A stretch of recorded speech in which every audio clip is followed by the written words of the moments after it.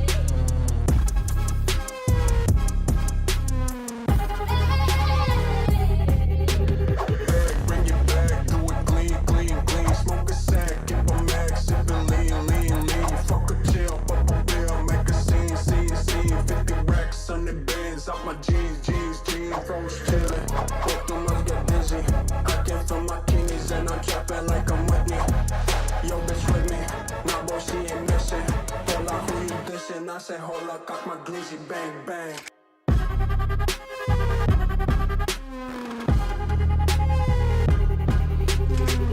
I said, hold up, got my glizzy, bang, bang.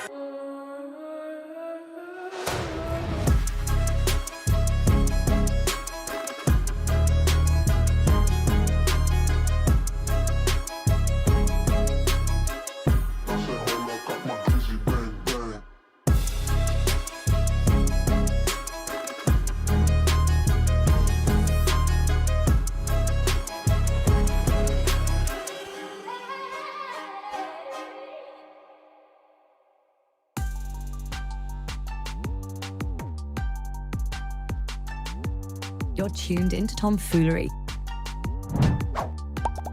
Make sure to hit the thumbs up button and subscribe. And consider donating with super chats, stickers, memberships, or you can even gift memberships to other chatters. Or use the tips link in the description to write a message for TTS that will be read on stream. Hit the like button, or you ain't black.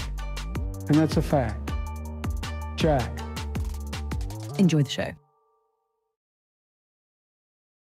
Wah wah wee wah.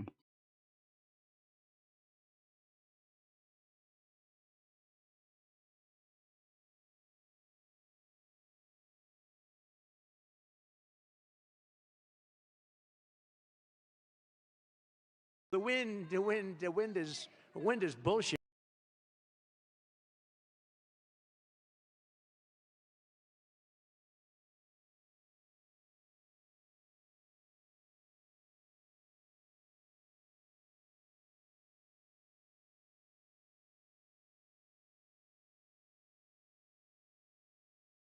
What up, fools? Today is 12/11/2025. It is 10:37 p.m.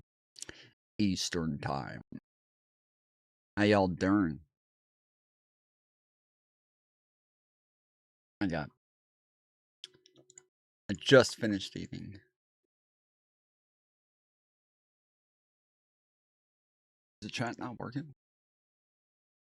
Yeah, chat's not working. What the fuck, bro? What the fuck, bro?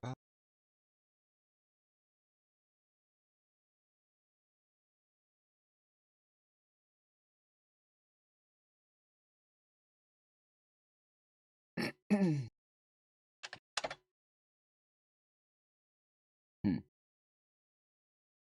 Hmm.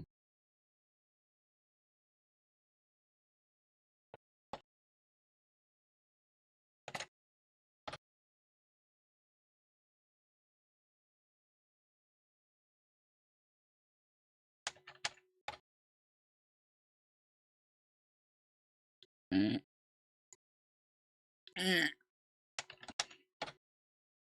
yo, let's go.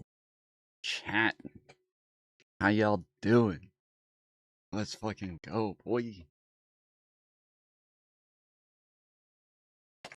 Chat in the motherfucking house. Joe Romero. Big country. What it do? Too easy. Sparty. The wind. The wind. Felix, how's it going, homie? It's Tex. Nope. It's big country.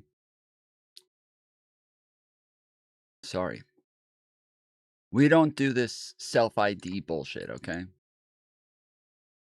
Your name is what your name is. This is an objective fact.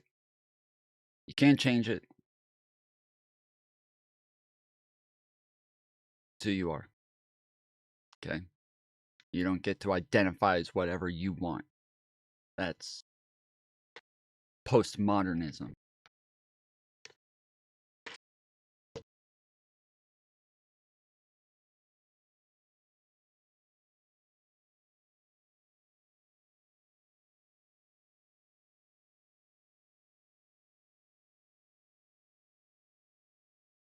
My name changed. It was Jobu for a minute.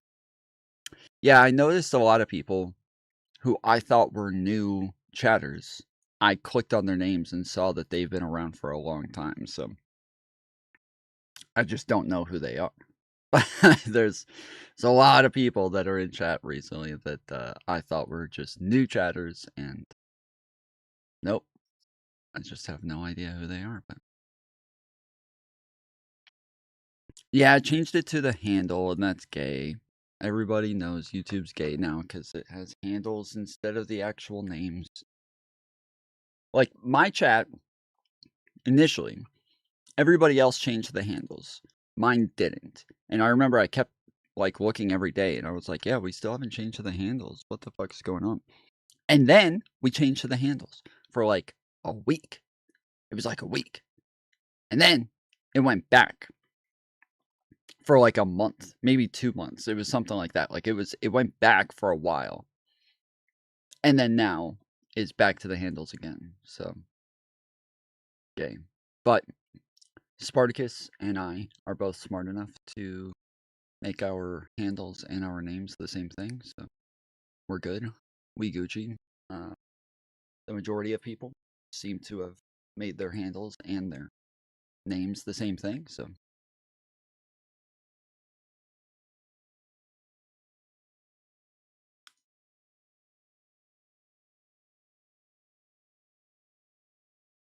What the crook of shit? Yeah, I kept reading this last night and kept thinking it said, what a cock sleeve. Over and over, I kept looking at it and thinking, damn, I can't believe they made the title a fucking cock sleeve. It's wild.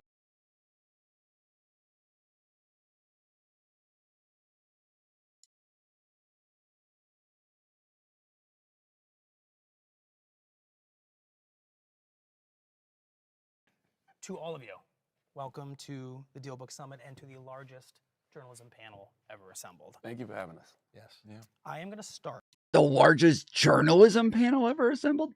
You got this guy? He's a journalist?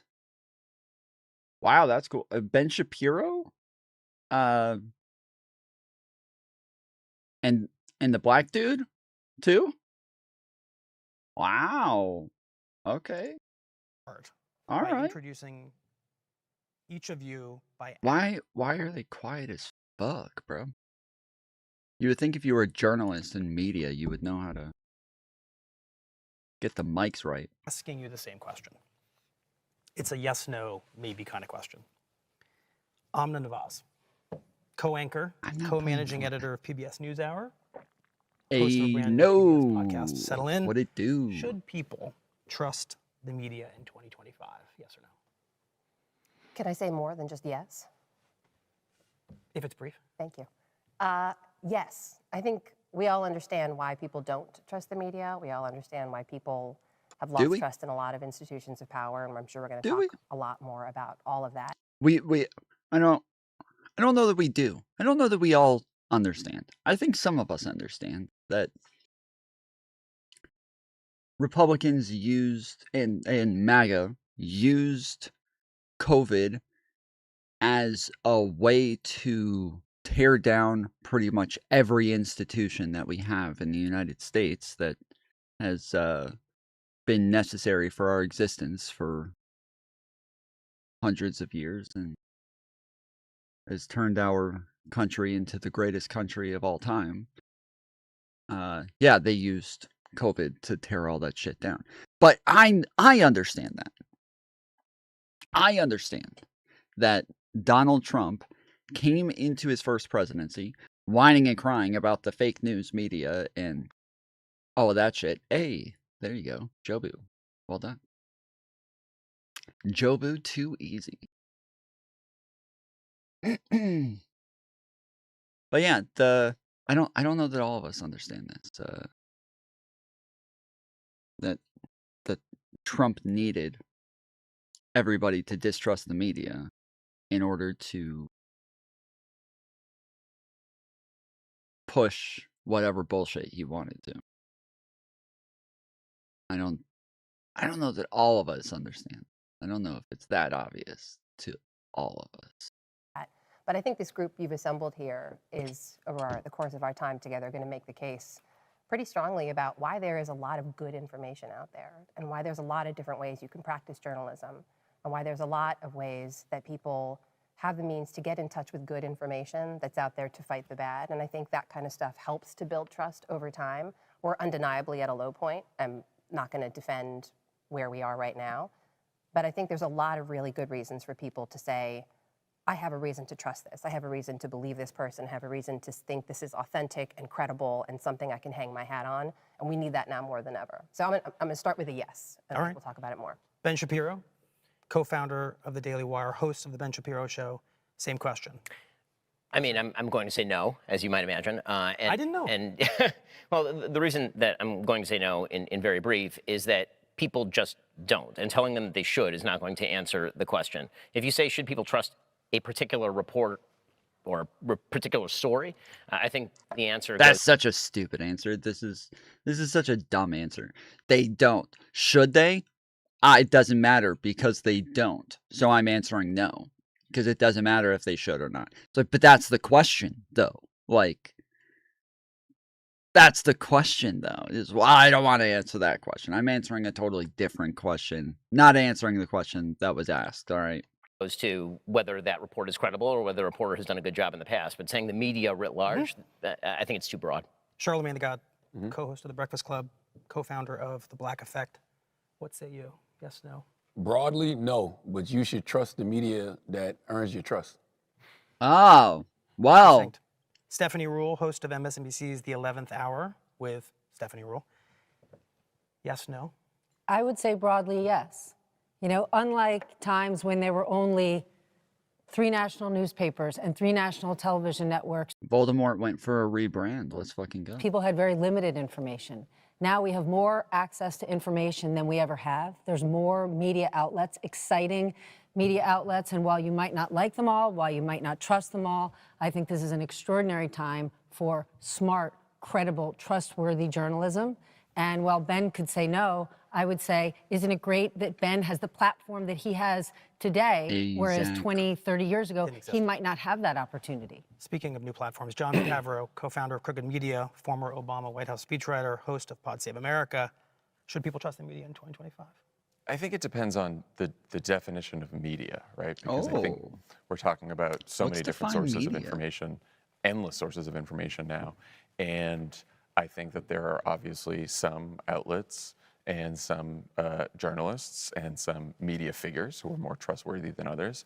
I think if you're a consumer of media, then you have an opportunity to not just listen to or consume one kind of journalism or one media outlet, but this is all bullshit. This is all fucking bullshit. You should trust me. Only me. Fuck everybody else. Okay? Fuck everybody else.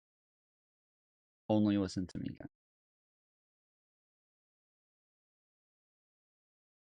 Even the people that I trust, you should not trust them. Don't go to them.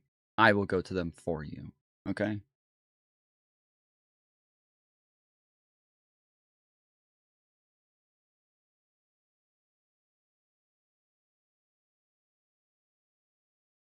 We watched Nick Fuentes and Piers Morgan yesterday. Pretty much spent the entire show on it. Had a bunch of memes to go over afterwards, so we got. Why did you say I look like that pigeon lady from the movie Home Alone 2? Well, because you do look like that pigeon lady, Piers. He does. He actually does. He literally does look like the pigeon lady did. Holy shit. He actually does look like the fucking pigeon lady.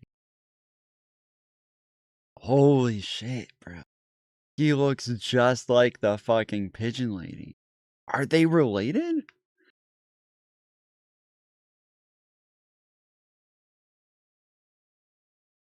That's amazing. He really does look like the fucking pigeon lady. It's because it's his actual mom. Bro. In fact, you look exactly like that pigeon lady. Why did you say I look like that pigeon lady from the movie Home Alone 2? Well, because you do look like that pigeon lady, Piers. In fact... So, it seems as though Nick did not say he looks like the pigeon lady. Okay, so that would have been funny if he had said he looked like the pigeon lady, but apparently this is all just AI, and he did not actually accuse him of looking like the pigeon lady, but that would have been fucking based. That would have been based as fuck, bruh.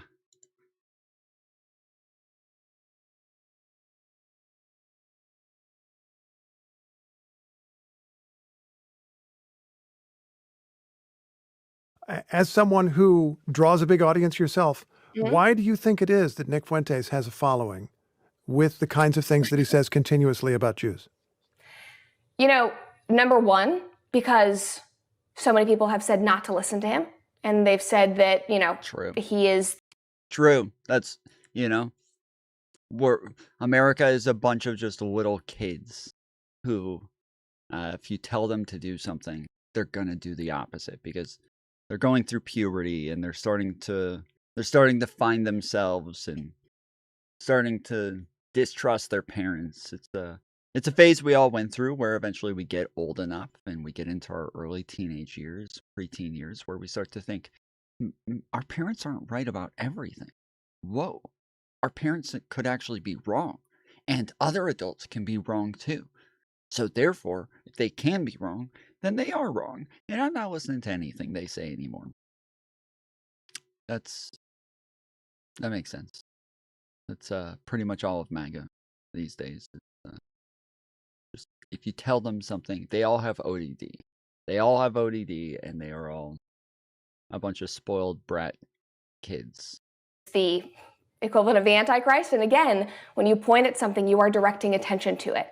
And secondly, because he's become a meme, he is huge on social media. People are not watching his show in its entirety. We are seeing clips of him. They're seeing the jokes that he made. I saw a thread on X recently, and it was a person who is Jewish, I actually believe lives in Israel, is a Zionist, and said, I sat down and I watched a Nick Fuentes stream in its entirety. And he was like, I am so embarrassed to say that I laughed. He's like, he's a good communicator, he's funny, and I obviously disagree with a lot of the things that he says, and it goes against my, my religion and my beliefs as a Zionist, whatever it is. But he said, but I kind of got it because he's funny. And so I think a lot of people are not actually I don't know if maybe it's because I've been on the internet for too long, but I don't ever feel like Nick says anything like enlightening. I don't feel like he ever says anything really just that sounds brilliant or that sounds like something I don't know. I like he never says anything to me that sounds intelligent at all.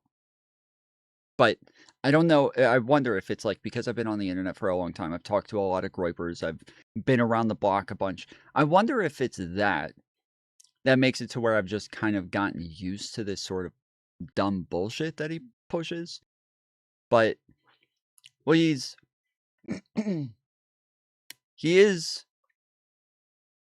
can be funny, but I don't think he's funny in like a comedian sort of way. I don't think he's funny in a way that's really different from anybody else. The amount of streamers that are on the internet that are funny is a dime a dozen. There's a lot of people who are funny, but yeah, it could be. That's what I'm wondering, Juno. I'm wondering if I'm just desensitized to this stuff, and if I've just gotten used to it. But he doesn't ever say anything that I think's wow, well thought. It's a well thought out idea, Nick. It just it never happens. Watching his show in its entirety, but they are consuming his memes and the TikToks that people make of him, and that is incredibly powerful when it comes to my generation. Because if you can get social media, if you can bring people in through comedy and relatability, that will speak to them. And I think that's the part that a lot of conservatives have not been able to keep up with. And when Ted Cruz says, this senator who had this exchange with you says, now is a time for choosing. Either you call out this guy or you're a coward and you're complicit. Is he right at all?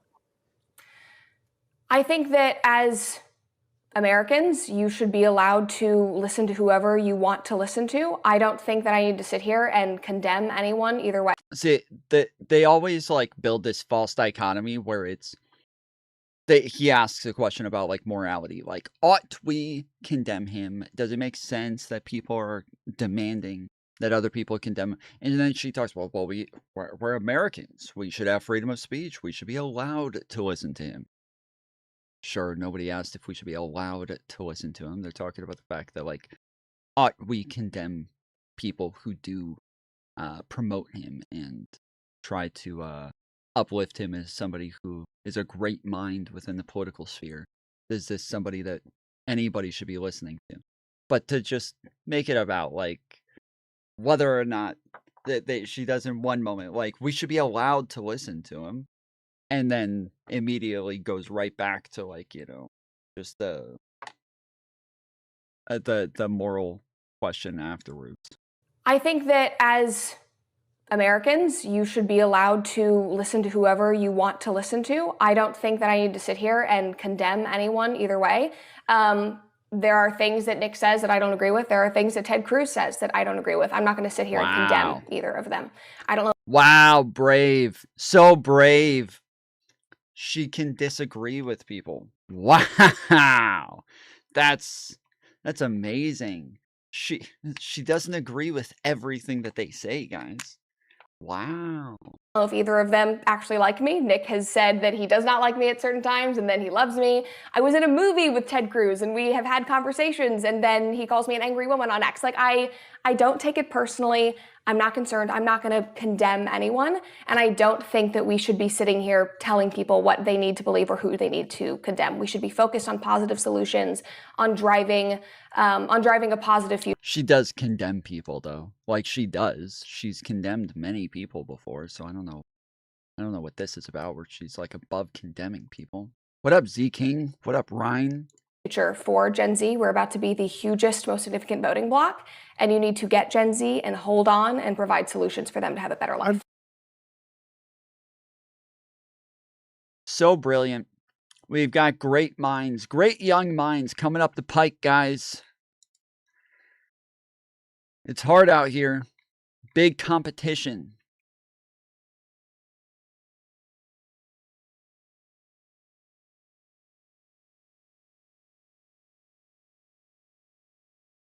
Nick Fuentes, thank you for coming on Uncensored. Thank you for having me, yes. Well, let me start by asking you, what do you think of women? If you're talking about period monsters, then, yeah, I actually think that they're really fat and frustrating, actually, yes. Yeah? Yeah, I do, actually, yeah. Well, should they have equal rights? Well, I've always believed, actually, in, women should have equal rights to shut the fuck up. And, also I think that they should have equal access rights to the trash so that they can throw their gross tampons out. Yes. Well, hang on. What are you so frightened of a tampon for? Are you frightened of tampons? Are you frightened of them? Look at it. Have you ever seen one of these before? No, you haven't. Get that away from me. That's gross. Have you ever had sex with a woman before? Well, you're just such a boomer that, you don't realize that people of my generation, they don't even want to have sex with women anymore because they're all just so fat and unattractive. What a crock of shit. Unless you're gay. Are you gay or not? No, I'm not actually. But, what I will say is, I don't know if I ever want to actually go near one because they're too frustrating. And most men just know it. And, I think it's only the boomers, actually, that still find women attractive. Well, I can't imagine any woman wants to go near you. Oh, you should see my DMs. It's a total period bloodbath. Do you know what I think? I think you need to go and get laid. Honestly, getting laid by a woman sounds pretty awful, actually. Oh, what do you know? You've never even done it. You've never done it. Go and get a blowjob. For God's sake, get a blowjob. Hey, why are you yelling at me? Oh, I'm not yelling at you. And look, I said I didn't want it to be an ambush. Oh, good, because that's what black people do. What do you mean by that? Well, my dad always taught me that, you should just always avoid black people because they just ambush you. Well, is your father a racist then? That's a new low. Like, why are you bringing my father into this? Well, hang on. You brought him into it. I didn't say anything. I mean, it's just like you're trying to get my father fired from a job. And what you don't even know is that here in Chicago, my father actually had a school where he taught black people to shoot guns. So per capita, he has more black friends than you. There's no point blaming me. You literally just said it. I didn't even mention your dad. Hey, what's with all the interruptions? I thought this was going to be an interview. Okay, moving on. What do you think of Hitler? Yeah, he was pretty fucking cool. What was so fucking cool about him? I mean, really just about everything. I think there's a lot to admire, about parades of strong masculine uniformed men. Sounds pretty gay to me. Well, look. Again, I hope you haven't seen this interview as an ambush. No, actually, I knew it couldn't have been an ambush because my father actually reminded me before the show that you're not black. Well, again, he sounds totally racist. Hey, stop trying to get my father fired. Yep. Tony Fuentes. Lapidus. I've played a bunch of his shit in the past. He's got pretty good shit. He does good like Tucker Carlson shit as well. I am Mike Tyson, a fighting legend and arguably the best. Oh, that's right. He does the fuck. What's the name of the guy that he's doing right here? Fuck, what is his name? He's been in chat a couple of times. Lex, yes. There's Lex Friedman, yeah. He does a fucking brilliant Lex Friedman, dude. So good. I am Mike Tyson, a fighting legend and arguably the baddest man on the planet. Thank you so much for coming on today. Hey, thank you so much for having me in the podcast. I've always wanted to ask you, when you were opposite your opponent, was it just about winning the fight even by points, or was it always about getting that knockout? No, I wanted to kill him. You mean like kill his capacity to hate so that he only had the capacity to love? No, I mean I literally wanted to kill him and take his soul, Was that nature or nurture? Hey, listen, before any fight that I ever went into, Cuz used to told me, used to say, go take his soul. That was Cuz, It's interesting to me that you wanted to take his soul, because I just wonder if it's possible that on some level you wanted to do that so that you could cleanse his heart of hate. No, I wanted to rip his heart out and feed it to him. You mean heart as in the heart emoji for love? No, I'm totally serious right now. A lot of people online will think that I'm naive for asking this, but am I incorrect in thinking that when you bit Evander Holyfield's ear, you were actually trying to whisper some words of meditation and peace, but that his ear got stuck between your teeth? I was trying to take his head off. Can you steel man the case for the existence of an alien version of Evander Holyfield? I don't know, but maybe you're an alien. Sometimes I wish that I was. It's impossible. all the fucking squeaking. That's really what Mike does. He gets really high on shrooms, and he ends up having like really dry throat, and he's like addicted to shrooms. Like he eats them like fucking candy. And so because his throat gets so dry,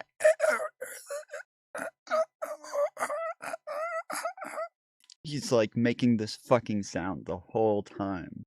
Well, no. Maybe you were sent here by some, distant alien civilization to study humans. Geez, there's something powerful and beautiful about that line. Do you mind if I tweet it real quick? This podcast makes me emotional. Thank you for listening to my conversation with Iron Mike Tyson. To help support my content and help my page grow, please like, leave a comment, share, and most importantly, follow. And now, I'd like to leave you with some wise words from Mike Tyson. Everyone has a plan until they get kissed on the mouth. I love you all. Iron Mike Tyson. Yeah, that's what he said. Yep.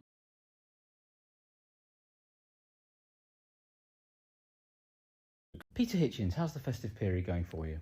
So far, so good. You've raised some concerns about Santa Claus recently. Can you explain them? Well, I've been suspicious of Santa Claus and his motives now for quite some time, not least because I deem any individual who's...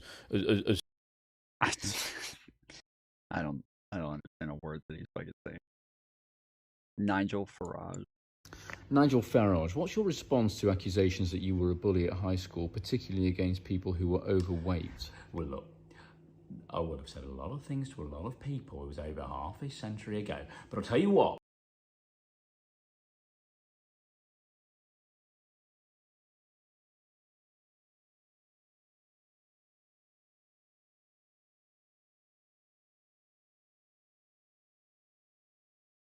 And I just think, and it's only my opinion, but, I really think that that's the reason why Joseph Stalin can be considered to be at least one of the most attractive men in the world, or at least in history, yes.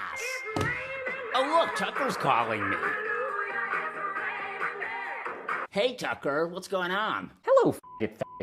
Hey, you were nice to me on your show, and now what, you're calling me a Oh, no, I apologize, and I really mean that. What I was doing was exercising my right to free speech and using words, people don't want me to use, and they just want to tell me to shut up. Oh, that's good, because it sounded like for a moment you were saying that I might have been a little bit gay. No, I would never call you gay, because, that's insane. You're not, obviously, right? And even if you were, which you're not, obviously, we're allowed to use the word, so you want to maybe say it together? Faggot. Same. There you go. Tony Lapidus. There's his link.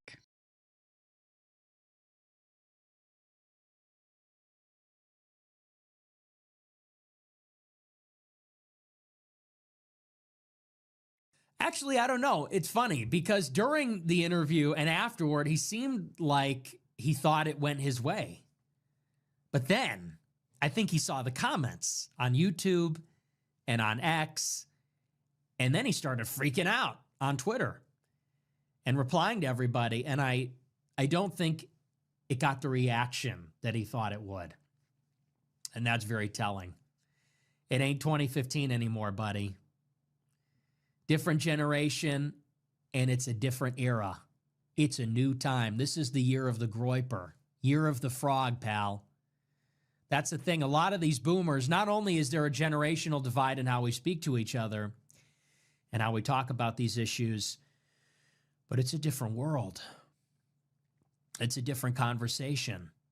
And the old playbook where they call you racist, they call you a misogynist, they call you an anti-Semite, and they expect that everybody is going to fall in line, it doesn't work like that anymore. It's 2025. This is a new chapter. And I'll talk about what I mean by that and why I think that is. But suffice to say, he came out of it feeling very confident, and then I think he was very surprised by some of the feedback. Well, it's a new world. It's a new world, guys. Nick Fuentes is in charge.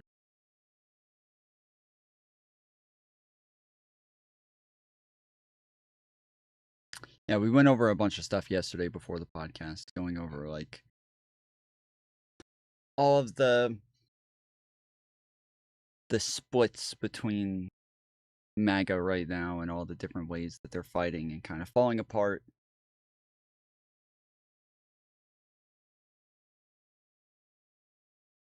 And I don't know, there's endless amounts of like ways that they are beefing with each other. Yet somehow Donald Trump, his approval numbers with Republicans are exactly the same. Haven't changed at all. Not even a little bit, so. The garbage bin beside Brad Wallen's Winnipeg business has been the source of a messy situation, but not for reasons you may think. It all started on Thursday when Wallen received a bill from Waste Management. It was a big surprise. We ended up receiving an invoice from Waste Management with for roughly about $340. Normally the bill is about $60. Included with the bill was this image showing the garbage bin with the lid propped open and garbage spilling out. Along with it, an additional overage charge. We knew we hadn't overloaded the bin, but there was also a photo of this. That's when Wallen checked his security camera footage and was stunned by what he saw. The video supplied to Global News shows the driver getting out of the truck, unlocking the garbage bin, partially pulling debris out, and leaving the lid propped open before getting back into his truck and dumping the load. My jaw dropped. I couldn't believe that would happen. Wallen said he contacted Waste Management offices in Winnipeg and Calgary. It was like pulling teeth trying to get through. They were stonewalling me, not wanting me to get through to farther up the chain. Then on Monday, he says he was contacted by Waste Management. She didn't really have an explanation for it, and they said they were going to look into it and call me back. I haven't received any calls. Yeah. Waste Management is denying the allegation the garbage was manipulated. I have a Waste Management. In order to charge additional fees. And in an emailed statement to Global News, said investigation determined the driver made an error in process, causing the overage charge. It went on to say it was just he accidentally marked it as overflowing. Was unintentional, and they apologized to the customer and reversed the charges that were made in error. But Wallen isn't buying it and says it's not about the money, but more about the principle. So basically they got caught stealing, and now they're going to give me my money back. That's basically what they're saying. So it's a little frustrating. Marnie Blunt, Global News. So we had an interesting situation at my regular job a couple weeks ago. If you have Waste Management, you might want to watch this video. You can clearly see the dumpsters are not overflowing at all, but we got charged an extra $225 because our dumpsters were not stacked correctly. Well, we just happened to check out our surveillance camera, who this idiot doesn't realize is 15 feet away. He parks the truck. He just decides to pull stuff out. He's wedging it in here. Now, we emailed Waste Management, and they said he was doing this because he didn't want sawdust to fall out of the dumpster onto his truck. One, not buying it. Two, there's not much sawdust there at all. But Slick Rick here decides to flip the covers down, and then he takes a picture. There's where the camera is. I couldn't help but notice that left dumpster doesn't look the same in both of those pictures. We're going to find out why. So he gets them all rigged up, takes a picture, then he proceeds to dump the dumpster on the right. No problems. Now, mind you, this is all taking place at 10:37 on a Wednesday afternoon when everybody's here. Now, you can see that dumpster did have some dust in it, which is sawdust, typical. We have that happen all the time. The other dumpster, now you'll be able to see, isn't nowhere near as dusty, but now this is why that left dumpster looks different. Now he stops, obviously takes a picture here after dumping the first dumpster, and then he decides to take it upon himself to come walking in, and because he's not a total D-bag, we spilled this a little bit, we'll throw this in the dumpster. but then, yeah, this doesn't quite look shady enough. So let's tweak this a little bit. Yeah, there we go. That's exactly why the dumpster on the bottom and the dumpster on the top do not look the same. Same dumpster, obviously, but took the pictures at... There's totally different example of the same exact thing happening. Fucking insane, bro. Fucking insane, mate.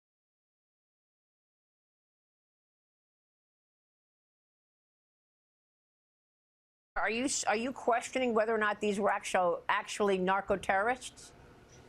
Nobody knows if they are because nobody's presenting any evidence. Nobody knows if they're armed. Some of them in all likelihood are.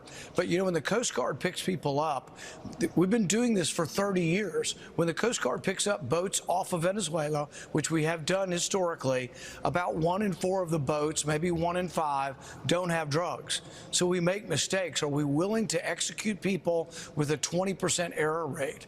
No, I think it's crazy. Yeah. And then, so at first we were executing them, and then 2 months later we're plucking them from the water and rescuing them, but we weren't trying them. We weren't saying, "Who take us to your leader?" We weren't saying, "Who's the drug kingpin that's doing this?" We didn't even lift any drugs out of the water.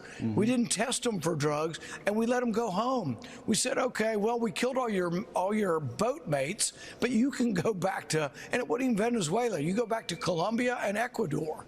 So the last time we went over this, one of the things that I said is I was like, I'm a little bit in the middle because I do still think there's a possibility that a lot of these are actual like drug dealers, because I just haven't heard anything about like people complaining about their family members dying, or that they went out to sea and just disappeared, or that they saw their family member getting murdered on Trump's Facebook page or Twitter page or Truth Social or whatever.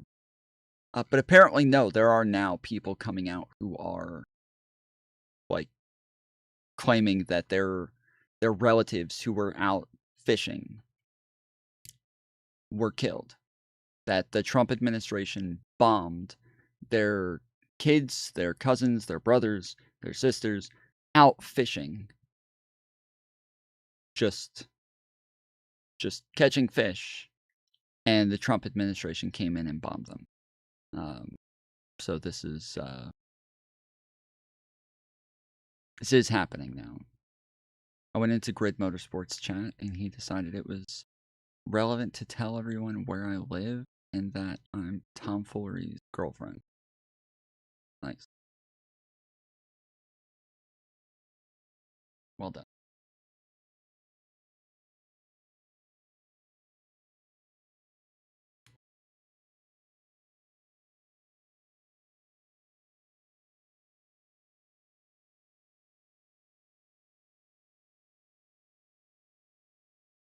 Epstein was murdered in prison. Okay. I know a lot about it. I'm not just throwing that out there. Epstein was murdered in prison. Well, they put him with a cellmate that was kind of a crazy, like, former police officer, right? Yeah, a former police officer killed a number of drug dealers. I'm not saying that guy did it, but I'm saying, well, I asked Bureau of Prisons because I learned all this stuff about it because I know Epstein's brother, Mark, well. And I never expected to go down this rabbit hole at all. The guy called me like a week after his brother was killed. Mark did? Yeah. And so, yeah, I was literally sitting in my backyard in Maine, and he called me, and I don't know how he got my cell. And it ended up this years-long thing. It's not interesting, and I won't bore you with it, but the bottom line is Jeff Epstein was murdered in federal lockup in Manhattan in the secure unit, I think. Bruh. Come on. Come on, dude. You guys cannot still believe that he was murdered. You can't. Like, you cannot still believe that he was murdered. This is ridiculous. This is fucking ridiculous. Dude. There were only 16 men on the unit, and I think only 14 there that night. I may have that slightly wrong, but it's very small, and it's the most secure federal lockup in the United States, and he got murdered in it. So that raises all kinds of obvious questions, like who has the power to do that? So that's a big deal. And then the attorney general at the time helped cover it up. And I know him. And Bill Barr. So I say that, and he's like, oh, I'm going to sue you. And I said, go ahead and sue me. I hope you will. And what's the answer? Like, why don't you answer? He never will. Well, it turns out and this does make you crazy, that his father, Donald Barr, is the guy who started Epstein's career, who both gave him his first job, for which he was not qualified, and then got him his second job at Bear Stearns, for which he was definitely unqualified. What is that? Former CIA guy, OSS guy. But anyway, the point is that question of how an American citizen, kid toucher or not, could get murdered in federal lockup in our biggest city. Like, holy shit, that should scare everybody. And then the Attorney General of the United States is covering it up. He admitted, this is the Attorney General, when Epstein was murdered, said, I told everyone around me, we need to make sure the country believes this was a suicide. It's like, you haven't even done a freaking investigation. You're the chief law enforcement officer, and you're telling me the outcome before you even look into it? They did do an investigation, bro. He doesn't, like, he says he knows that he was murdered, right? He knows he was murdered. He looked into it. He knows. But again, he doesn't tell us. This is like the whole Candace Owens like process of doing things, where you just tell everybody that you know a thing and that you're sure, you vetted it, you checked with sources. But you don't tell us what that evidence is or where you got that information from. You don't tell us anything. It's so annoying. I don't know how anybody listens to these people, dude. Do it. How do you know that? Because he admitted it in his autobiography. And so I'm not guessing at any of this stuff, okay? So I call Bureau of Prisons, and I'm like, I want the names of the inmates who are serving on this block, because clearly nobody got in or out. Again, he just says he admitted it in his autobiography and moves on. Does not say what his autobiography said. Doesn't tell us what it said, just moves on. Of the block. It's right. Well, it also was a question to our prison system. It's like, how would you not know? Like, obviously, this is the guy you have to protect. They did it on purpose, and he was murdered clearly by another inmate. And there is so much. I mean, I did like an hour on this. Yeah. Anyone interested can look it up. But I'm not a conspiracy nut at all. I've been a journalist my whole life. I've often been wrong, but I've always been attentive to what I believe the facts to be. I think it really matters whether you're accurate. And I've tried to be. So it was not a perfect storm of screw-ups. They never did the investigation into how this guy died. They redressed him. And no, they did. They did. They did do an investigation into this. You can read it. We went through tons and tons of pages of the investigation. We spent a very long time on the investigation. Tom Fuller showed, did you see the Rob Noah versus Brian Shapiro debate? No. What did they debate?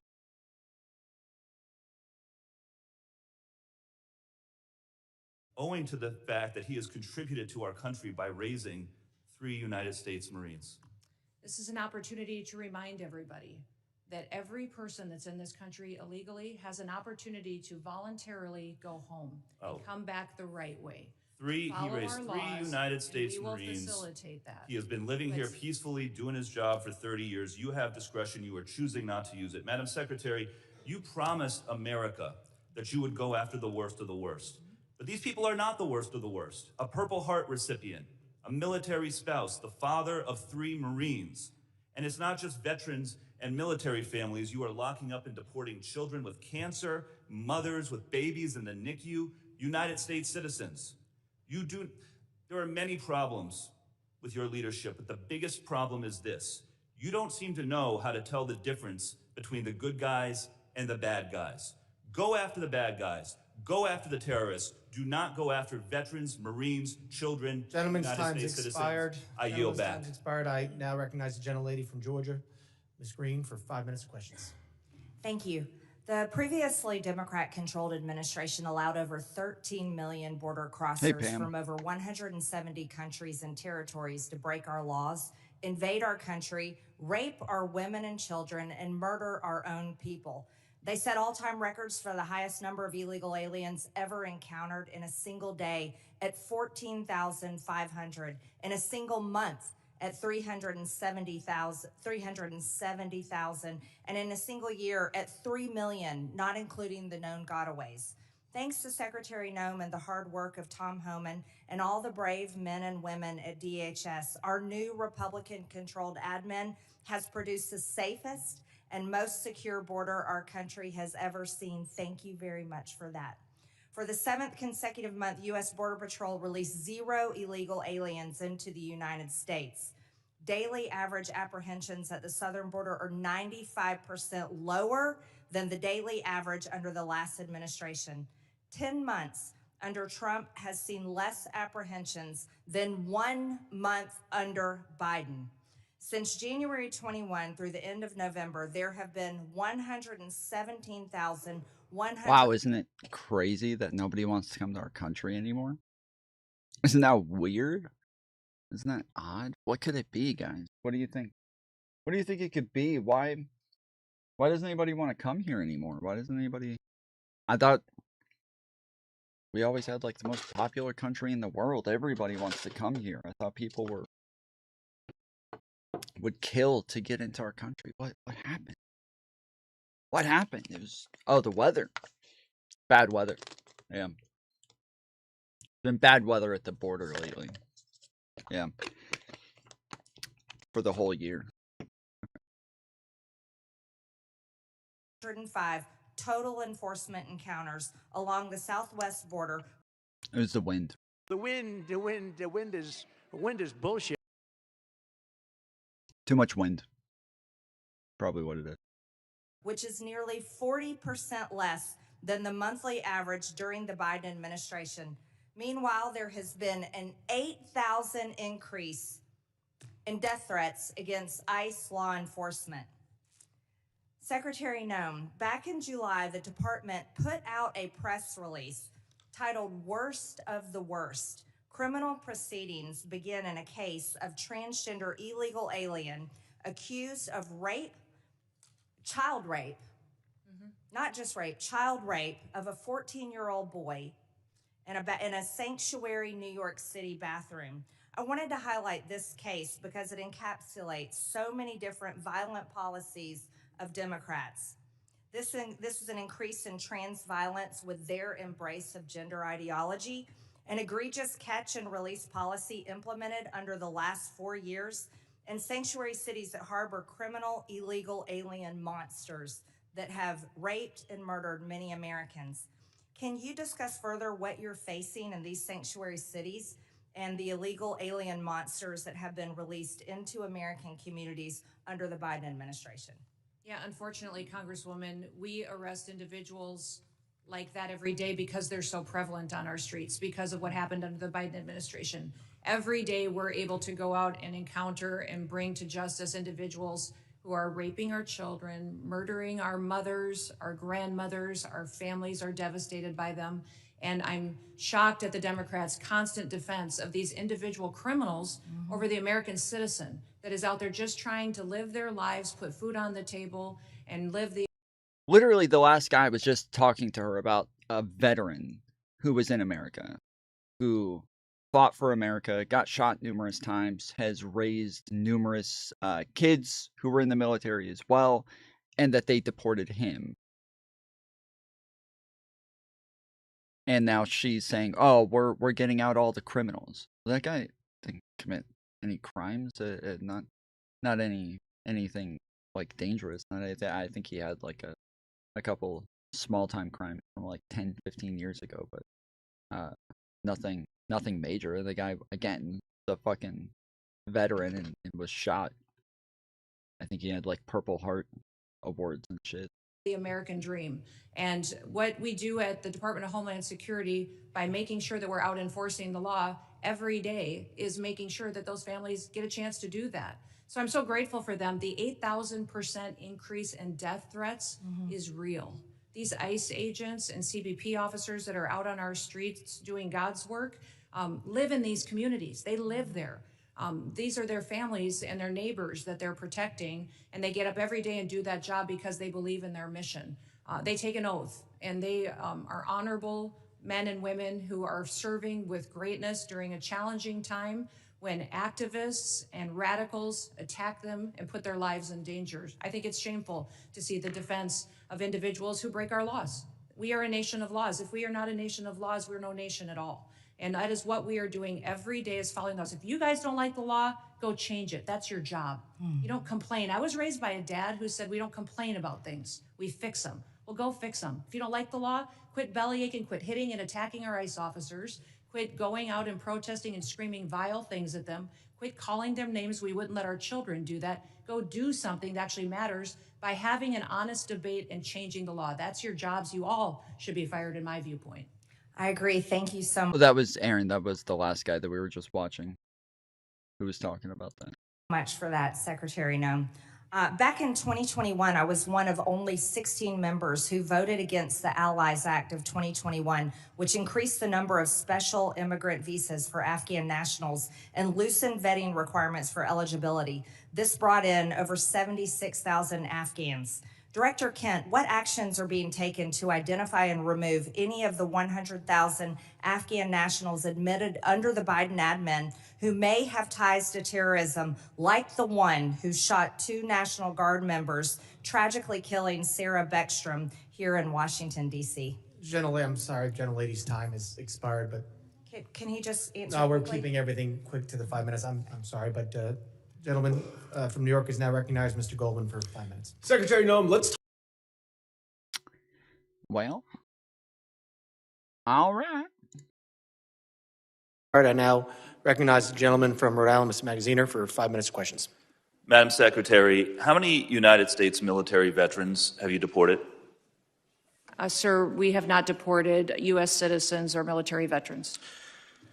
I don't believe you served in the military. I haven't either, but I think you and I can agree that as Americans, we owe everything to those who have served our country in uniform, particularly those who have served in combat. Do you agree with that?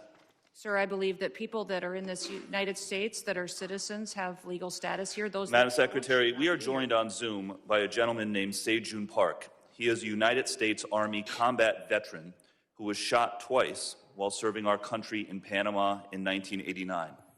Like many veterans, he struggled with PTSD and substance abuse after his service. He was arrested in the 1990s for some minor drug offenses, nothing serious. He never hurt anyone besides himself, and he's been clean and sober for 14 years. He is a combat veteran, a Purple Heart recipient. He has sacrificed more for this country than most people ever have. Earlier this year, you deported him to Korea, a country he hasn't lived in since he was 7 years old. Sheesh. Will you join me in thanking Mr. Park for his service to our country? Thank him. Sir, I'm grateful for every single person that has served our country and follows And our laws. No, thank him. Mr. Park, Him why you personally. deported him? Every one of them needs to be enforced. But you understand that many veterans struggle with PTSD. You many just said you didn't deport any fucking veterans. What are you talking about? Veterans struggle with substance abuse challenges. This man took 2 bullets for our country. You have broad authority, by the way, as Secretary, to issue humanitarian parole, to do deferred action. Will you commit to at least looking at Mr. Park's case to see if you can help him find a pathway back to this country that he sacrificed so much for? I will absolutely look at his case, but I want you Thank to you. remember that Madam our Secretary, the programs man need to have behind you, integrity as please well. stand up, sir. Why haven't you corrected yourself? Why haven't you corrected yourself? You said a minute ago that you didn't deport any fucking veterans. What the fuck? Sir. His name is Jim Brown from Troy, Missouri. He is a Navy combat veteran who served our country in the Gulf War. He's married to a woman named Donna, who came to our country legally from Ireland when she was 11 years old.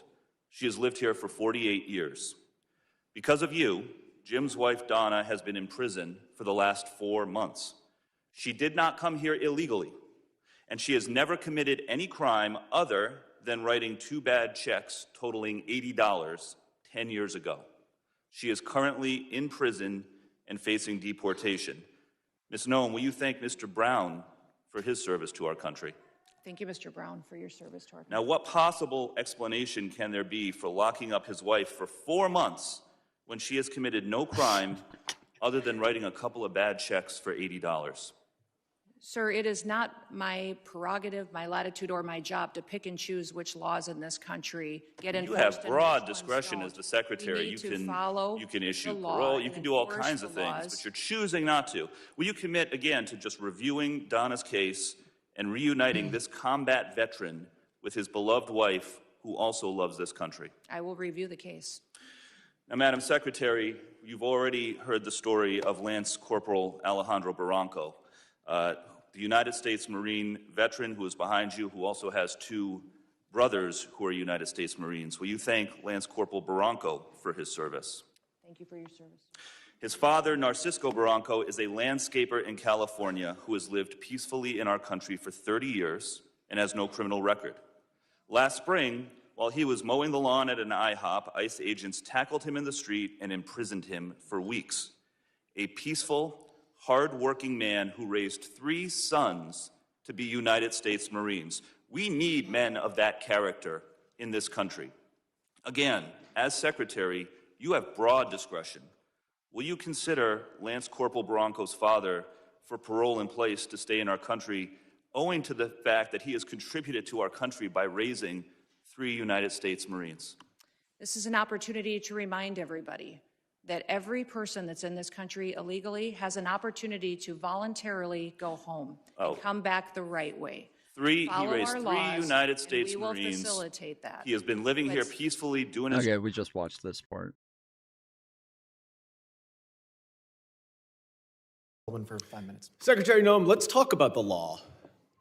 Do you agree that asylum is a lawful pathway to immigrate to this country? Yes or no? There's an asylum program, yes, in place. All right. So It was immigrants abused under then the with Biden ongoing asylum applications are legally in this country, correct? Excuse me, I'm sorry. Your question was? Immigrants with ongoing asylum applications are legally in this country. There are individuals in this country that have applications that... And they are legally here because it's a lawful pathway, right? It's a lawful pathway. Okay, so if your department then deports anyone with an ongoing asylum application, you are violating the law, correct? Joe Biden left us with... I'm not asking about Joe Biden. I'm asking you a specific question. Say his name correctly. Put some fucking respect on his name. Joe Biden is Joe Byron. Your department deports anyone with an ongoing asylum application. You are violating the law. Is that correct? It was greatly violated when they allowed I'm asking you. people to come I'm in asking and you. granted asylum applications. Why are you filibustering? Why can't you answer the question? It's a simple question. Your president If your department and your secretary deports did not follow anyone the law, with an ongoing asylum application, you are violating the law. Isn't that correct? the asylum program was broken under the last... Mr. Chairman, I will reclaim my time. She's not answering the question.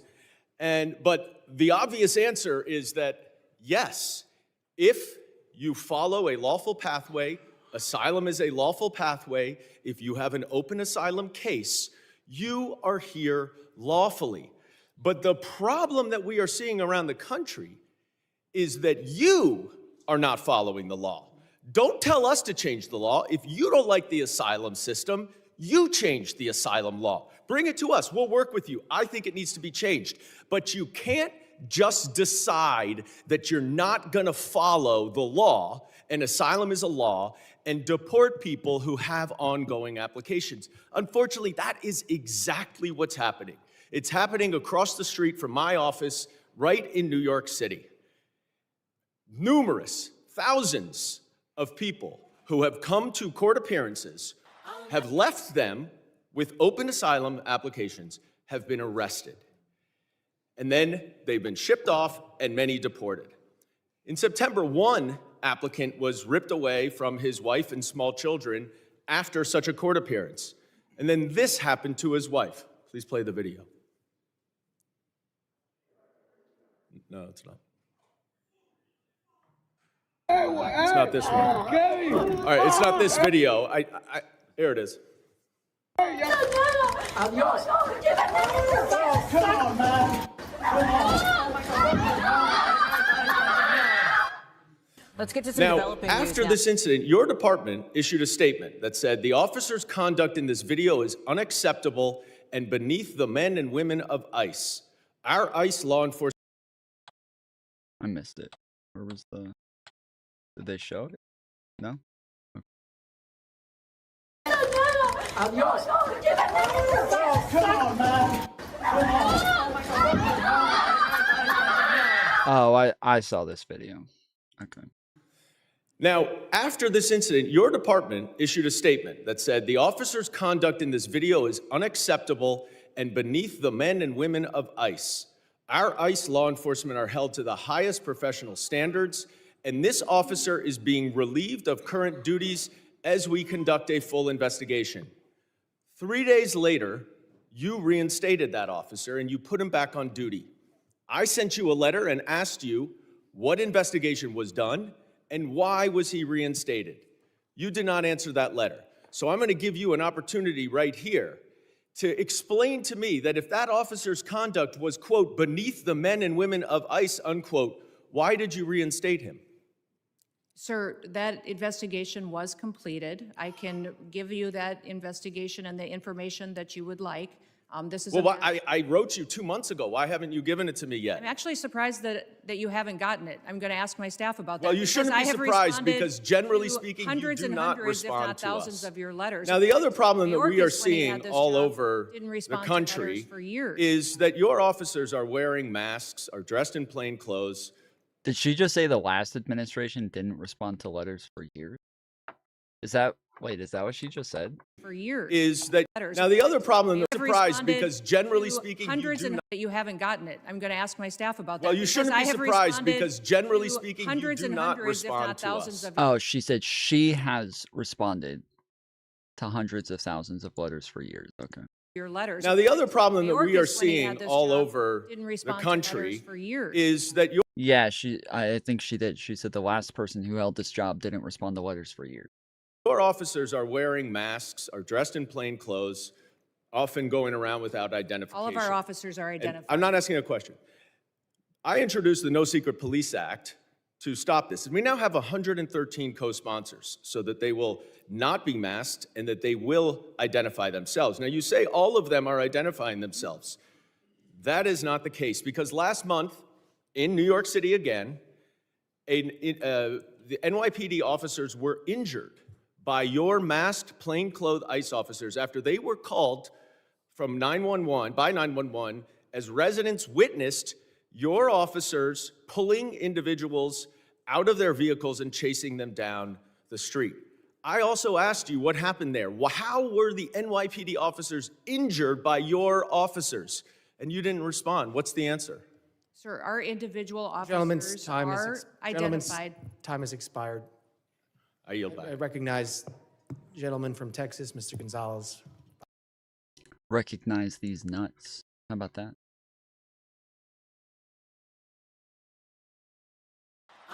It's a cultural divide. I'm gonna get it on the floor.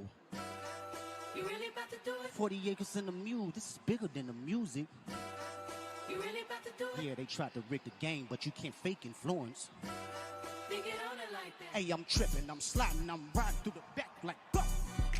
Mustard on a beat, bro, deep boat, any rap. He a freak though, man down, call like Ember Lambs. Tell him breathe. Let them boys to the cross, they walk around like G's. What's up with these? Jasmine Crockett, representing Texas's 30th district, running for U.S. Senate. Wow. Wow, guys. Joining me tonight is another Republican from Capitol Hill, Congresswoman Nancy Mace, who is also running for governor in South Carolina and joins me now. Thank you so much for being here. Obviously, they're talking about health care there. I want to talk about that. But on the economy, just... She got it? Wait, didn't she lose?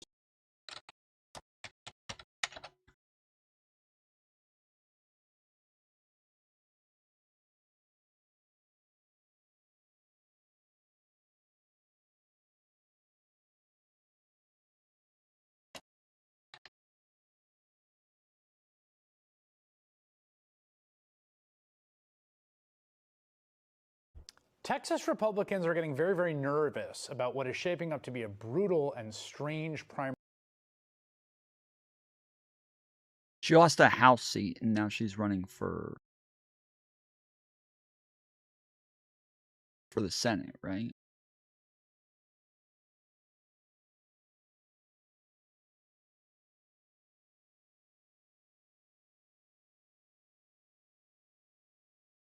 Yeah, she posted that video on November 24th, 2025.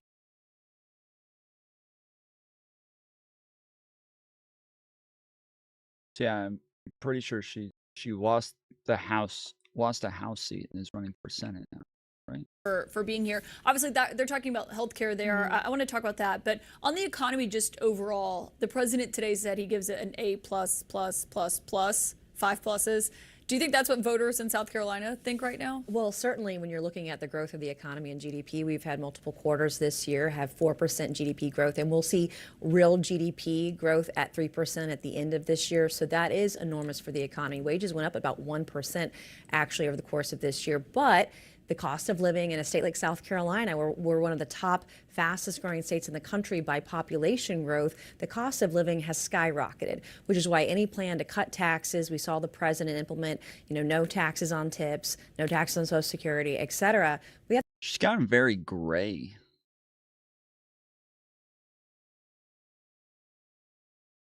When did this happen? To do the same thing in states like South Carolina, where we have one of the highest state income taxes in the Southeast at 6.2% right now. And as you've been running for governor, I assume you've been talking to a lot of voters, hearing from a lot of their concerns.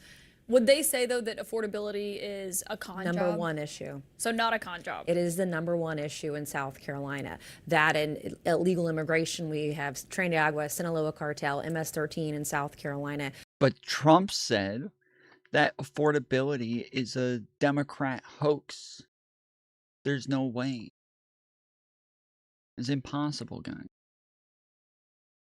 What about Pete Buttigieg? I love Pete, personally, because I appreciate, like, the intellectual fact bullshit or whatever. I like that. I really like that. But I don't know if Pete has, like, the wow factor for being on stage and, like, moving and driving audiences. I don't know if he has that. I don't know how to explain it. But I like him. I really like Pete. I just don't know if he has that audience charisma factor. Could speak directly to Elon Musk, what would you say? Fuck off. She does. This person, she's got it. I don't know what it is. That's it. But she's got it. Okay, based. What about Pete Buttigieg? I don't. All right. We have sanctuary sheriffs, even though we've banned sanctuary policies in our state. Roads and bridges, the kitchen table, bread and butter issues that affect everyday hardworking Americans are what people are focused on right now. And it is the economy, it is wages, it is jobs, it is, can I afford this mortgage it's a hoax. or this it's rent? a Democrat How hoax. As me Why are you lying? For governor, I have a plan to cut the state income tax down. She's a traitor like Marjorie Taylor Greene. There's no way. Affordability is a Democrat hoax. Okay. Our president told us. To zero in less than 5 years because of the huge growth that we're having. I think you we can wouldn't do it lie in 2 to to 3, us reasonably and responsibly in a sane and stable manner. Marjorie Taylor Greene is someone who has also voiced her concerns with Republican leadership. She's actually resigning from her position, from her job as a member of Congress in just a few weeks from now. This is what she said earlier today when she was here on CNN about the president. I feel very sorry for President Trump. I genuinely do. It has to be a hard place for someone that is constantly so hateful and puts so much vitriol, name-calling, and really tells lies about people in order to try to get his way or win some kind of fight. Do you agree with her? I agree that President Trump is a fighter, and he's fighting for values that the American people believe. Well, she wasn't saying that in a good way. Very, very effective. And, it does sadden me to see President Trump and Marjorie Taylor Greene be at odds with one another. I want the MAGA movement to be cohesive, to be together. The MAGA movement is what delivered President Trump. Haven't her and MTG always hated each other? What? The presidency in November, that's why he ran in a landslide. I like his ideas. I like his policies. I'm also sad to see Marjorie Taylor Greene go. I think she's been very smart, very effective. She knows procedural motions. She knows legislation. She was effective on the oversight committee, was a serious lawmaker. This is the end. It's going to hurt us in the long run, but she's also right. They're both right, and we're not delivering on our promises or on Trump's promises. And Trump was actually caught on the hot mic yesterday lamenting that Republicans haven't implemented his attorney generals, like permanently installed them yet. The time's going to run out. And so I agree with him on his frustration and hers too. They're not mutually exclusive. Let's get to some developing news now, because we're learning that the man whose case has become a flashpoint in the Trump administration's immigration crackdown is now out of ICE custody in the last couple of minutes, in the last hour. We're talking about Kilmar Abrego Garcia, who's been in this back and forth with courts and the Trump. What? But he's a horrible criminal, guys. He's a terrorist. He's a murderer. He's been trafficking children. What do you mean? There's no way they would let him out. He's been doing horrible things all over the world. There's no way. There's no way they would ever let him out. He's a horrible menace. There's no shot. They would never let him go. It's got to be activist judges, guys. It's the activist judges. Trump administration over the past year fighting deportation. The Trump administration has claimed he's a member of MS-13, a gang. His attorney, his family denies that. His legal team now saying Garcia is in the car and has left the center after a judge ruled the Trump administration has no legal authority to keep holding him in detention. I want to bring in Gary Grumbach, who's got more on this. What happens here for this this individual whose case has become, in many ways, symbolic of that broader immigration crackdown? Yeah, Hallie, Kilmar Abrego Garcia released from ICE custody at the Moshannon Valley Processing Center in central Pennsylvania just in the last few minutes. He's in the car with his legal team, and he'll be heading to his brother's house in Maryland. Judge Zinnes ordering this release earlier today, saying in part that the government hasn't produced. Judge Zinnes is an activist judge, guys. Okay? She's an activist judge. Disgusting.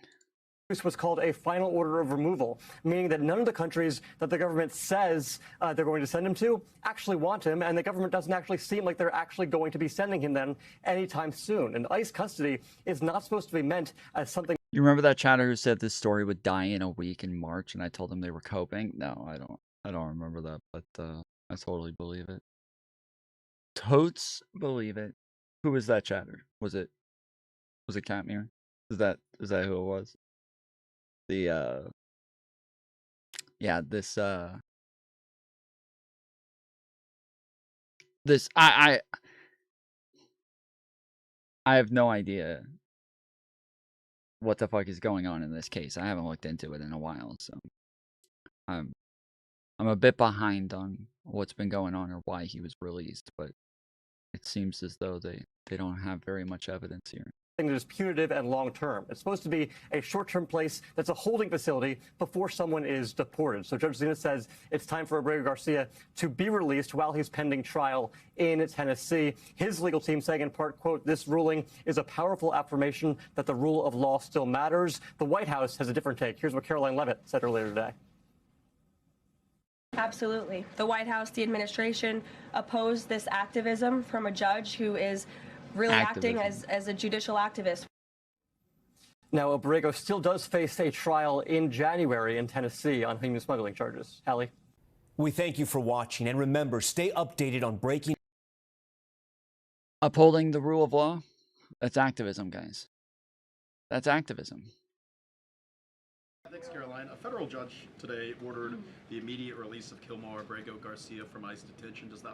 Does White House have a response to that, and does the administration plan to appeal that decision? Absolutely. The White House, the administration opposed this activism from a judge who is really acting as a judicial activist, which we've unfortunately seen in many cases across the country. Abrego Garcia is present in our country illegally. He is a proven human trafficker. He is a proven gang member. The administration has evidence of that. And as you saw from the Department of Homeland Security, they issued a statement saying they'll continue to fight this legal battle in court. Caitlin. True. Stay mad. Stay mad. All right, we have some breaking news. A federal judge has just ordered that Kilmar Abrego Garcia be released from ICE custody immediately. This is a significant development in the case concerning the Salvadoran man mistakenly deported this year before being returned to the United States. He was really the center of the administration's controversial immigration policy. So let's go right to CNN correspondent Priscilla Alvarez. It's notable also that this is happening as the DHS secretary is testifying to Congress. Yeah, Pamela, this is a remarkable development. Again, in the case of Kilmar Abrego Garcia, this has been an ongoing case now for months. And in this scenario, this is the federal judge in Maryland where these proceedings have been happening before her. More specifically, where exactly he would be deported to after he was returned to the United States earlier this year. Now, the federal judge, over the course of these various hearings, has made clear her confusion over why the administration was not just deporting Kilmar Abrego Garcia to Costa Rica, a country that said was willing to receive him because he cannot be sent back to El Salvador. But the administration has been pushing for African countries to take him instead, and that is where the tension was over the course, again, of these hearings. And now the federal judge, in this order that we received only moments ago, saying that Kilmar Abrego Garcia must be released immediately. She also asked the government to notify his counsel, of the next steps here by the end of the day, by 5 p.m. today. And I'm also reading through her opinion here, which is several pages long, and she even notes, again, quote, "The history of Abrego Garcia's case is as well known as it is extraordinary." Again,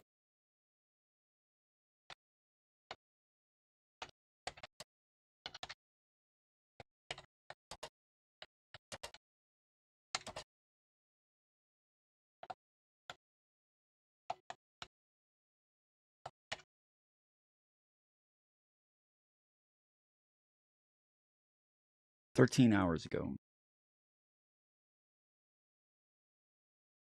Kilmar Armando Abrego Garcia petitions this court for writ of habeas corpus to release him from custody of respondent, Secretary of the Department of Homeland Security, Kristi Noem, United States Immigration and Customs Enforcement, Director Todd Lyons, ICE, Baltimore Field Officer Director Nikita Baker, and Attorney General Pamela Bondi.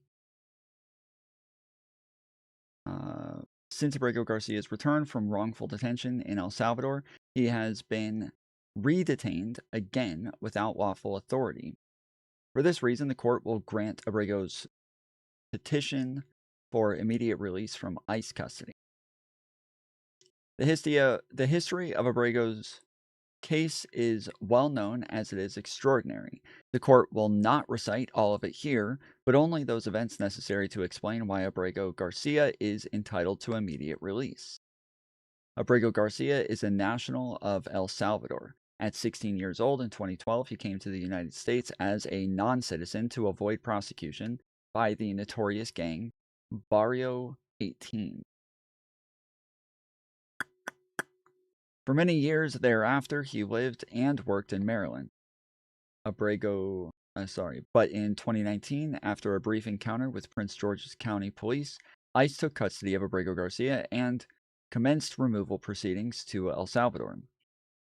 Abrego Garcia, in turn, asked an immigration judge for 3 kinds of relief from removal: withholding of removal under the Convention Against Torture, statutory withholding of removal provided in 8 U.S.C., asylum, statutory withholding of removal shields a non-citizen from removal to a particular country if he demonstrates that more likely than not his life or freedom would be threatened in that country because of his race, religion, nationality, membership in a particular social group, or political opinion.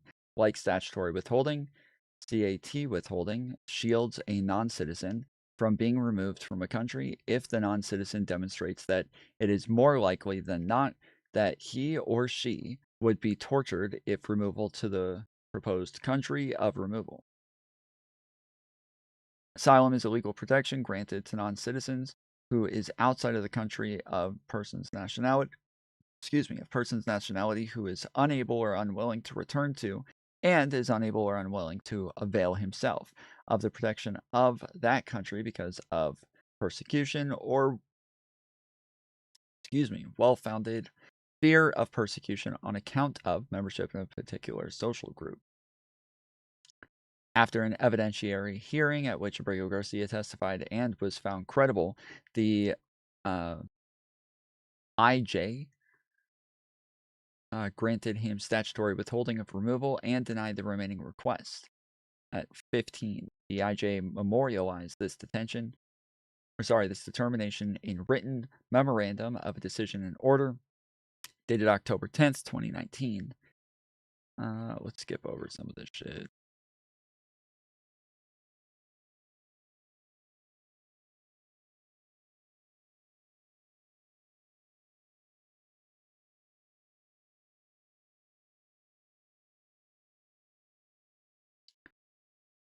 Okay.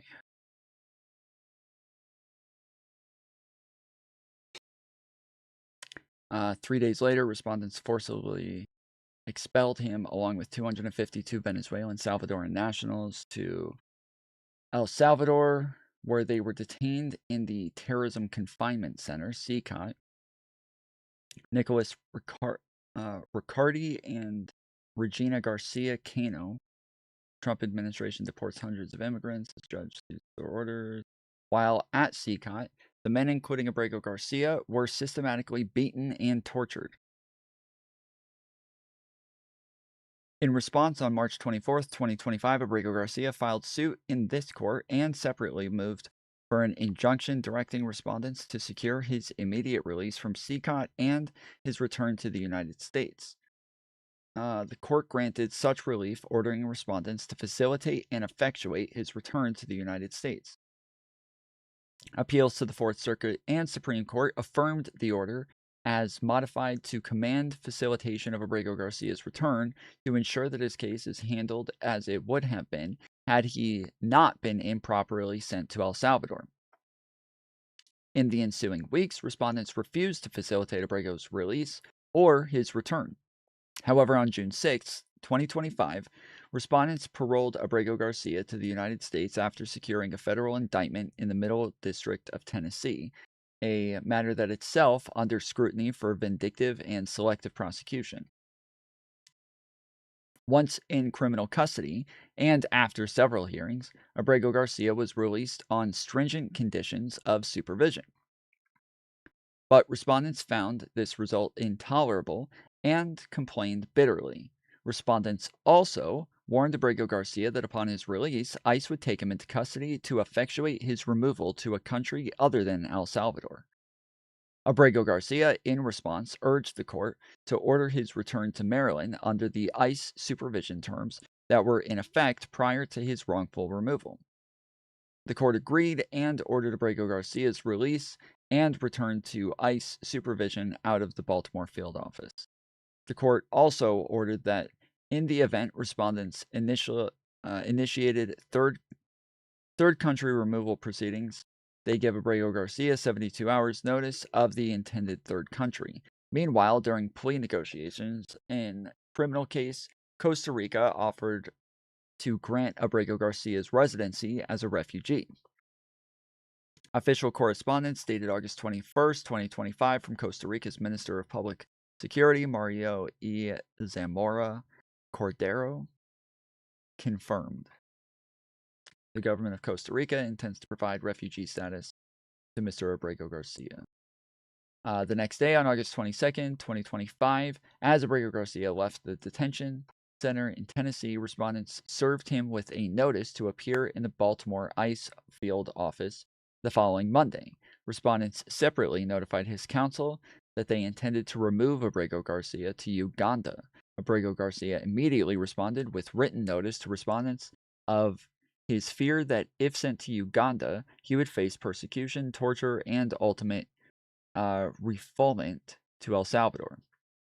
He also separately notified respondents in writing that Costa Rica was the country to which I want to be removed. Abrego Garcia next appeared at the Baltimore ICE field office as directed on August 25th, 2025. He was immediately taken into ICE custody, and according to DHS Secretary Noem, he was being processed for removal to Uganda instead of Costa Rica. Abrego Garcia, in turn, filed the petition pursuant to 28 U.S.C. 2241, contending that his removal to Uganda violates 8 U.S.C. and 1231 of the INA, that respondent's third country removal policy deprives him of procedural and substantive due process, and that his detention is without lawful authority in the absence of a valid removal order. The petition also challenged the constitutionality of Abrego's continued detention pursuant of 8 U.S.C. 1231 because no significant likelihood of removal in the reasonably foreseen future exists, thereby undercutting any claim that he was being detained for the purpose of third country removal. Damn, that's fucking crazy, dude. That's fucking crazy. Like, it seemed as though, yes, they were purposely trying to fuck with him. This is like obvious discrimination.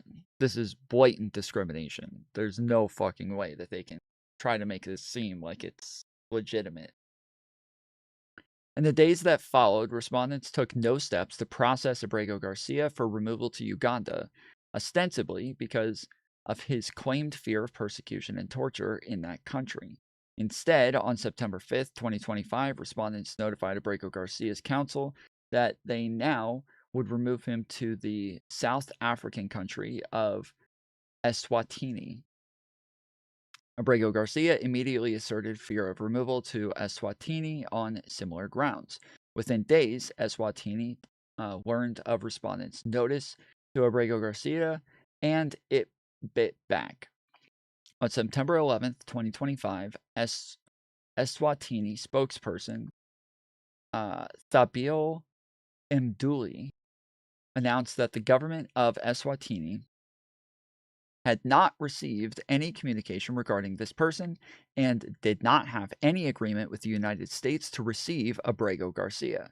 Respondents also had not done anything with Abrego Garcia's credible fear assertion or communicated whether he would receive similar refugee or other status in Eswatini or be prosecuted from persecution or torture. So they just keep making up shit about like, oh, we're sending him to this country. This is where we're getting ready to send him. And then the country's like, wait, what? You didn't talk to us about this. What the fuck are you talking about? We never said that we would take him.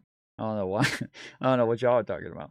But a lot of this is like, if it's a country that the Trump administration is going to send him to, it makes sense that you would think, okay, they're trying to find a workaround to send me to a country so that that country can send me back to fucking CCOT. That's all they're trying to do. They just want to send me back to CCOT, but the United States can't do it themselves because they already have court orders saying that they can't do it. So they're going to try to send me to a third-party country so that that country can then send me back to CCOT. So he's like,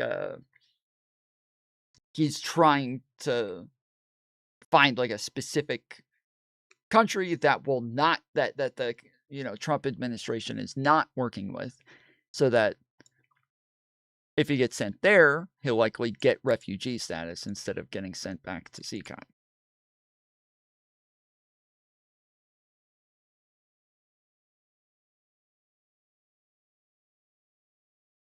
Having heard nothing, and with the October 6th hearing approaching, Abrego Garcia asked the court to order targeted discovery on the respondents' plans to remove him either to Uganda or Eswatini in lieu of Costa Rica. Respondents, for their part, asked to continue the evidentiary hearing. So the court converted the evidentiary hearing to an in-person status conference. At the conference, the court tries to assess whether respondents had made any real effort towards removing Abrego Garcia in conformity with Zod Vitas. It quickly became clear that they had not. Respondents, through counsel, could say no more than Eswatini has been selected for Abrego's removal. But they had no information about whether respondents had even asked Eswatini about the same. Nor did respondents have any further details about whether any efforts had been made to secure removal to Costa Rica. This was so even though Abrego Garcia reaffirmed that he would depart this afternoon for Costa Rica, thus obviating the need for any further hearings or adjudication of this petition. So he's saying, if you guys just send me to Costa Rica, I'll go. Like, I will not challenge it. I will not do anything to fight it. If you send me to Costa Rica, we'll just go. I'm not going to try this in court or anything. I will just accept it. But if he's trying to send me anywhere else, I'm going to end up challenging. And so then they kept saying, well, we don't care. We don't care. We're sending you to either Eswatini or I forget what the other country was, Uganda.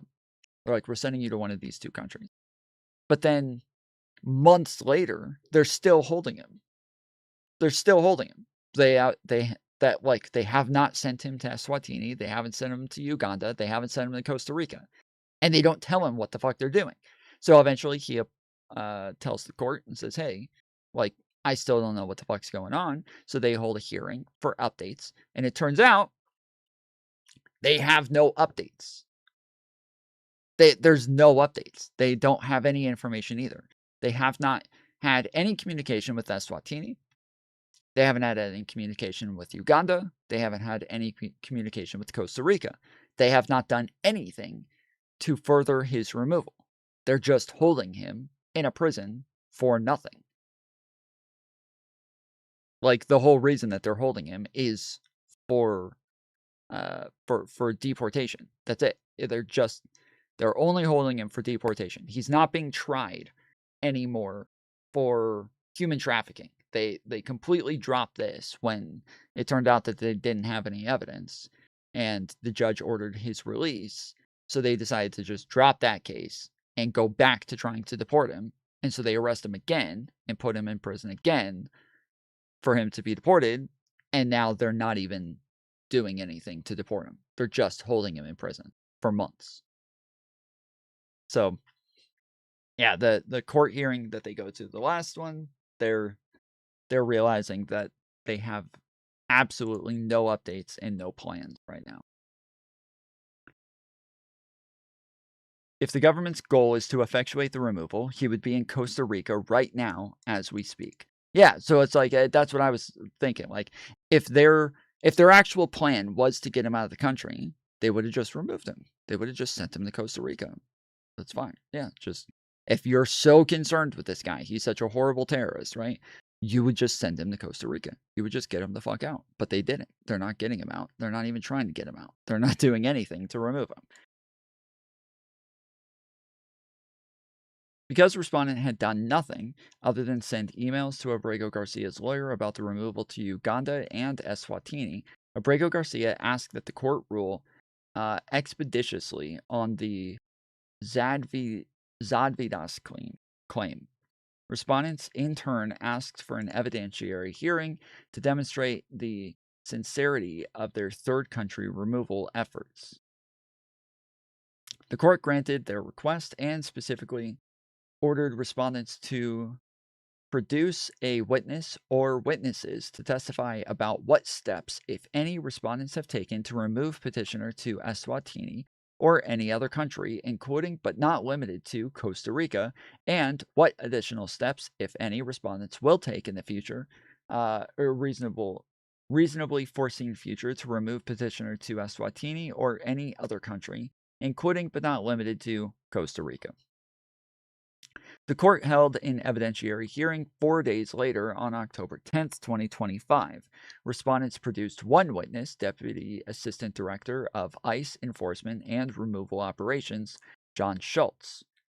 Contrary to the court's order, Schultz was not prepared at all to discuss Costa Rica's offer to accept Abrego Garcia as a refugee. Schultz candidly admitted he had not even seen Costa Rica's August 21st, 2025 correspondence, and he had no knowledge about whether the respondents had done anything to commence removal proceedings to Costa Rica. What the fuck, dude? They just keep doing this. This is, I think, the third fucking meeting or the third court hearing where they send in some fucking agent and they're like, okay, so you guys are here to prove that you are actually taking steps to remove him. And then somebody shows up and they're like, oh, what? Oh, I don't know anything about that. Yeah, I haven't done anything to remove him. I didn't know we were supposed to be doing that. It's the first time hearing of it. What the fuck? So then they'll probably, I'm guessing, we'll probably have another hearing coming up, and then somebody else will show up and be like, who? Abrego Garcia. I don't know anything about this. Who's that? What the fuck are we talking about? Next, as to Uganda, Schultz testified that respondents had asked Uganda to take Abrego Garcia, but it ultimately said no. Okay, so there's all of the countries that they said they're going to send them to, they all said no. They all said no, they're not going to take him.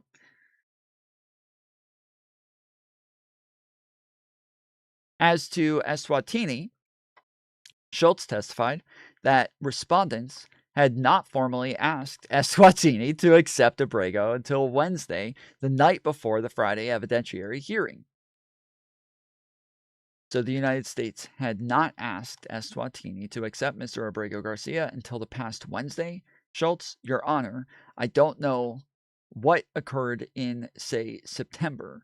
That was before the notification that Eswatini was the country.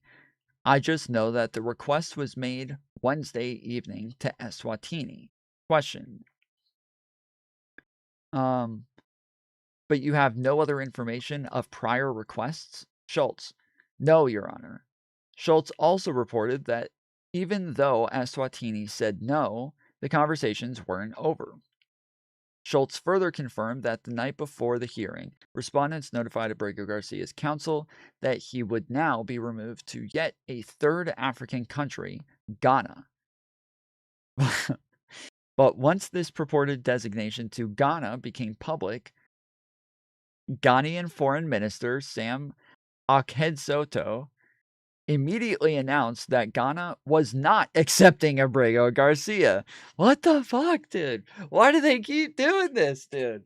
Why do they keep doing this? Why are they so stupid? Why is the Trump administration so stupid, bro? Why are they so fucking dumb? Like, seriously, how can you be this fucking stupid? This is embarrassing. This is a country? You guys are a country? You guys couldn't run a Taco Bell like this. There's no way.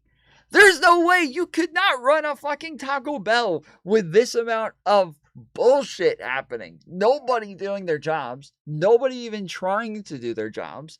And even when they do something, they fuck it up so royally that the other people that they're talking about are like, what? No, we're not. No. We have not heard anything about this, and we want no part of this. Thank you, but no. He cannot be deported to Ghana, and that this position has been directly and unambiguously conveyed to U.S. authorities.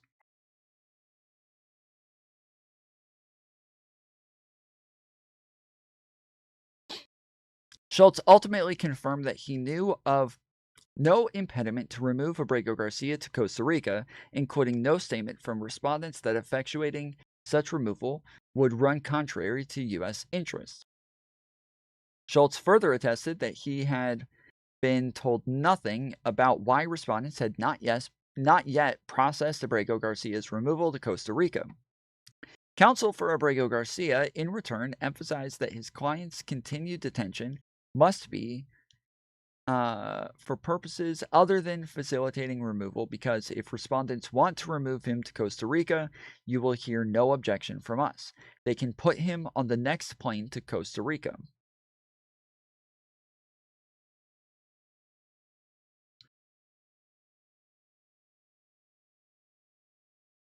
So, Abrego Garcia right now is free in the United States.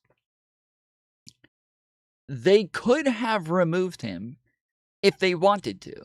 All they had to do is send him to Costa Rica. That's it. That's all they had to do. They could have just sent him to Costa Rica. He would be gone forever. That's it. He would be gone. But because he wanted to go to Costa Rica, they didn't send him there.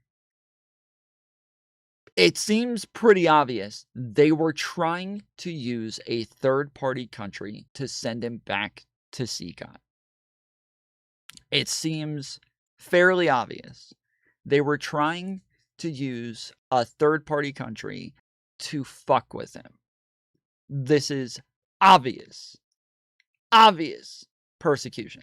This is blatant government persecution. There's no way. If they just wanted him out, if they just wanted him gone, they would have sent him to Costa Rica, dude.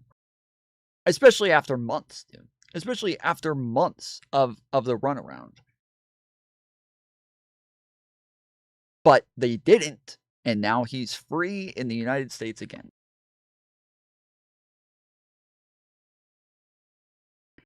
Indeed, in oral arguments, respondents' counsel acknowledged that the only legitimate ground to hold Abrego Garcia was to effectuate removal. It's clear that it's detention for removal, and yet they had no answers as to why policymakers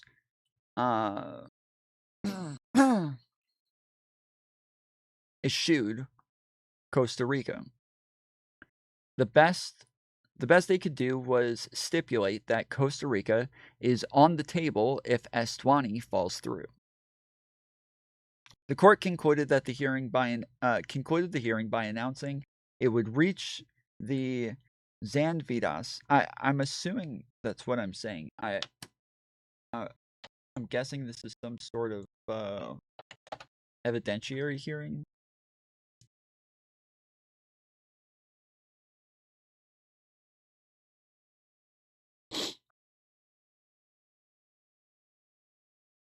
Zandvidas v. Davis was a case decided by the Supreme Court of the United States. The court ruled narrowly that Section 241 of the Immigration and Nationality Act of 1952 contains an implicit time limitation and did not authorize indefinite detention of foreigners that no other country would accept.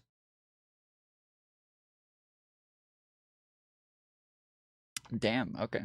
So yeah, so this is literally just saying that if you detain somebody in the United States to deport them, but you can't deport them anywhere, nobody will accept them, nobody will let you bring them to your country or to their country, then you just have to let them out after a while. You can't just hold them forever waiting to find somewhere to send them.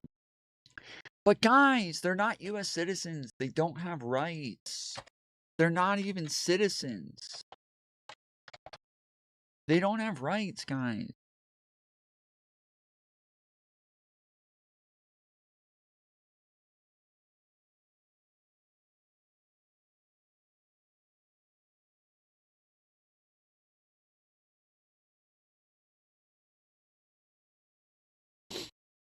In the 1990s, the Immigration and Naturalization Service, or INS, handled immigration matters. If the INS determined that an alien should be deported and issued a final removal order, federal law granted the service 90 days to hold the alien in custody while attempting deportation. Zedvitas versus Davis concerns two aliens. Zedvitas. So the court concluded the hearing by announcing it would reach the Zedvitas claim expeditiously. But before the court could formally rule, respondents notified Abrego Garcia and the court on October 24th, 2025, that now they intended to remove him to yet a fourth African country, Liberia. Liberia evidently agreed to accept Abrego Garcia on a strictly humanitarian and temporary basis, with promises to not prosecute, torture, or refoul him.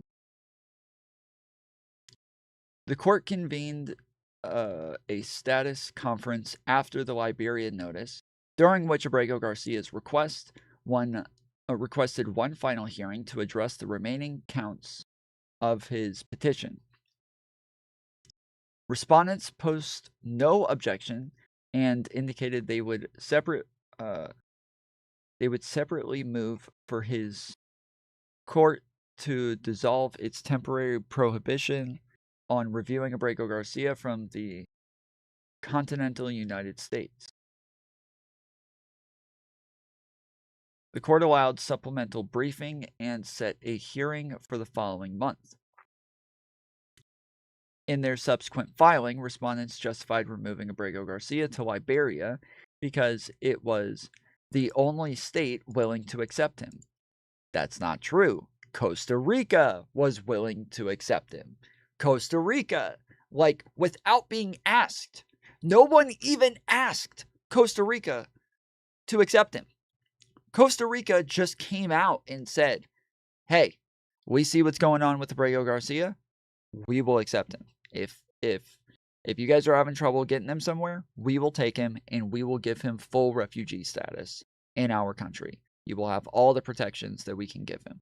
That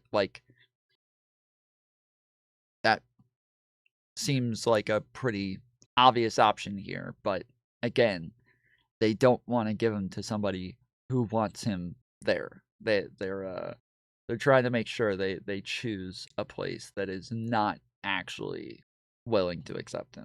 That seems pretty obvious. Because even Liberia, like Costa Rica, didn't say, like, we'll take him for, like, a little bit of time. Like, you know, we'll take him for a little bit. We're not going to keep him, but we'll house sit him for a little while. Like, Costa Rica said, we'll just take him. No problem.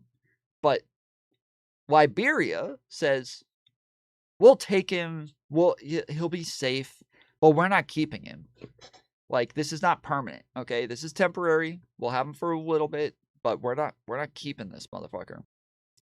So again, why would you want to send him to Liberia instead of just sending him to Costa Rica? Like, this still makes no sense. They told the court that Costa Rica does not wish to receive Abrego Garcia any longer, and that Costa Rica would not simply accept Abrego Garcia. Thus, said respondents, they can hardly be at fault for not removing petitioner to a country that refuses to accept him. Emphasis added. Respondents also attached the sworn declaration of ICE Acting Assistant Director for the Removal Division, Jonathan Cantu, as purported evidence of Costa Rica's change of heart. Bro, what the fuck did they do to try to get Costa Rica to say this? Oddly, however, respondents submitted their memorandum and the Cantu declaration under seal and moved to seal the evidentiary hearing entirely. Huh. Interesting, isn't it? Isn't that odd? So they're saying Costa Rica does not want him anymore. They're refusing to accept him. We are swearing that this is the case. They have said they will not accept him anymore. They've totally changed their minds. Obviously, we know this is going to come out once we finish this court hearing. Costa Rica is going to hear about this, right? And they're not going to say we're lying. They're not going to say we're lying about this.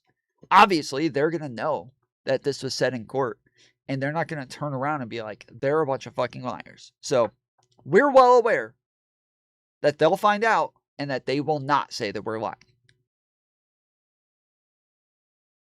Also, on a totally separate note, we would like to seal this entire court hearing so that nobody ever finds out what happened here. Can we please just place this under seal so that what happened here and what we said here today never gets out? Can we do that, please?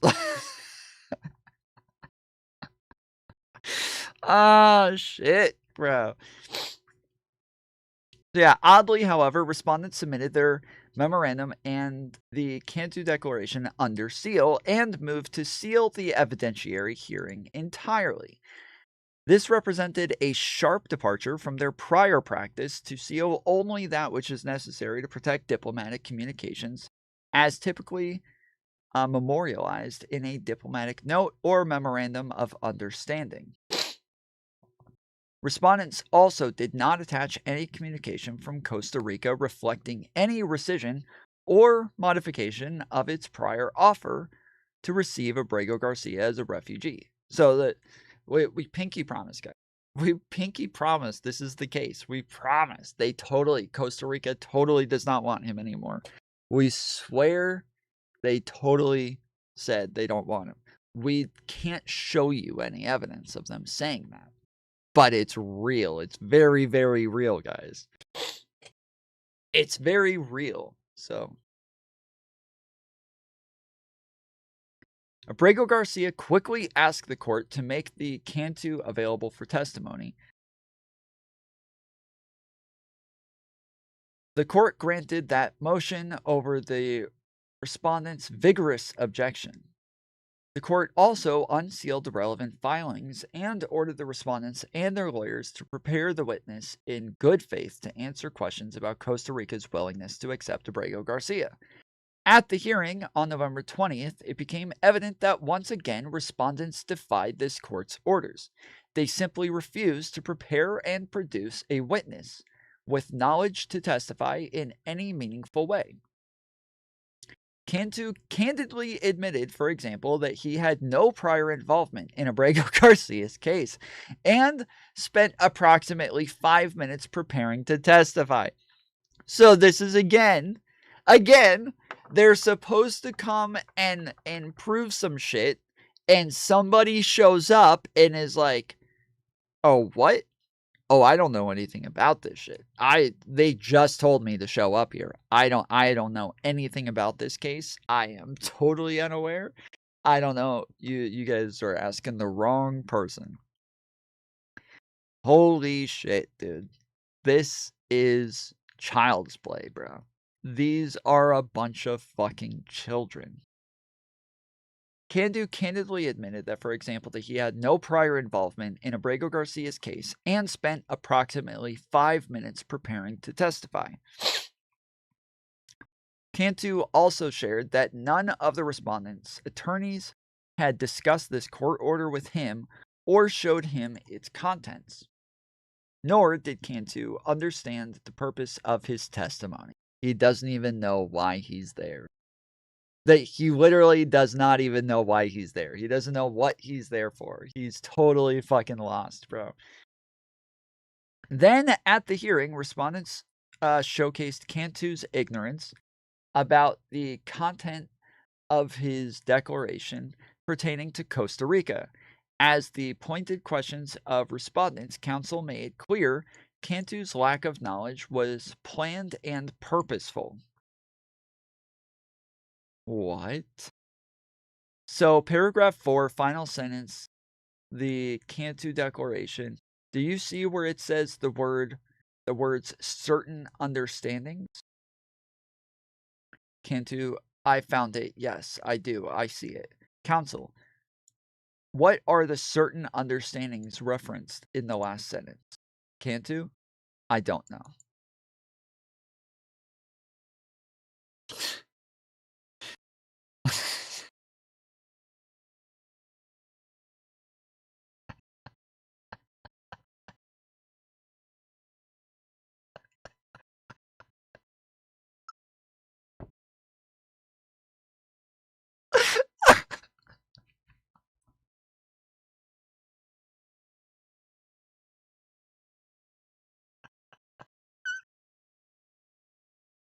What the fuck, dude? What the fuck is happening here? What the fuck, dude? What the fuck is happening?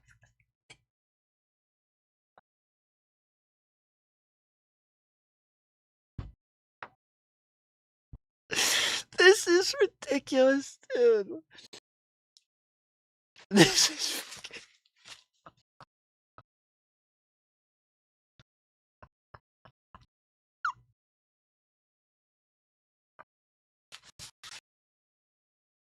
This is insane, bro. This is fucking insane. I'm so glad we read this, bro. I'm so glad we did not just go with like the bland like CNN, hey, he got released. There was some confusion in court, moving on. I'm so glad we read this. Holy shit, dude. Holy shit. What what are the contingencies referred to in the last sentence? I don't know. What are the interim developments referenced in paragraph 5? I don't know. This is something else, bro. This is something else. He still has to go to trial. There is no trial, bro. There is no trial. They don't have any evidence. There's no evidence, so they already fucking released him. You say they have him dead to rights. In reality, they don't have any evidence. They have nothing. Literally nothing. There's no evidence. There's zero evidence. They have nothing. They didn't even have enough to arrest him in the first place. And so he got released. Like, there is nothing. There's nothing.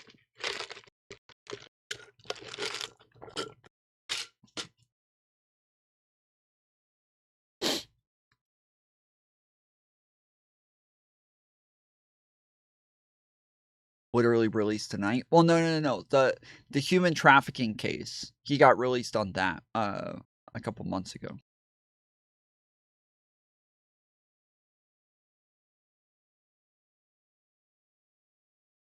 They caught him with 8 people in an SUV human smuggling. You understand that having 8 people in a car is not evidence of human smuggling. You realize that, right? You know that that is not enough evidence to say that somebody was human smuggling. You know that, right? Like, I've been in a car with 8 people 1,000 times in my life. 1,000 fucking times. I'm one of 5 kids. I have 2 parents and then sometimes other family members as well, where we would all pile into Suburban or a van, and we couldn't get arrested for human smuggling just because there were 8 of us in a fucking car. That's not how that works. I don't know. You think 8 people in a car is dead to rights.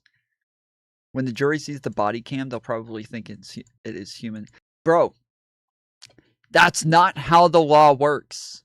I don't know. What do you think dead to rights means? What do you think that means?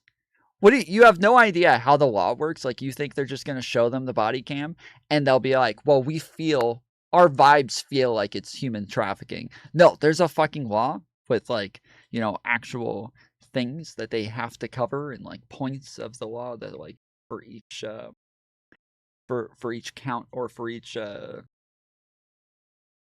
claim that they have to, like, meet the requirements of this, and that's how this works. That you can't just go based on vibes and be like, we'll just show them a body cam where there's zero evidence of human smuggling and where the cops let him go. They didn't even arrest him. They didn't do anything. They didn't search the car. They didn't do it. They let him go. And then years later, now we feel like arresting him on this charge that we still have no evidence of. I'm sorry, but that's not how that works. I don't think you know what the fuck dead to rights means, but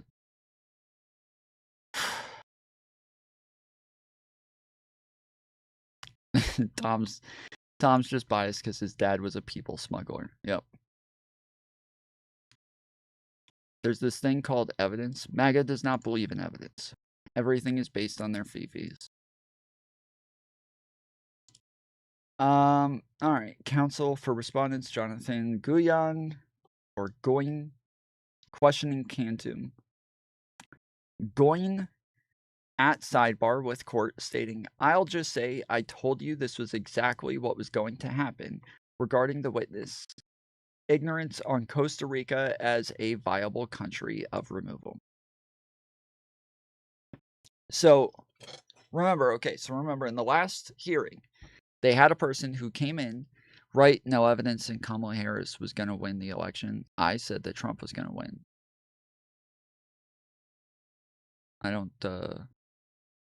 And President Trump was going to jail. Wait, who said this? Are you arguing with somebody else? Who said this? Are you in the wrong chat? I think he's accidentally chatting in this chat. He meant to chat in somebody else's chat. It's probably an honest mistake. He probably accidentally came over here and just made some shit up.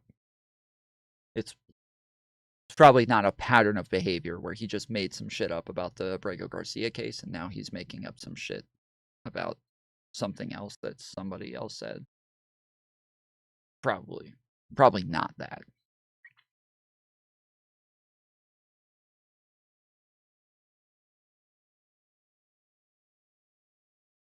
But anyways, in the last hearing, they said that they didn't have that Costa Rica was not willing to accept Abrego Garcia anymore.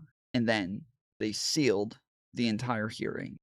And then this hearing afterwards was supposed to be them providing more evidence proving that Costa Rica was refusing to accept Abrego Garcia. And they sent somebody who said he had literally no information about Abrego Garcia's case. That's who they sent to testify about Costa Rica. So it is pretty clear Costa Rica did not refuse to accept him, and that they're just lying, and that they're just scrambling to find a country who will send him back to CCOT. And at the Judge Dennis mentions that that Abrego Garcia's lawyer came over to the judge during the thing and said, I told you they were going to send somebody who didn't know anything about the case just to try to stall us more. I told you. This is exactly what it was they were going to do. This administration is a bunch of fucking 5-year-olds. I don't know how the fuck any of them have these jobs. How is it possible that they can be this incompetent? Ultimately, respondents' calculated efforts to take Costa Rica off the table backfired. Within 24 hours, Costa Rica, through Minister Zamora Cordero, communicated to multiple news sources that its offer to grant Abrego Garcia residence and refugee status is and always has been firm, unwavering, and unconditional. Oh, shit, dude. Oh, shit, bro. Holy shit. They just got caught fucking lying. Again. They just got caught. Holy shit. Holy fucking based, bro. Costa Rica president comes through and is like, yo, just want to, because the United States government is not responding, I want to go to news outlets and let you guys know we are still willing to accept Abrego Garcia. So the U.S. government lied, said that they refused to accept him. They were refusing to accept him. They didn't want him anymore. But also, we want to seal this entire court hearing so that nobody ever finds out about it. And Costa Rica, after waiting for a long time, decided to just go to news outlets and tell them, wow.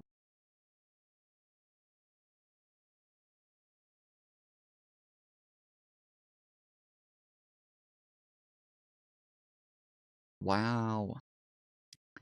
This is truly, I'm serious. Middle schoolers could do a better job.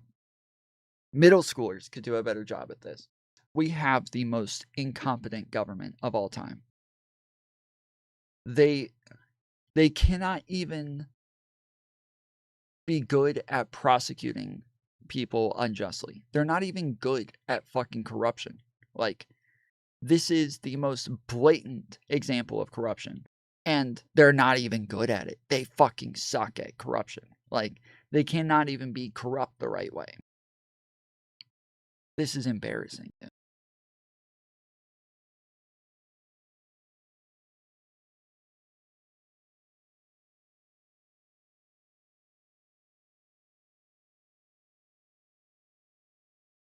Zamora Cordero stating that Costa Rica would receive Abrego Garcia under humanitarian conditions that guarantee the full respect of his rights and liberties.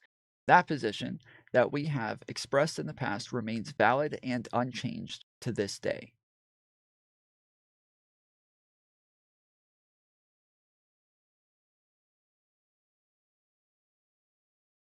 Zamora Cordero confirming that Costa Rica's offer to receive Mr. Abrego Garcia for humanitarian reasons remains in place. My letter dated August 25th, 2025 is the official position of the government.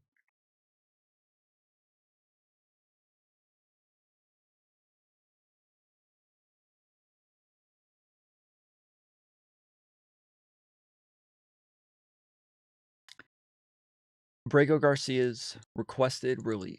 Despite his tortured history, Abrego Garcia's argument in favor of release are quite simple. He contends that his detention is without lawful authority because respondents have no final order of removal authorizing as much under the third country removal statute. Thus, says Abrego Garcia, his release is compelled. Alternatively, Abrego Garcia maintains that respondents' steadfast refusal to remove him to Costa Rica amidst constant threats of removal to a series of African countries that expressed no or limited desire to take him can only be construed as punitive and contrary to the purposes of ICE detention. Respondents' central retort is that this court lacks jurisdiction to reach the petition at all. Of course. That's always their argument. You guys do not get to decide what the law does and doesn't say. It's like, okay, what do you think judges are for? What do you think their job is? What do you think the point of a judge is? What is their role under the Constitution? What is it again? Can you remember? Does anybody remember? He's literally filmed in an SUV, human smuggling. Co-parter, buddy. Co-parter. How about this? If it's so obvious, why don't you hop on and let's go over the video? How about that? If you're so sure, why don't you hop on and let's go over the video. Destroy ISIS. The person who votes for a fucking corrupt, insane military government to take over and ruin our fucking country, kind of similar to the way that ISIS did. But why don't you hop on? Their broken English was a dead giveaway. I would bet almost anything you have just as bad of broken English. Most Trump supporters do. 59% of households had it. Yeah, so he's running now. So you're not going to hop on and go over it, are you? Yeah. Yeah, he's pivoting. Yeah, he's not going to go over it. Okay. That's what I thought. Always scared as fuck.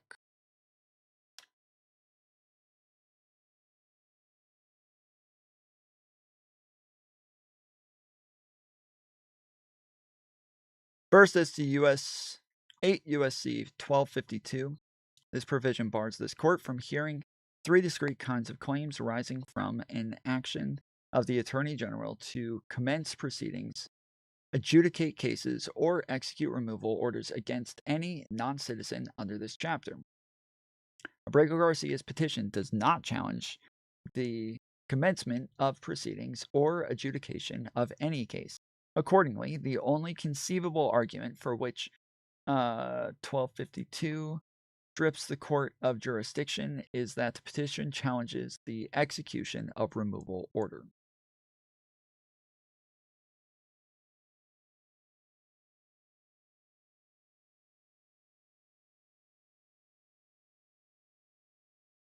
Stop spamming bullshit, bro.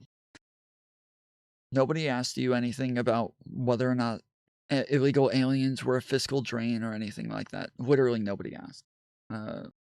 Was not relevant. You just totally pivoted and moved the goalpost to some irrelevant shit.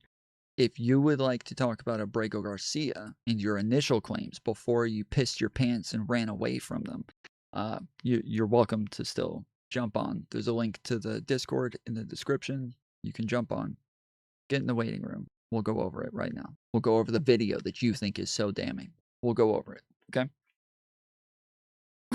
Because I think you are a net IQ drain on the country, but has nothing to do with whether or not the law is still going to give you rights.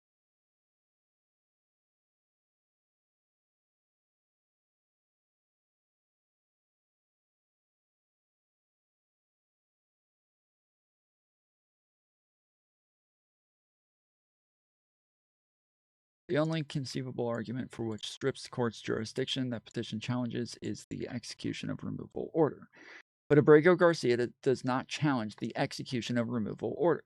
Instead, he contends that his detention is unlawful and not reasonable foreseeable because he is held in the absence of such a removal order. Thus, Abrego Garcia's request for immediate release cannot touch upon the execution of a removal order if no such order exists.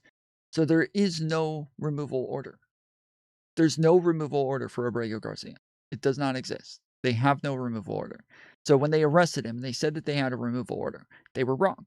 Then, you guys remember when I had my debate with Rob Noor, and he said they arrested him again as soon as he came in the country because they did have a lawful removal order. Well, they didn't. They don't. There is no removal order.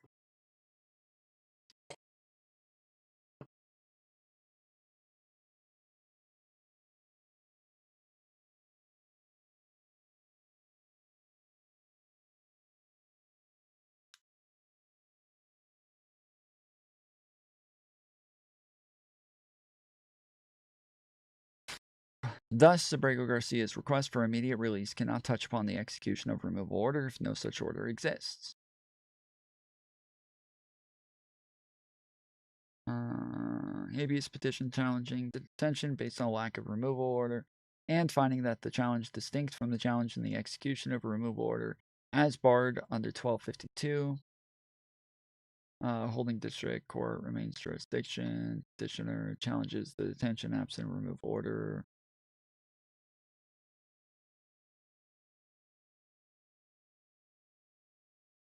Second, and for similar reasons, neither 8 U.S.C. nor B9 bar this court's power to adjudicate the petition. Sections 1252, A5, and B9 were enacted to eliminate habeas review over all final orders of removal by channeling such challenges directly to the appropriate court of appeals as the sole exclusive means for judicial review of an order of removal.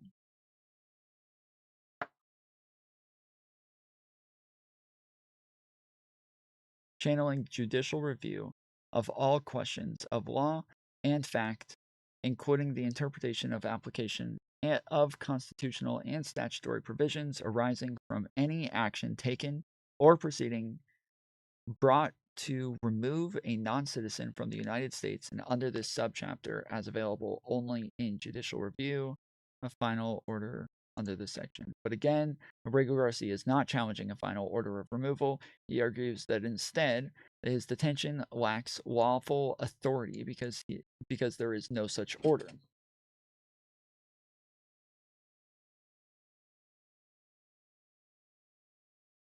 So, the government seems to be arguing that the court does not have jurisdiction to rule over whether or not his removal, whether or not he is allowed to be removed to these countries. The judge is saying we are not adjudicating whether or not he is allowed to be removed to those countries. We are not adjudicating that. We are saying we do have jurisdiction, and we are saying you don't have a removal order. And here's dozens of cases where courts have always ruled over whether or not you have a removal order. You cannot hold somebody unlawfully. You cannot just have somebody imprisoned for no reason. You cannot just hold them forever. You have 90 days from the point that you arrest somebody to remove them. That's it. That's the end of it. There is nothing after that. You have 90 days. But not only did you hold him for 90 days, you don't have anything to hold him on. You had no reason to hold him in the first place. There's no removal order. So we're not saying, no, you can't remove him to X, Y, and Z. No, we didn't say that. We're just saying you have no reason to even hold him or imprison him in the first place. There's no reason.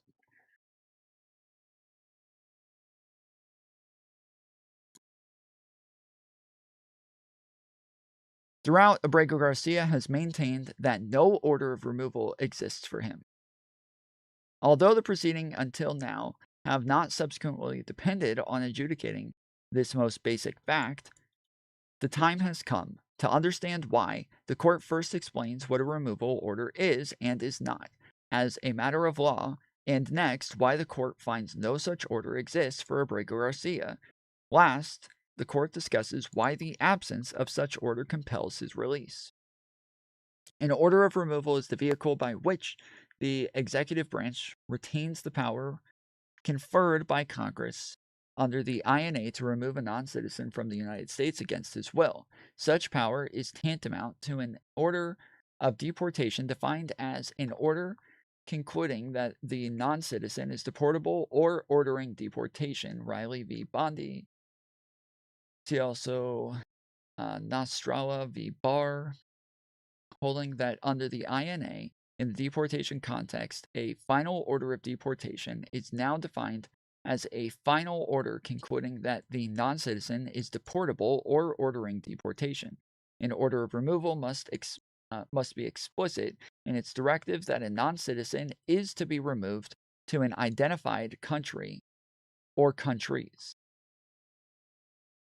Further, whereas here an immigration judge issues a decision granting a non-citizen's application for withholding of removal, the decision must include an explicit order of removal. This is so because when a non-citizen receives protection from removal to an identified country, the predicate removal order takes on special importance.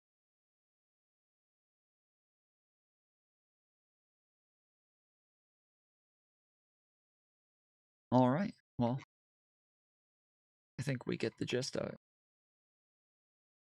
This is insane. This is insane. I mean, there was a period when they first released their subpoena it was I think it was a grand jury indictment for Abrego Garcia.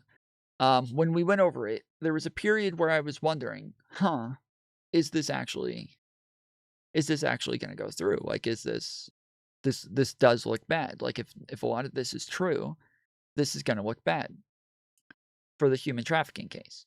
But then it turned out all of the shit that they put in the indictment, they didn't have any evidence for. They just threw a whole lot of shit in there and they didn't have any evidence for any of the things that they said. So that got dropped. And then they said, okay, fine, then we'll just deport him then. And then they went and grabbed him and then didn't actually get an order for deportation. They never got one. And then through numerous court hearings where they kept asking, where's he going?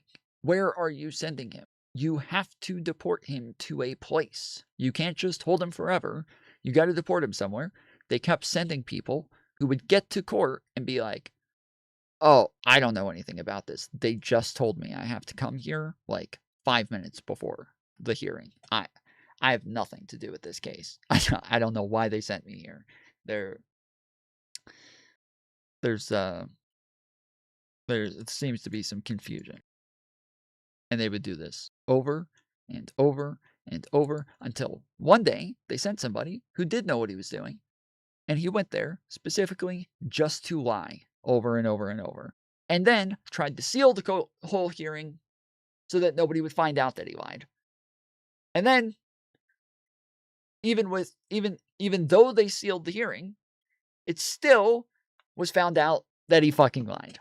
And so then when they wanted another hearing to talk about his fucking lies, they sent somebody who again shows up and is like, oh, I don't know anything about this.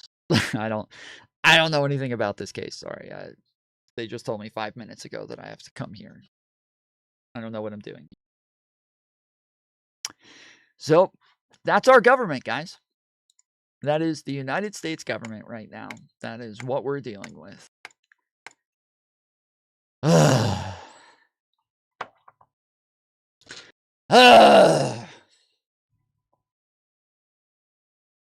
right. I don't know how long I'm going to stay on today. I don't feel very well and I'm super stopped up, but I'm going to get on TikTok for a minute. See if we can find some debate. Some debate.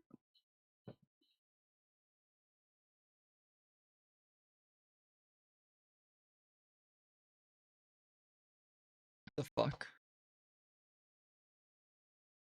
Wait, can you guys hear that? I can't hear it.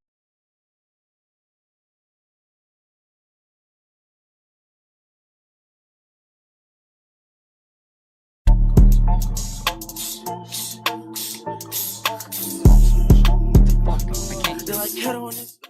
You guys hear that, right? I don't hear it.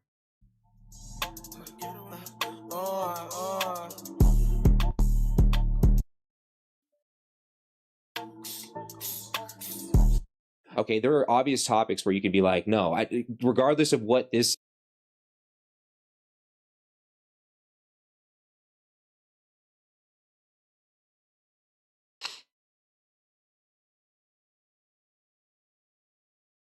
Maybe I'm still on a call? No?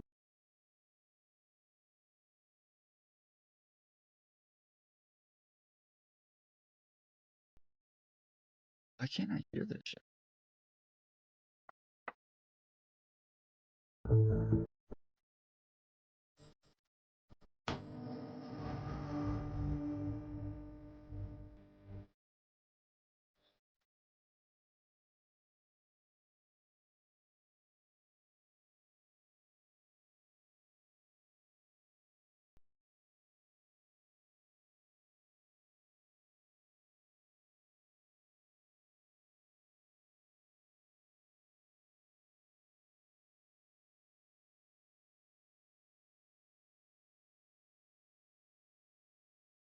Hello?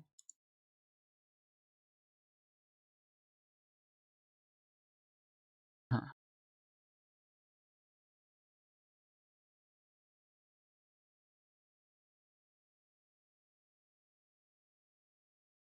Ah, okay. I see. I see. Okay. I still don't hear it. What the fuck? I still don't hear it. Why? Why? Come on. Come on. What are you doing with the television?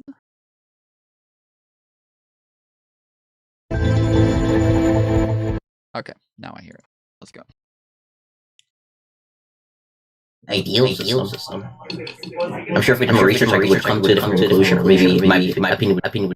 The home screen, it's gonna put it in the this one. Cringy leftist on a panel. No, you started to say something, Bama. Go ahead.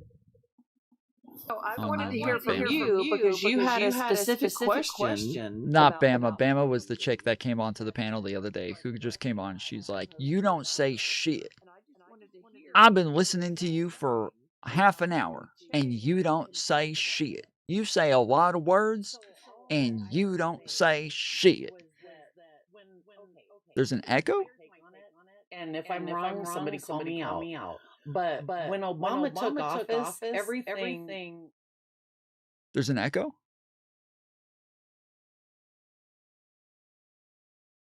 Fuck.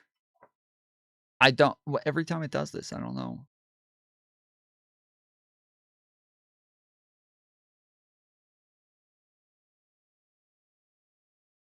I have a question. Then she stopped talking, and then I followed up. I didn't cut her off at all. I don't even think she would say I cut her off. Did you hear that?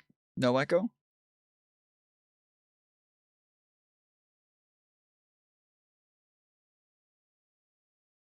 Now good? Okay. Everything was flowing beautifully. Why were we in a recession when he inherited office? Okay, so 05. You have to hop out of the line. Last night, didn't I tell y'all that this shit was not gonna pass? This shit still is the concept of a fucking plan. Yeah. Hey, No. Why would you think that? Well, did you go to the Charlie Kirk Memorial?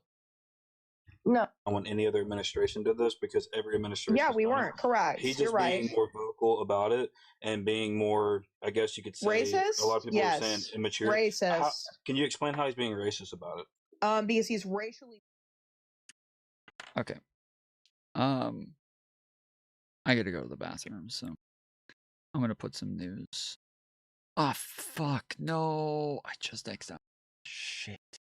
Fuck. I gotta put some news up. I'll be right back.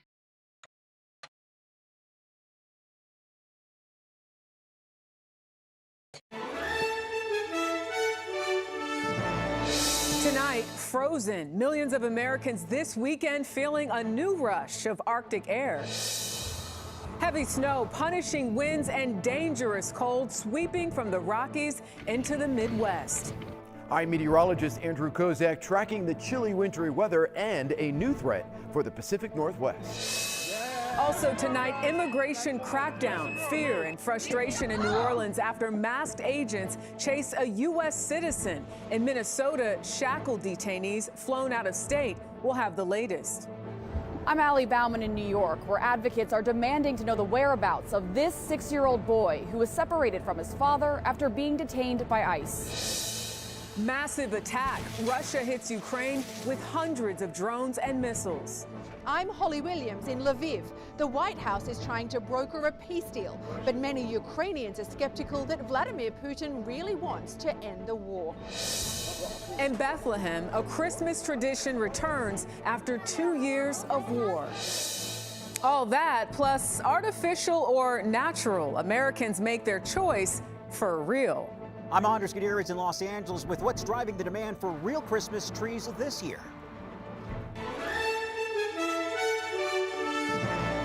This is the CBS Weekend News from New York with Jerika Duncan. Good evening, everyone, and thank you for joining us on this Saturday. Forget cold snap. It's bone chilling in large parts of the country tonight. Iowa is feeling it, and this is what it looked like if you stepped outside today. But the freezing temperatures, heavy snow, and fierce winds are being felt well beyond the Midwest. CBS News meteorologist Andrew Kozak in Philadelphia leads us off tonight, tracking it all.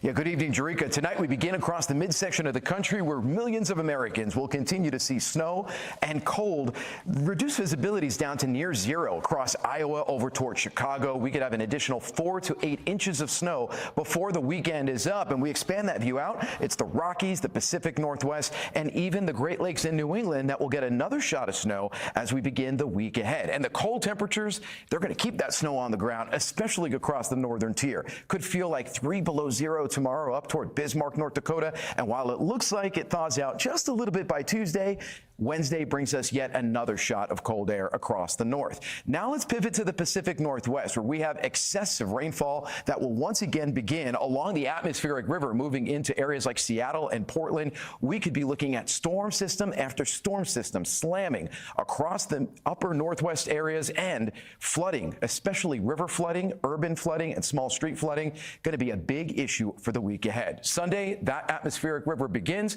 while the midsection of the country deals with some cold and warm air as we head toward the south. Jerika? Good to know, Andrew Kozak. Thank you. Tonight, Defense Secretary Pete Hegseth is doubling down on U.S. military strikes on suspected drug boats, saying President Trump can take decisive military action as he sees it. But at the White House this evening, President Trump is focused on the Kennedy Center honorees, giving medals to recipients Gloria Gaynor, George Strait, Sylvester Stallone, Michael Crawford, and the rock band Kiss. CBS's Willie James Enman is there with new reporting on all of it. Willie James. Jerika, good evening to you. While the president celebrates the Kennedy Center honorees tonight, his Defense Secretary Pete Hegseth is facing 2 separate controversies. During a speech in California, Secretary Hegseth stood by the Trump administration's strikes on alleged drug smugglers. Since September, there have been more than 20 strikes on boats allegedly transporting drugs. We've been clear, if you're working for a designated terrorist organization and you bring drugs to this country in a boat, we will find you and we will sink you. Hegseth's remarks come days after lawmakers demanded details on an alleged drug boat strike in early September. This video shows the first strike on the boat, but a separate video showing a second strike that killed 2 survivors has not been released. Some lawmakers briefed Thursday by military officials on Capitol Hill questioned the legality, noting that laws protecting wounded combatants may have been violated. What I saw in that room was one of the most troubling things I've seen in my time in public service. But military officials maintain their survivors were trying to salvage the drugs and transport them. President Trump can and will take decisive military action as he sees fit. Also this week, a government watchdog report found that Hegseth violated Pentagon rules and could have endangered troops earlier this year. He shared details about a strike on Houthi rebels in a Signal group chat, which mistakenly included a journalist. Hegseth responded to the report on social media saying total exoneration and case closed. And Jerika, on Sunday night, President Trump will be the first president to serve as host of the Kennedy Center Honors after his handpicked board of trustees appointed him chairman earlier this year. Willie James Inman at the White House, thank you. Tonight, rising tensions in New Orleans as the immigration crackdown by federal agents escalates. Residents in the city shouted and honked horns as Border Patrol Commander Greg Bavino walked through a neighborhood knocking on doors. ICE actions are also making headlines in other cities. CBS's Allie Bauman is in New York with more on that part of the story. Allie. Good evening, Jerika. Immigration enforcement is escalating in Minneapolis. Its mayor signed an executive order this week barring agents from conducting ICE operations on all city-owned property. People in this Minneapolis neighborhood took to the streets with whistles to confront what they believed were federal immigration agents in vehicles near a local school. I feel that my presence as a neighbor is important, and I want kids to feel safe. ICE began conducting enhanced operations in Minnesota this week, focused primarily on the city's Somali residents. Shackled detainees were loaded on a charter jet and sent to Omaha, Nebraska, according to the Minnesota Star-Tribune. Leave me alone! In New Orleans, Louisiana, fear and frustration after masked ICE agents chased a U.S. citizen to her home. I immediately started telling him, like, I'm born and raised here, like, I'm a U.S. citizen. And he did not care at all.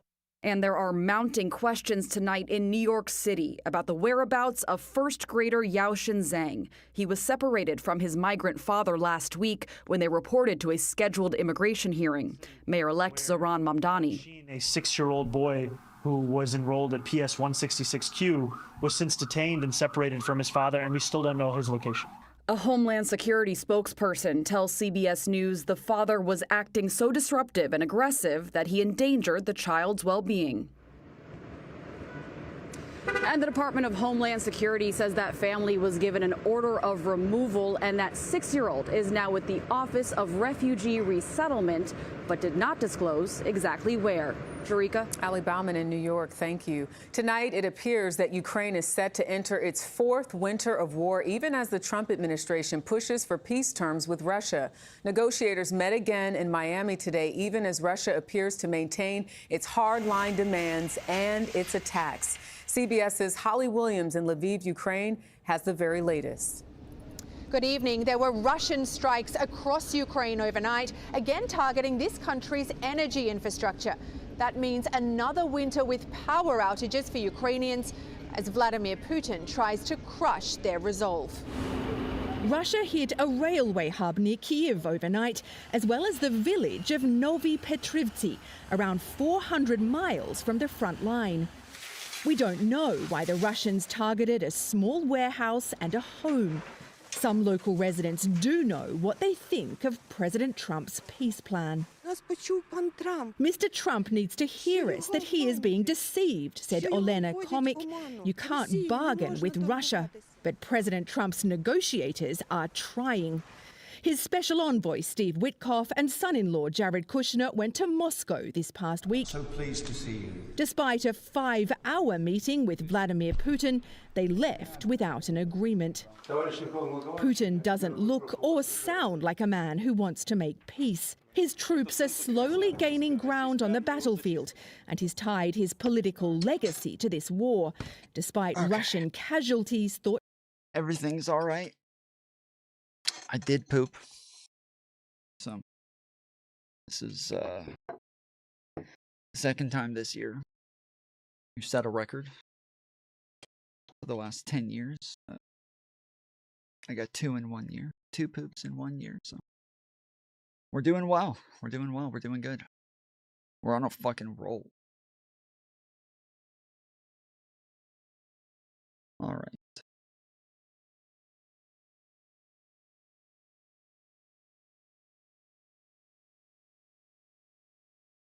Why is the chat not popping up?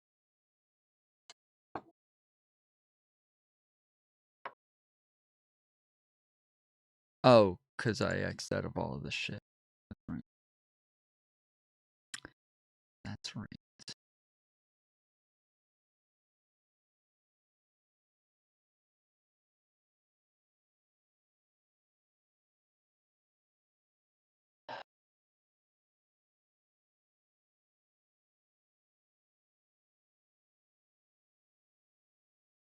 I need to reopen all those fucking windows. What the fuck?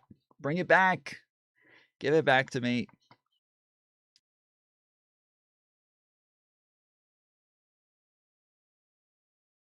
Okay, how do I do that? Tab group? No. Bookmarks? Maybe? No. History? 7 tabs. Excuse me. Wait, how do excuse me.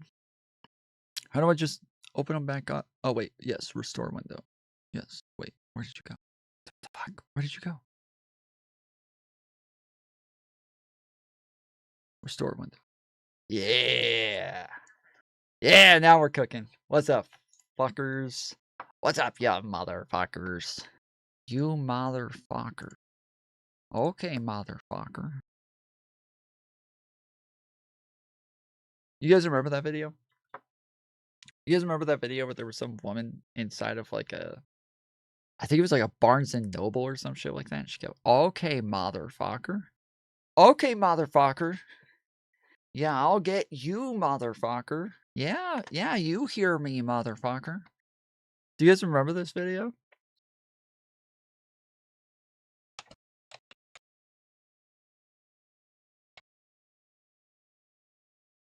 Oh, chat's still not working? Yeah, I bet. Yeah, I bet. Okay, there we go.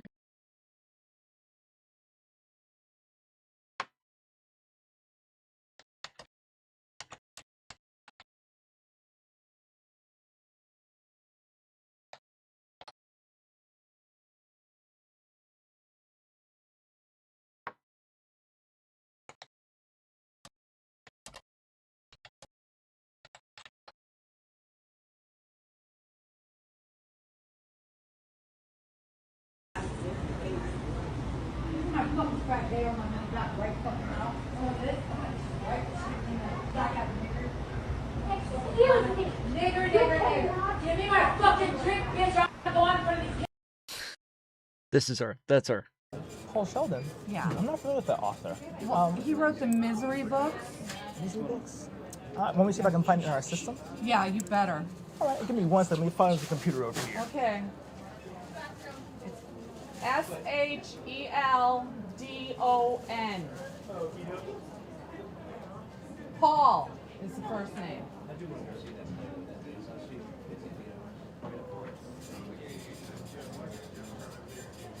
Maybe that's not her. Do you have it? I looked it up in my system, but unfortunately, I'm not coming across any of Paul Sheldon's books that we have here in the store. Would you like to see if I can order one for you, possibly? Oh, you should have them here. He's very popular. Well, we're probably Paul just sold. Sheldon? Most likely just sold out. Misery. Have you ever read the Misery novels? I'm They're not very good. I'm not familiar with Misery. I'm more of a history kind of guy. How can you not know Misery? You work here. How can you not know? Look, Paul Sheldon.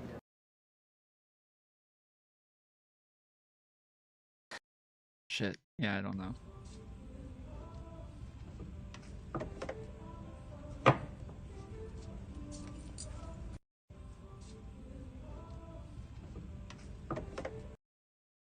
Alright. Well, never mind.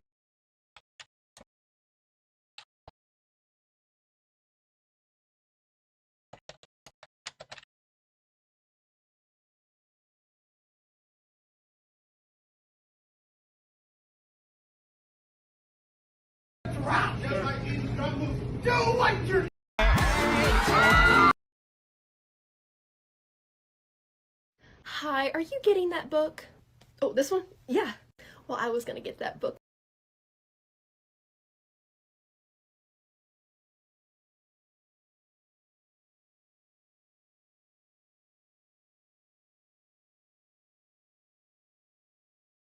I thought it was a bookstore.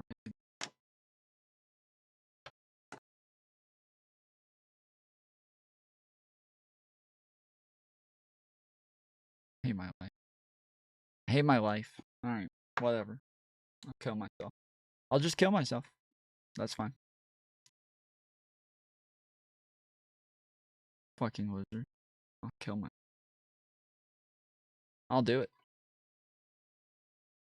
I'll do it. I'll kill myself. Alright, I gotta stop saying that. I'm about to get on TikTok. Alright.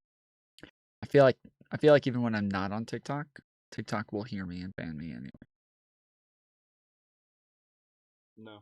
Okay, so she actually was pregnant and she got put on life support, and they kept her alive while her body was completely shutting down and made her stay alive on life support and made the family pay for it.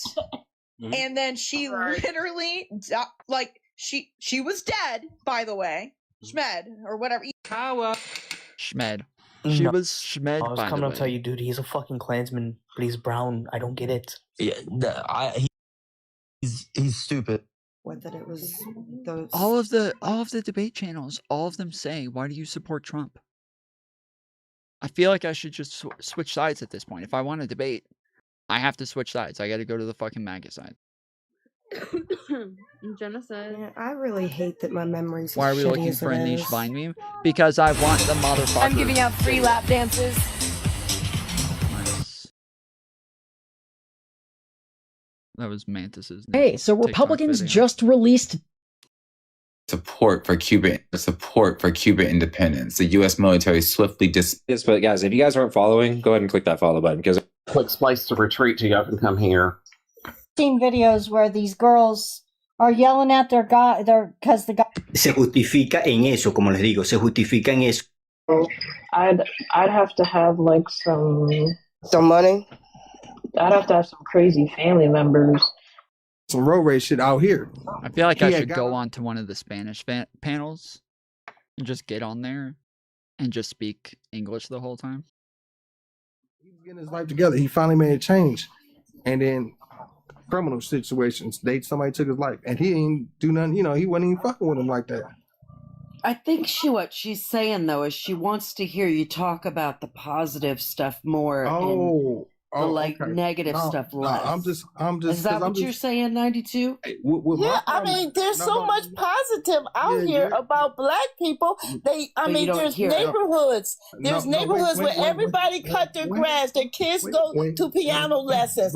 Everybody goes to church. Why don't you ever talk? No, it's not that. It's because even though I'm in Arizona, stop talking. Anybody that talks over the host, you're gonna get dropped. I'm gonna let y'all have it. It's just because this hit home for me, because even though I made it and I've had a better life, I still have FaceTime calls with people. My mom's still saying, just I'm trying to get my mom and my grandma day for it's just, and they stuck in this place that I can't even be, because I know if I go back, if I wouldn't left, where I would be. But I'm out here doing my thing and I'm like, shit, I'm trying to help everybody out. There's a lot of people that I feel like counted on me when I left. I did this to also give people a gateway that's trying to do something with their life, to move out the hood. So if I can help you, give you a place to stay, whatever it may be, Okay. But nobody cares. Pretty big deal. When I finally got laid, I was like, oh wow. Everything doesn't matter anymore. I'm gonna go.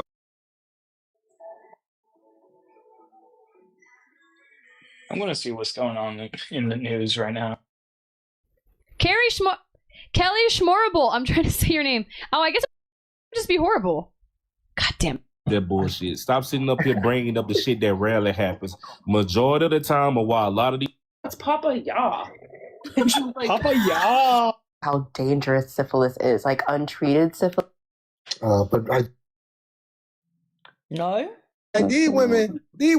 Girl, I be seeing you in your life, man. You're a good cat. You're groceries. Spend that one back. Whatever. Not bad. The Philippines do it cheaper. So all the farmers instead had my grandparents do it, they had migrants do it. So migrant workers would continue to pick the fruit and everything, and they would just get paid much cheaper. So instead of it being $1 a bucket of blueberries, it would instead be sometimes. So older, they drop to your damn ankles. well, but then women's boobs do too. So Well, I don't have that problem. well, bro, there's nothing on tonight.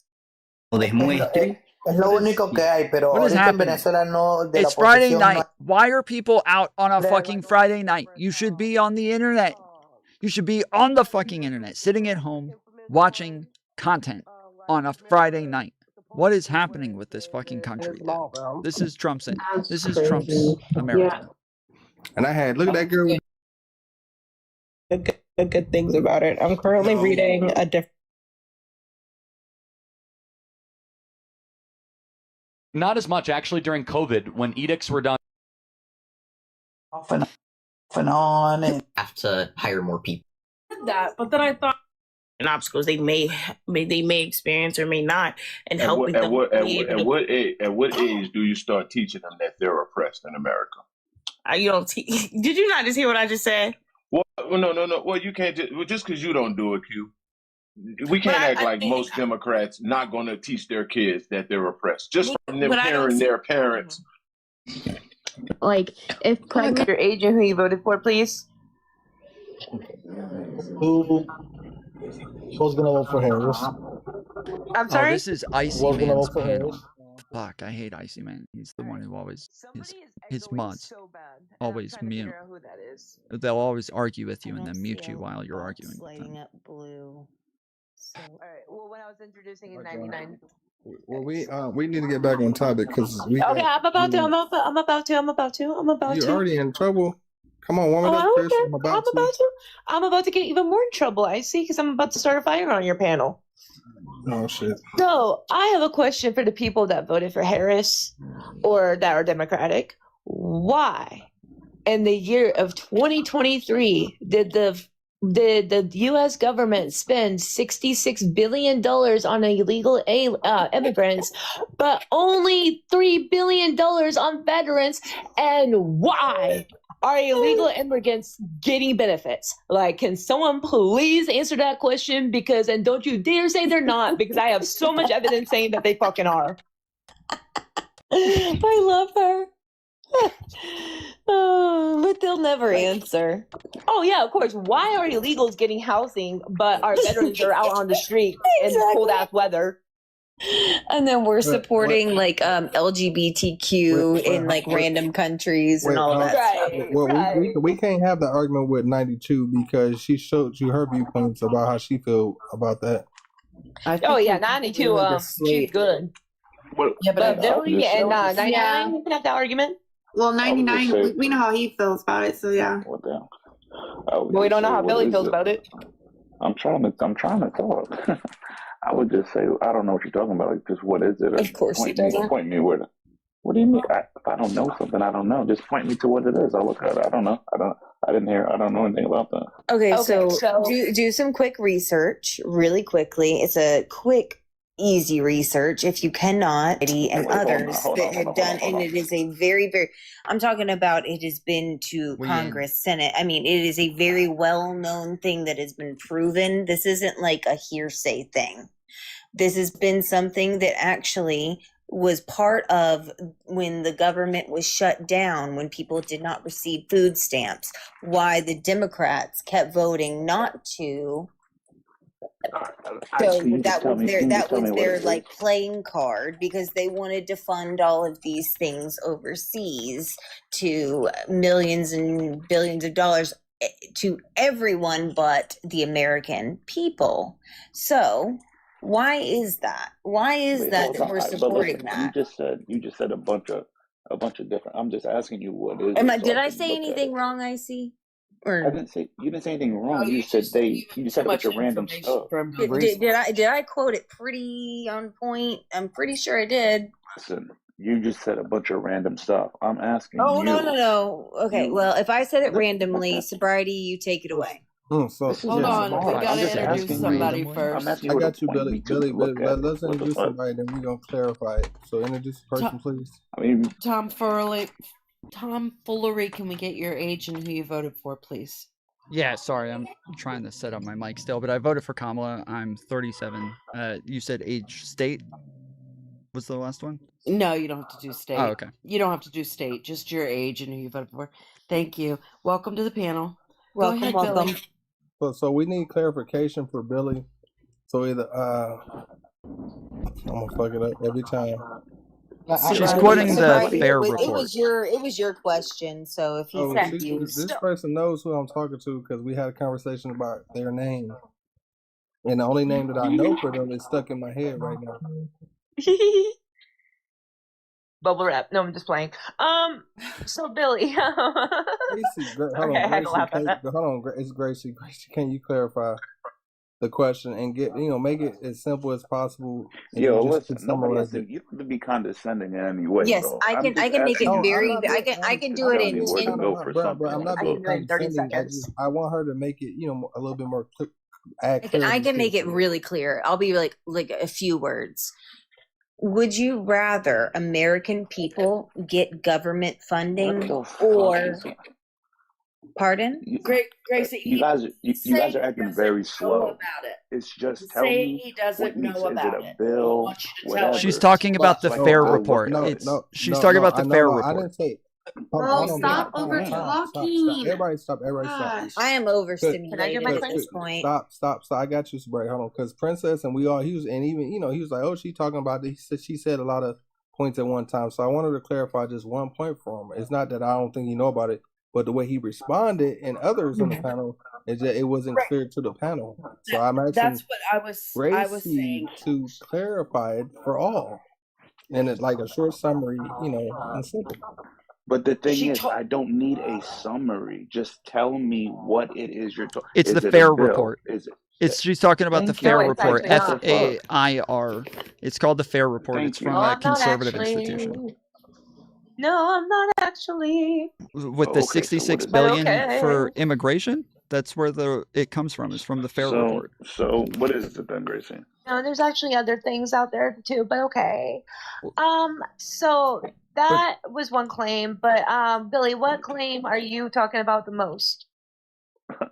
I don't know. She just came up with this so can somebody tell me why? Please don't go right the fuck ahead. $66 billion. But you want to mock me instead of doing your own fucking homework and letting me tell you where I got the fucking claims? That's cool. Yeah, go right ahead. If you want to mock me and be an asshole, that's cool. He's asked he was 6 mocking times. me, not you. Yo. No. Wait a minute. I'm the Stop. one who made Everybody the claim. stop. I'm the one who made the claim. Stop for a second. Sobriety, stop. Hold on. Everyone. Okay. All right. You made a claim, Sobriety. He asked what you were talking about. He didn't know what you were talking about. And then Gracie started telling him, but didn't tell him what he was asking for. She gave him a whole bunch of information. He just wanted to know, because he said, I don't know about that. He wanted to look it up. He's asking for the source. So one of the sources... I went through a system. And you know what? At one point, I did get food stamps. Okay, do you want a really quick thing to put in Google search? Is that what you're needing? Because I can do that for you. Yes. Yeah, you're saying got you. Just type. You can type into Google,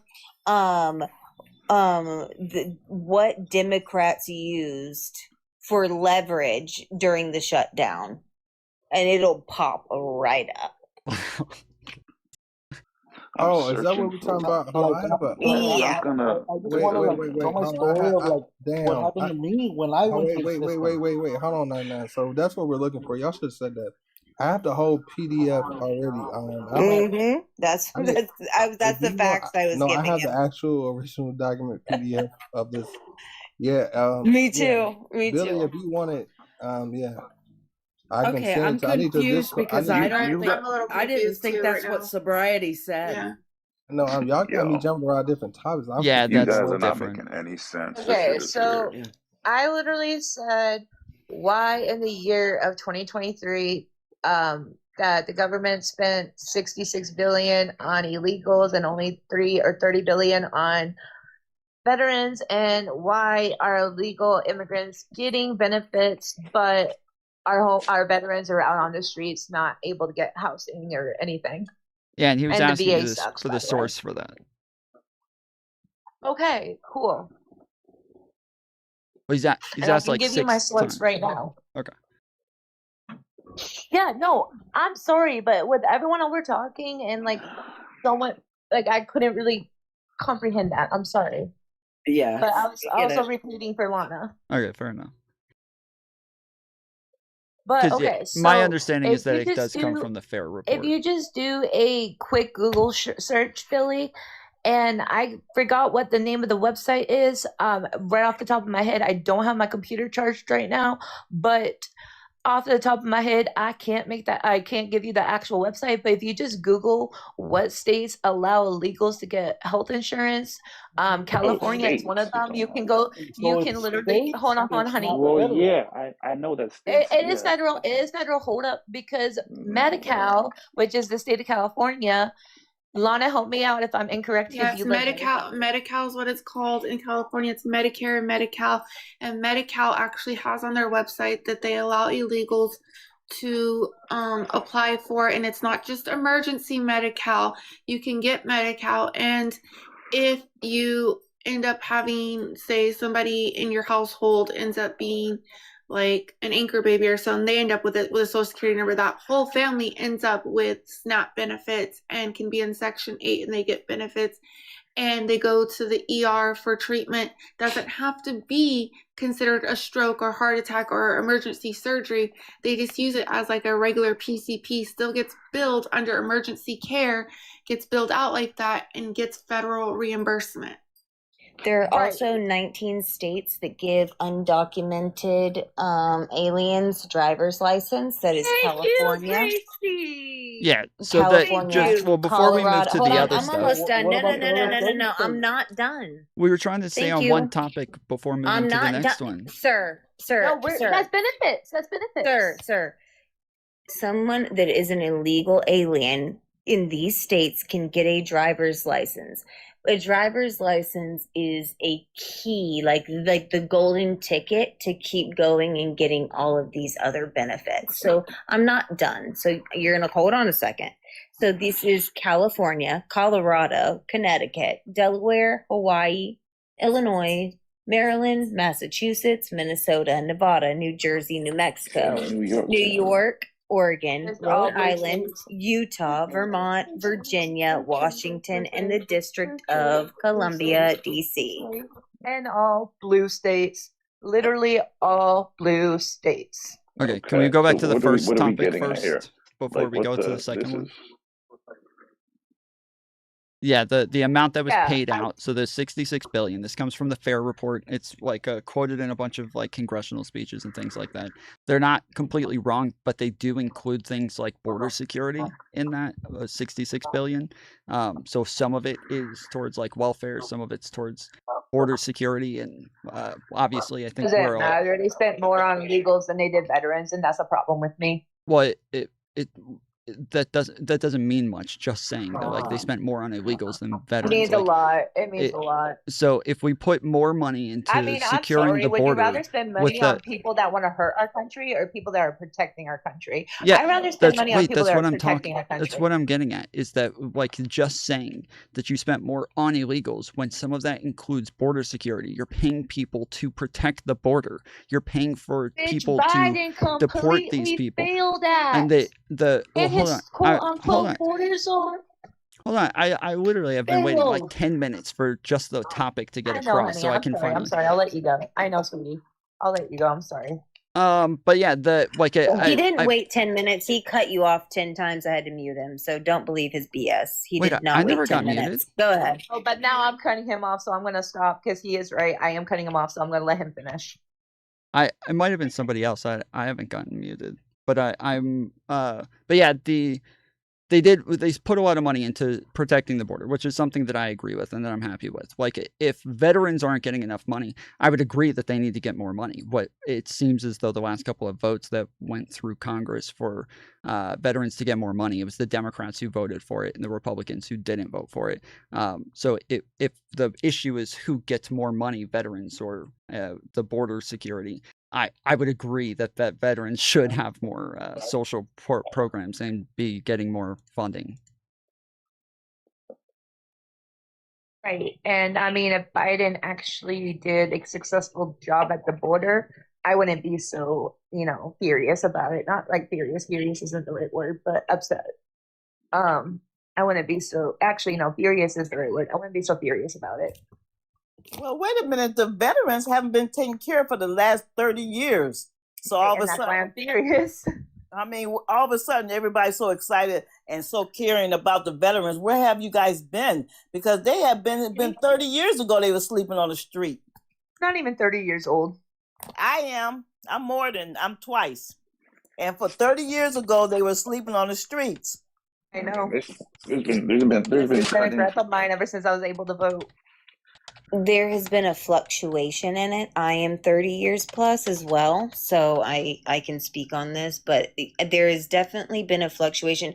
Let me ask you guys, when do you think in the past, I guess, decade that it has been the most prevalent where people are actually caring about this? My answer is now. Caring about veterans as a whole, like getting help and housing and stuff. Saying, yeah, with like, yes, exactly. I would agree with Gracie. Yeah, I would say now for the last 3 years. Yes. Why are we it's turning around? Because why all of a sudden we have all this money that we can spend on something. Exactly. Why aren't we spending it on our people? Right. All of our people. Not our people first. Well, I think America that's part is of what the government shutdown is for. Let me ask you, why is America the only place on this globe that is expected to take care of everyone else but themselves first? It's like this very unhealthy, toxic relationship that we're in, where everybody expects us to take care of them before ourselves. If you're Ukraine. What's an example of that? Ukraine. Okay, Ukraine. We know what happened there, right? Yeah, we do. So that's an example. I'm giving it to you. Or open borders, everybody coming over the border and expecting to automatically be taken care of here. Yeah. Oh, but Ukraine. Another example is why did we? Goodness, I see. Already know. I'm not going to bring it up again. The border thing. I can't. Thank goodness we did it. We brought back rapid DNA testing. That's all I'm going to say. But anyways, yes, Gracie, I know exactly where you're going with that. What? Rapid DNA testing. Honey, in 10 years they will not. They've been forgot about that in another 10 years. Listen.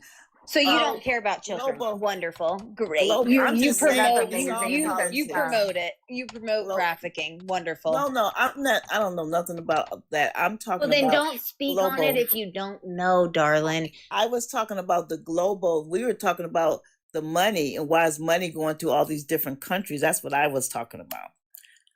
That's what you were talking about. Oh, you have a point on that. I thought that's what you were talking about. Yeah, you're right. You're right.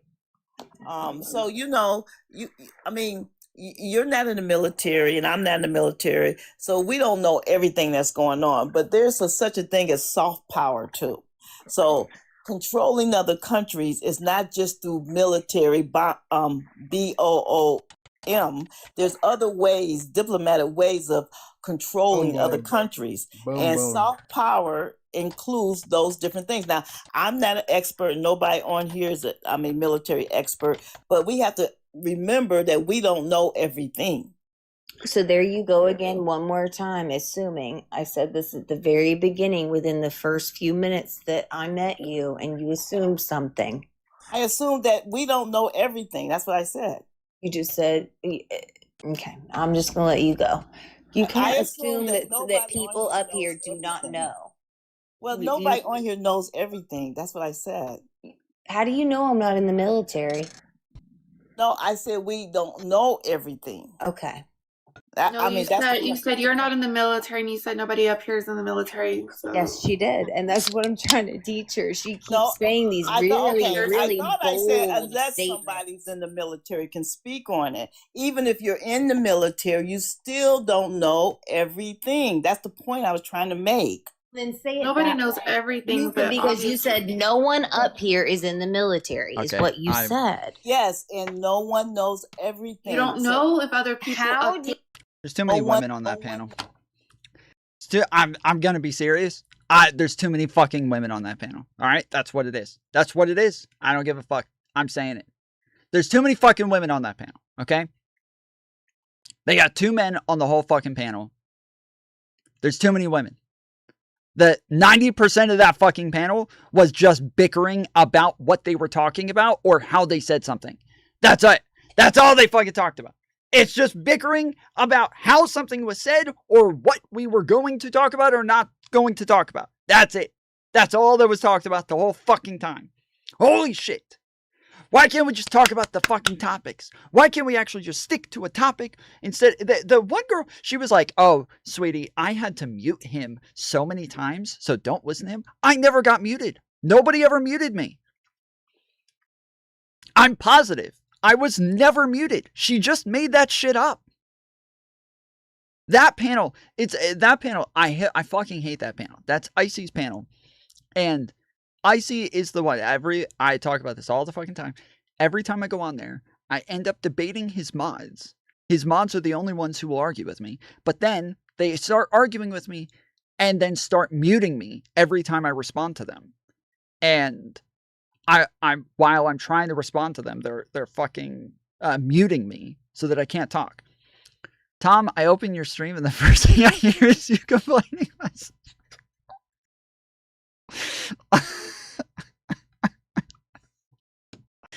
You just beat the allegations. Yes, true. If I just hate women more, that'll be way better. I just need to hate women a lot more, and that'll totally redeem myself. That's beautiful. Oh, this is, yes, Wasted. This is it. Yes. Eternity, motherfucker. I'm Really? just trying to help you. I'm sorry, but I don't need your help. Yes, you do, motherfucker. Yes, motherfucker. Yes, this is it. You do need my help, sir. Can't you see that, you son of a bitch? Could you please just let me check out my groceries? Fuck you, I'm trying to help you, motherfucker. Wow, this is... You gotta ask Jesus Christ. I We're all don't have to sinners. do anything. We're all sinners.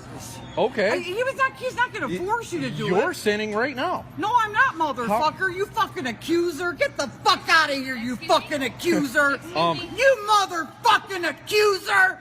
Get the fuck out of here. Yeah, he's a you fucking accuser. Motherfucking accuser. Accuser of the fucking brethren, you motherfucker. Excuse me. Yes, ma'am. Can I ask you what's going on? I'm pissed because he won't repent. Okay. Because what? Yes, ma'am. Can I ask you what's going on? I'm pissed because he won't repent. Oh, because he won't repent. He's a fucking accuser. Motherfucker. Yes, you do need my help, motherfucker. So good, dude. So good. Motherfucker. I feel bad. Every time I watch one of these videos, I always feel bad. I always feel bad. Yeah. I feel fucking bad every time. It's a good meme. It's a great fucking meme. But I always feel bad because it's always somebody who's like going through some sort of mental health crisis that gets recorded and played all over the place. So yeah, I always feel bad. But it's a good fucking meme though. It's a good meme. He is a fucking accuser. All right. Don't lie. Don't lie. That motherfucker is a fucking accuser. Nah, the plain woman saw something. Shut up. That's So yeah, so in the one of the things that they kept repeating on the last panel is that the I typed in, did America spend $66 billion on illegal immigrants? They said yes. One estimate suggests that the U.S. federal government spent approximately $66 billion on illegal immigration in the fiscal year 2023. This figure comes from a report by Federation for America Immigration Reform, FAIR, a nonprofit organization that advocates for lower immigration levels. The $66 billion figure represents the federal share costs of, according to FAIR methodology, total gross cost U.S. taxpayers. So when they say total gross cost to U.S. taxpayers and shit like that, right? Medical expenditures over $23 billion. Okay, $23 billion. They said $66 billion. Welfare benefits, including food stamps, child nutrition, and SSI, and then federal law enforcement and border security. Wait, you're including all border security as money that went to illegal immigration? What the fuck? Border security? All money that went to border security, like all of the money, all border security. That's all. That's all categorized as went to illegal immigration. That's fucking insane, dude. So like, no matter what, as long as we have border security, these people will complain that money's going to illegal immigration. This is insane. This is a fucking ridiculous way of saying it. Yeah, that's what I was trying to get to, but too many women on the panel. That's what it is. All right. That's what it is. I'm sticking to it. I'm not changing my mind. The problem is the women on the panel. That is the issue. All right. So it's definitely it.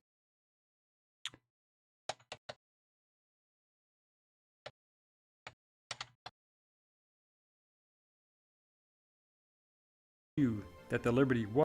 Okay. This I was talking about yesterday, that like there's a lot of like random weird things that neo-Nazis bring up when we were talking about the Nick Fuentes video. There's a lot of random weird things that neo-Nazis will bring up that they like hyper focus on as like a great example of why Jews are bad or Israel's bad or whatever, right? And the USS Liberty is one example that is just like, it's brought up almost every fucking time. Every fucking time you talk to one of these people, when they want to debate about like whether or not Israel is a real ally or whether or not they own the government or something, they'll bring up the USS Liberty. There's not a single video on YouTube that like tells this story accurately. I can't find it. If it exists, I cannot fucking find it. That every fucking video is like hardcore conspiracy theories, just pushing insane amounts of misinformation about this shit. So this is the top video. If you search USS Liberty, it's got 1.1 million views from 2 years ago.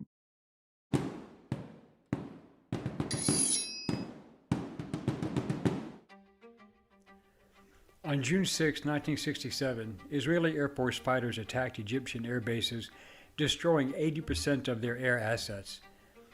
By June 7th, the air forces of Jordan and Syria were also destroyed, mostly on the ground, but the war was being monitored. The United States and other nations had a vested interest in what was transpiring in the Middle East, and gathering intelligence was critical for both political and strategic military planning. What was the USS Liberty? Why was it in the Eastern Mediterranean Sea during the Six-Day War? Why did Israeli air and naval forces attack an American ship? Why was so much effort put into the cover-up after the event? Hello, I'm Colin Heaton, a veteran of the United States Army and Marine Corps, former history professor, book author, and welcome to this episode of Forgotten History.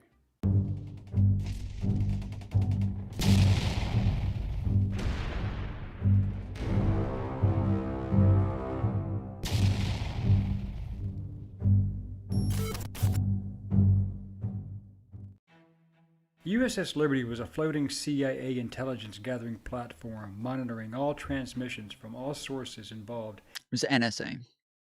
Technically, I think they were working for the CIA, but it was NSA specifically. in the 1967 Six-Day War. Israeli progress was followed as well as the Arab coalition of Egypt, Syria, and Jordan, known as the United Arab Republic. As a result, Israel secured Sinai, all of Jerusalem, and the Golan Heights. But Israeli intelligence had reported to Chief of Israeli Naval Operations, Admiral Issi Rahar, that a ship had fired upon El Arish. At this point, they hadn't gone into the Golan Heights yet.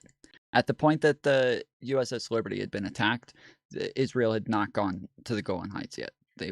This was like a big point of contention, is that the U.S. was telling Israel not to go to the Golan Heights, and that like was actually threatening Israel if they did try to go into the Golan Heights. And so at this point, I don't know what the fuck he's talking about, but at this point, I don't think they had gone to the Golan Heights yet. In Sinai. This was proven to be a ruse. The only ship in that area was the USS Liberty, which flew the U.S. flag and was in international waters. In what was described by both President Lyndon B. Johnson and the Israeli government as a case of mistaken identity, Israeli air and naval assets attacked the USS Liberty on June 8th, killing 34 Americans and wounding 172 of the 294-man crew. Previously, the United States had announced that it had no naval forces within hundreds of miles of the battlefront on the floor of the United Nations a few days earlier. However, the USS Liberty was assigned to monitor the fighting.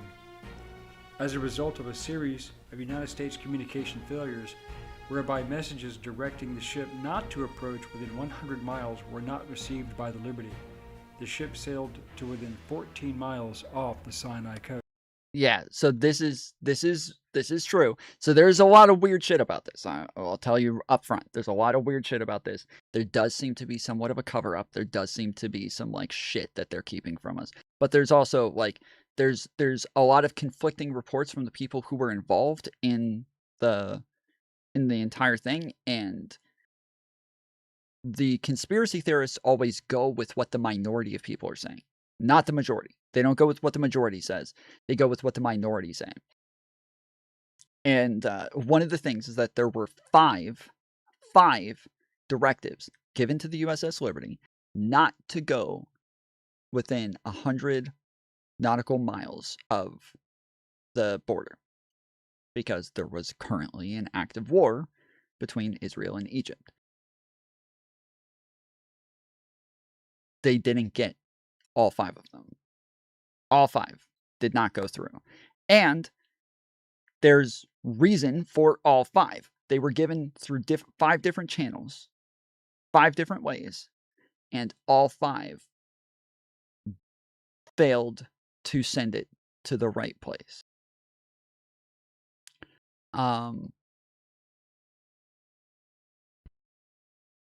of it was because it's a NSA ship. They're very like undercover. It's very secret. Nobody's really supposed to know that they're there, and so only very few people actually knew where they were. And some, when they would get the order, they'd be like, "Oh, what? I don't know. That ship doesn't exist. So whatever. Moving on." Others who did know where the ship was, apparently the order came through right at shift change, and because the ship was not like put on the board where everybody would see exactly where this specific ship was. Again, it's an undercover NSA ship. Like, not many know it's there, so they're just supposed to like verbally communicate it to each other.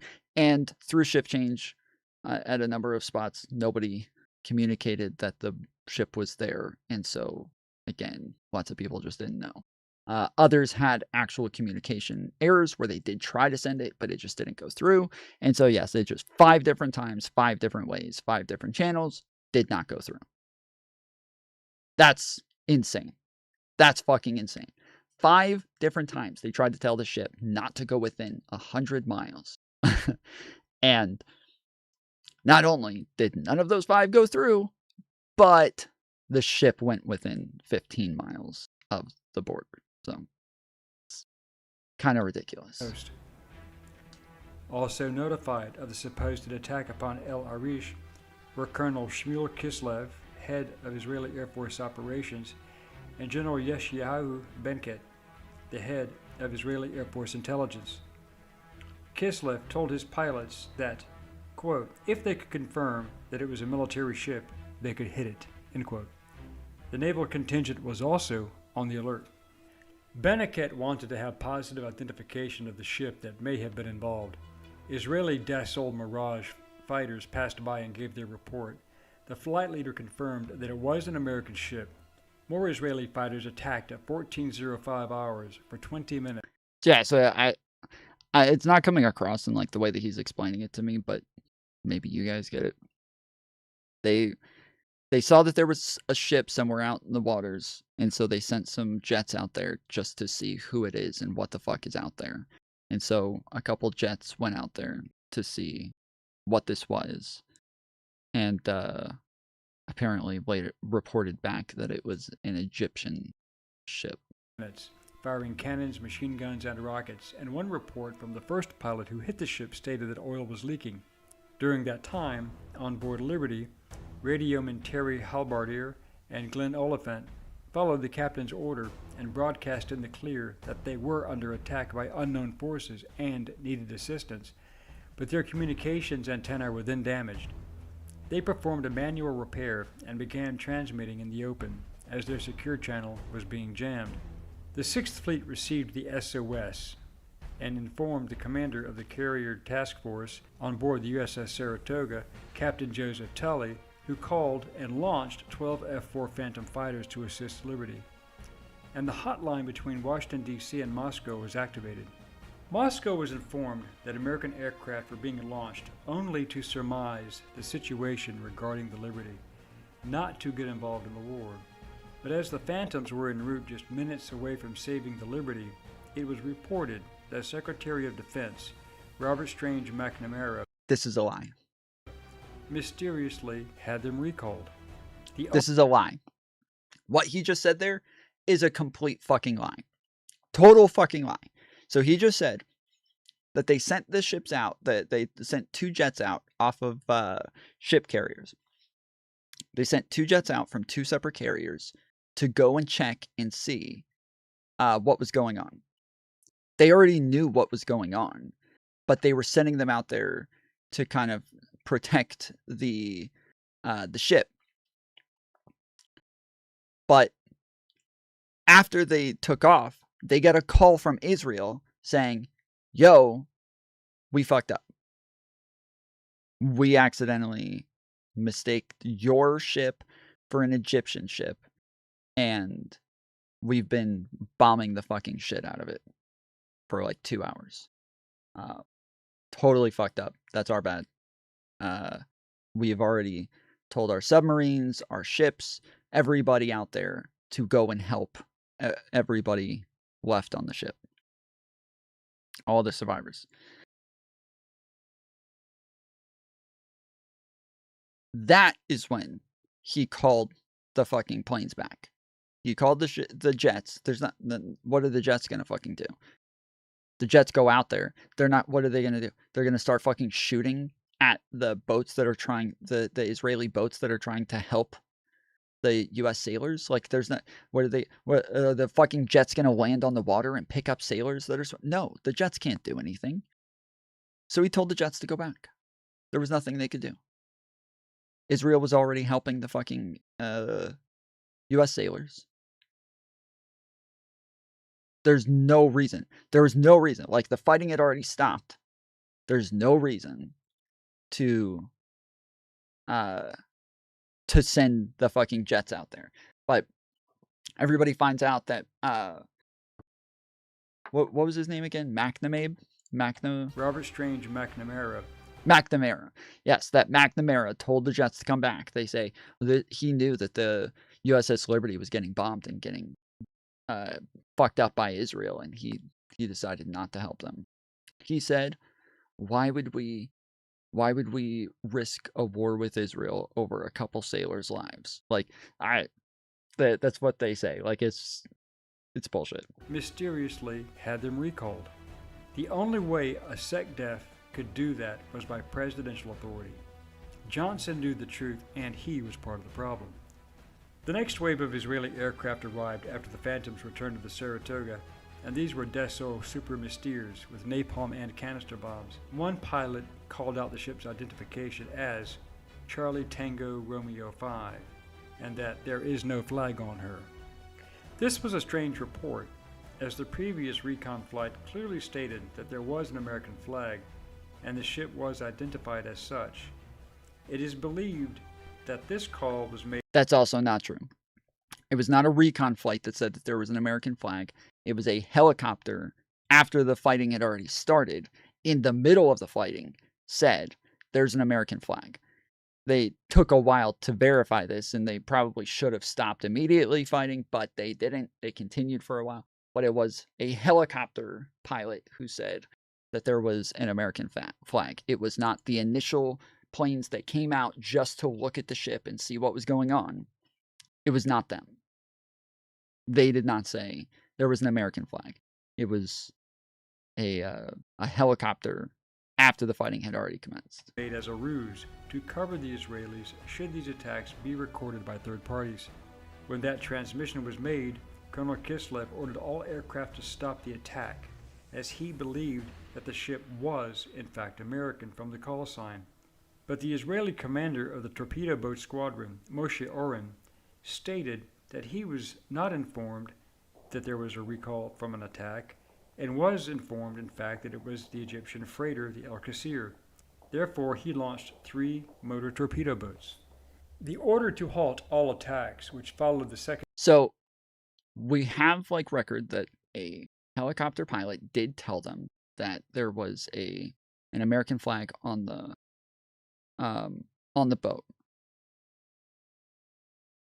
But they were already pretty convinced that they knew which Egyptian boat this was, and therefore, we're going anyways. If there was an American flag on it, it was a fucking fake flag, and that they weren't buying it. But even that information that went through about the American flag was not sent up the chain. So he is correct. That commander didn't, or the colonel did not get the information that was an American flag on the boat.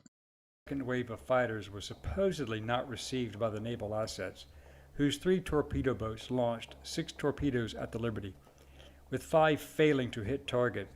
But the one that did contact killed 25 men and wounded many more. This account is in great dispute. However, the Israeli argument of misidentification fails for several reasons, one being that if they believed it was an Egyptian ship, why did they specifically jam the secure American radio frequency, which... Okay, so that is the best argument. That one right there, that is the best fucking argument. That everybody uses separate frequencies. Everybody uses different frequencies to communicate information. Everybody knows what it is that the Americans use for their frequency. And they specifically jammed the American frequency. Now, there's a couple different ways that you can jam frequencies. One's called the buzzsaw frequency, or buzzsaw sound. The other one's called white noise sound. And buzzsaw is where it just goes wah, like the whole fucking time. Like you can't hear shit. Doesn't matter what you're trying to get through. All you're going to hear is wah, like a fucking buzzsaw. The other one is white noise. White noise is when they are trying to block everything. They're just sending out random signals all over the place, trying to block as many frequencies as possible. And you just get this white noise fucking sound through the speakers the whole time. They were getting a buzzsaw sound. Everybody says they heard a buzzsaw sound, meaning that they were just jamming just their frequency, nothing else. That's it. Just the American frequency, nothing else. And that made it to where they were positive that they knew they were Americans and that they were choosing to jam their frequency. That is the one argument that actually leans in their favor. There's one or two other things that are a bit out there, but that one is like the most dead on, is the frequency thing. There's really no way to explain it. There's no way to explain that away. There's no way to try to make it sound like Israel didn't know that it was an American ship. There's not really a way to do that. Okay. If the buzzsaw sound thing is true and they were just blocking our frequency, they didn't think it was an Egyptian ship. They didn't think it was. That's ridiculous. Were specifically narrow bands. Another problem was the identification issue, in that the Liberty, at 10,150 tons, was 5 times larger than the ship they claimed to have mistaken for the Liberty. Both ships had totally different profiles. In addition, if the attack was a simple error, why were the Israeli jets unmarked, bearing no Israeli symbols, carrying no national identification? So there are high-ranking commanders that were on the boat that say that there were no markings on the planes. Okay, that is a thing. They say the very first planes that flew by to like do reconnaissance on the ship, that they had Israeli flags on them. But then the ones that came later to attack the ship, they did not have markings on them, which would be a war crime. You can't do shit like that without some sort of insignia. That there's a small amount of people who were on the boat who say there was no marking on the planes. There was no marking on the jets. By far the majority of people who were on the boat say there was a Star of David on the jets. There's like literally a guy who's Jewish who talks about the fact that he was crying because he was like blown away that Israel was attacking them. He's on the boat, bawling, crying, upset over the fact that Israel is attacking his boat. Because he sees the Star of David on the jets. So there's conflicting information here, but I think if some people see a Star of David and other people don't see a Star of David, I think it's more likely that the people who don't see the Star of David just missed it, because it's a little weird that the other people see a Star of David and are like, are they just hallucinating? Like, that's a little too wild for me to believe. So yes, the majority of people believe there was a Star of David on the jets. In violation of international law. Had the F-4 Phantoms from the Saratoga not been recalled, the torpedo boats would not have been able to engage, and the majority of the men would not have been killed and wounded. The official... So that also doesn't seem to be true. By like the main reports, all fighting stopped before the planes were recalled to the carriers. That like fighting had already finished before they were recalled, before they even took off. All fighting had finished, and that's when Israel called the United States and told them, and then they recalled the jets to go back to the carriers. Now, there are people who were on the ships who say that that's not true. There were people on the ship who say that after that time frame where the jets were recalled, that other jets continued to shoot at the boat, and they continued sending torpedoes at the boat. They continued trying to kill them, and they were strafing their lifeboats, their life rafts. So even the people who were going to drown and, or falling off the boat or whatever, that they could not get into the life rafts and get away, that they were purposefully trying to make sure that they all died. That is the story from some of the people, that the jets were returned and that Israel continued firing on them, trying to make sure that there were no survivors left. American position was that Israel called and said that they had recognized their mistake and the attack was over. Again, that is the minority. The minority of people say this. From the ship, the majority say all fighting had finished. So therefore, in response, McNamara recalled the jets. However, The attacks were then renewed for another 80 minutes. This was a strange development, since the U.S. Embassy in Tel Aviv reported that the Israelis had attacked a ship, but the nationality of the ship was yet undetermined by Israel. So yeah, there are lots of recorded communications over the radio waves of people saying, "We're attacking a ship. We think it's Egyptian. Blah blah blah. You know, we think Egypt is doing X, Y, and Z." Or like, there's a lot of communication from Israel where it sounds like they actually do think it's Egypt. Again, why the fuck were they blocking American airwaves? I have yet to find any explanation for this. But people survived. Yeah, I mean, that's why I keep talking about the survivors. Like, I think it was about 30 people died. About 30 people died. There was about 220 people on the boat, and about 30 died. There were maybe about 70 injured. So by far the majority of people like didn't really get hurt or injured or anything. They were fine. And but yeah, there was about 210, 220 people on the boat, and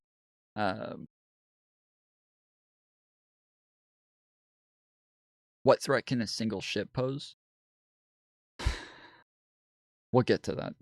We'll get to that. If this was true, how would McNamara know to recall the Phantoms, and that it was in fact the Liberty? The SOS was resent. So yeah, so this again, the picture that he's painting here, he's going based on a very small amount of people. That they said that the fighting continued after he recalled the jets. That is small amount of people. The majority say the fighting took place for 2 hours. 2 hours and like 10 minutes. And that it had stopped.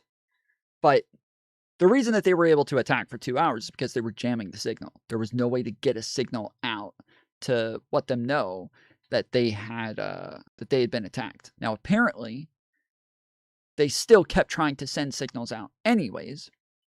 And eventually, one of them got out. It was delayed because of the jamming of the signals, but it got through. And Israel almost definitely had to have heard them say, like, Israel's attacking a U.S. boat. We need help, blah, blah, blah. And likely continued attacking them anyways.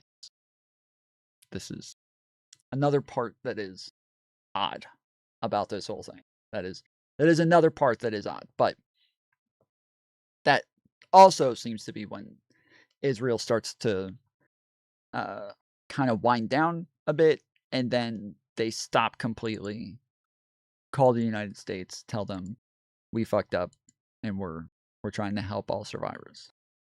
After the damaged antenna was repaired again, and it was picked up this time by the aircraft carrier USS America, and 2 ships were dispatched. 3 life rafts were deployed so men could get off the burning ship. But the torpedo boats focused their fire, destroying 2 of the life rafts and sweeping the decks to kill as many men as they could to prevent an evacuation. That act alone is a violation of the Geneva Convention, not to mention attacking a ship from a... The radio man who claimed to hear the buzzsaw also found a clear frequency 9 minutes after. From my understanding is that he didn't find a clear frequency, so they had 3 different ways of like communicating on the ship. They had 3 different ways. One of the first things that they did, as he just showed, is that they shot at the antennas that were on the ship, so that they weren't able to shoot. Then they also blocked their frequency so that they weren't able to use a separate frequency, but then they also had like an emergency channel that they were able to use, but it took them a while to like put it together. And they were actively trying to repair the antenna on the ship that had initially been shot down. So there were a number of things going on, but from my understanding, the communication that they sent out was just delayed. But yeah, it sounds like they got it fairly early on. So yeah. A non-belligerent nation in international waters. Another strange development was when, after the 2-hour attack, the ship and crew headed to Malta, the 6th Fleet Commander, Rear Admiral Isaac Kidd, ordered the survivors to remove the ship's name from their uniforms. In fact, Admiral Kidd even ordered them to go ashore in civilian clothes, which the men were not supposed to have anyway. They were also told to grant no interviews and do not discuss the situation, even among each other. Otherwise, they would face court-martial and prison, or, even worse, for violating national security. So this does seem to be true as well, that they were told that they weren't allowed to talk about this, they weren't allowed to put out any information. All of the details about this were made top secret. It was all sealed. It was all put away. Later, it was all put out for the public, but at the time, apparently they did go through like some pretty rigorous processes to try to make sure that nobody who was there ever talked about what happened. Even though there was news reports of Israel attacking an American ship at the time, nobody was really allowed to talk about it, and there wasn't much information on it. Both Israelis and Americans involved had their opinions on what happened and why. One voice was that of Navy Captain Dr. Richard Kiefer, who was wounded badly himself but worked for 28 hours straight saving lives when he could. He received the Silver Star. Captain William McConaughey received the Medal of Honor for his efforts following the 13 repetitious attacks after his bridge crew were killed, himself badly wounded. His recollection was that the aircraft hit the ship from every direction in multiple waves. Since the attack involved the Israeli Air Force and Navy, that made it a combined arms attack, meaning that it was coordinated, which also meant that command authority came from the seat of government. Well, so it also does make sense, though, to an extent, as to why there might be some miscommunications, that there were separate military entities that were fighting at once that may not be communicating directly with one another. The military did not simply attack an unknown ship in international waters, let alone an American ship, without orders. All the crew believed that the ship was clearly identified as American, as there were reconnaissance aircraft that passed by close enough for the crew to look into the cockpits. So that is not true, that all of the crew believed that it was clearly identifiable. They did believe that there was like a GPR 13 or something like that written on the side of the boat that should have been that they should have been able to check and find out that this was an NSA boat. But the main thing that everybody talks about is like the flag was there. The flag was there. It was on the front of the boat. Everybody saw the fucking flag. But the problem is that a lot of them said the wind wasn't blowing, and so the flag may not have actually been visible. So many untrue things in this. Why is this channel? Because this is, like, I'm telling you, this is the way most people tell it. The way that he's telling it, this is the way most people tell it. And this is, from 2 years ago, 1.1 million views. We can go through numerous videos. They'll all tell it the same fucking way. Every fucking video will tell it the same exact way. Several high-ranking American military and political persons knew at that time that the attack was deliberate. The question was why. The cover-up was incredible. For example, the press was given limited information to downplay the event. The men were sworn to secrecy, and the Judge Advocate General of the Navy, Admiral Merlin Starling, was given only 24 hours to review the 600-page Court of Inquiry investigation report.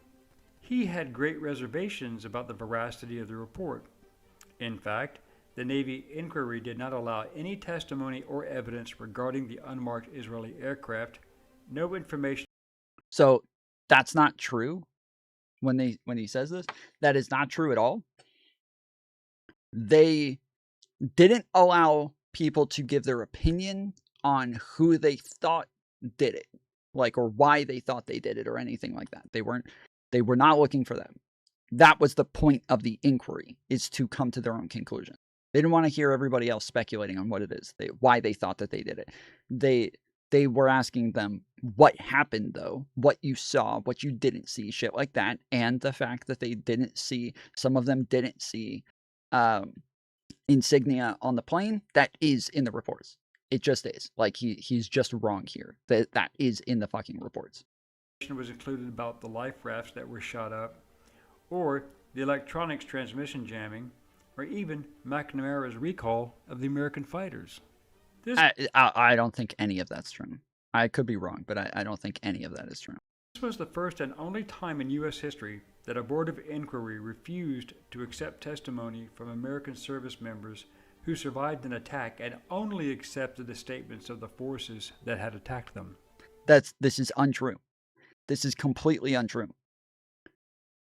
They had 14 service members who were on the fucking boat who all testified in this case. 14 regular service members. Then they also had like high-ranking members who were on the boat as well who also testified in the inquiry. He is completely wrong on this. Totally fucking wrong. 100% wrong. This is total bullshit. That they had tons of people who testified in it.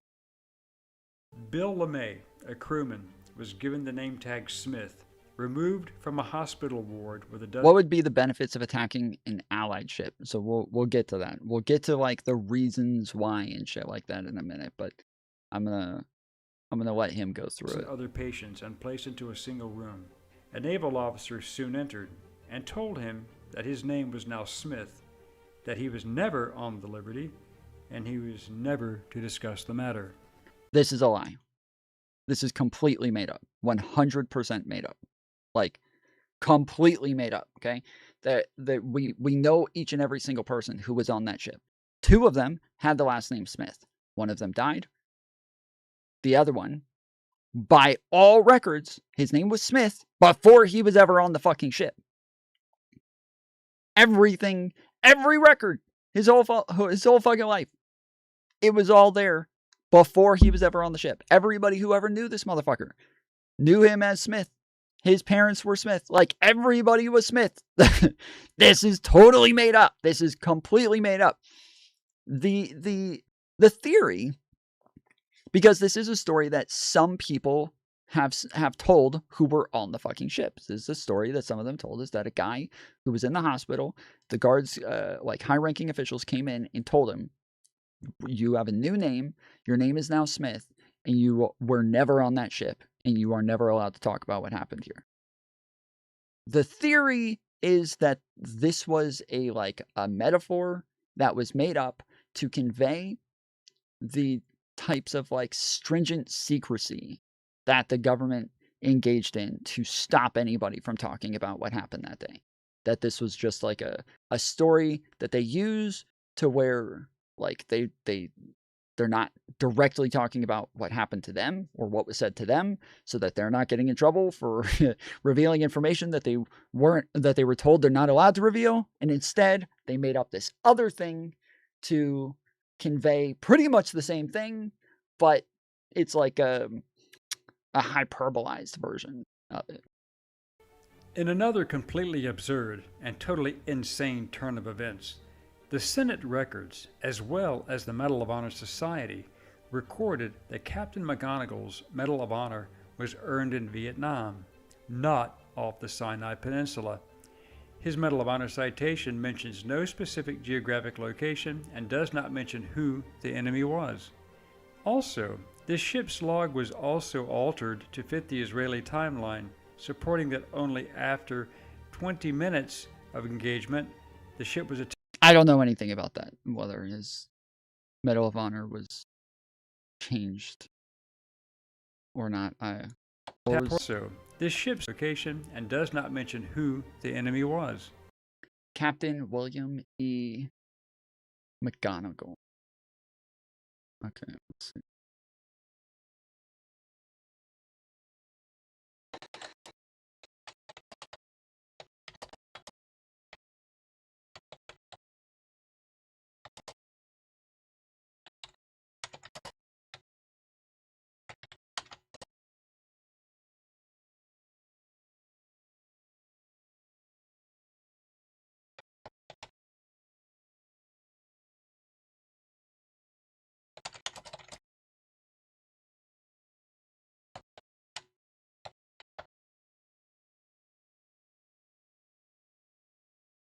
Yes, Captain William E. McGonagall's military career includes service during the Vietnam War era. His Medal of Honor was awarded for his actions while commanding the USS Liberty when it was attacked by Israeli forces in the Mediterranean Sea on June 8th, 1967, during the Six-Day War. The action for which he received the Medal of Honor took place in international waters outside the Vietnam Combat Zone, but is officially recognized as a Vietnam War era award. Yeah, this is during the Vietnam War. I was gonna say I'm pretty sure they were also monitoring communications from the Vietnam War as well, and so this isn't all that ridiculous. Okay. Also, the ship's log was also altered to fit the Israeli timeline, supporting that only after 20 minutes of engagement, the ship was attacked for a total of 50 minutes and not 2 hours. That is not true. That is not true. It does say 2 hours. Like it is 2 hours. It's definitely 2 hours.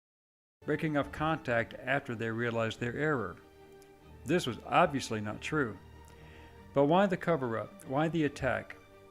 Over the years, logic mandates that the Israelis knew that the Liberty was a communications gathering spy ship and would be listening in on all communications, Arab and Israeli.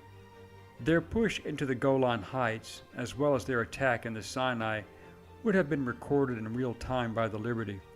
In fact, the director of the National Security Agency, Marshall Carter, stated that he believed the attack was deliberate so that Israel could maintain the secrecy of their operations. Sinking the ship and killing all on board was the only way for Israel to have accomplished that mission. The CIA transcripts were handed to the American ambassador in Lebanon at that time. The transcripts clearly show that the pilots, upon reaching Liberty, reported that it was an American ship. Their war room ordered them to attack. Again, the flight commander repeated his warning that the ship was American.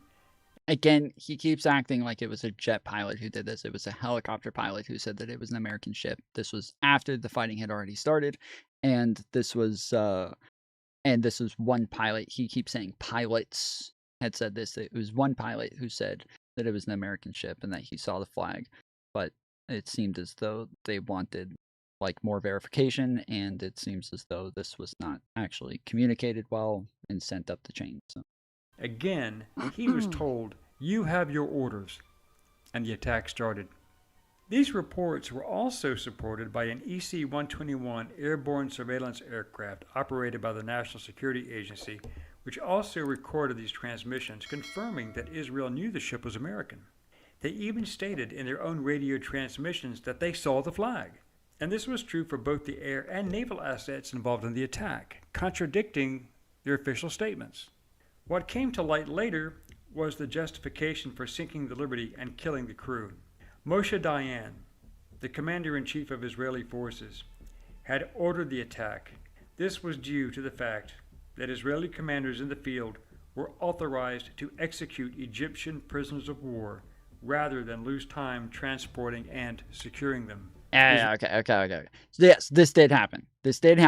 There were two, I think generals or captains or whatever that were out with Egyptians. They had about 1,000 prisoners. They had new orders to go do something else.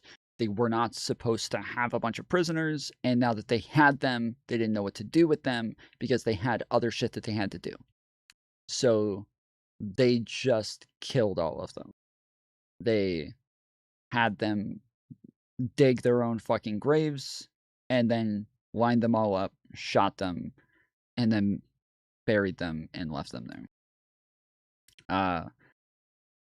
There were journalists who were there, who witnessed all of this, who were kicked out once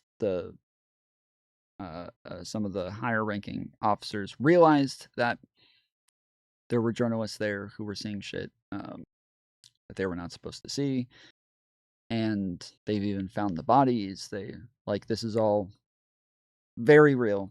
They did kill about 1,000 prisoners of war, which is a obvious war crime. The obvious war crime.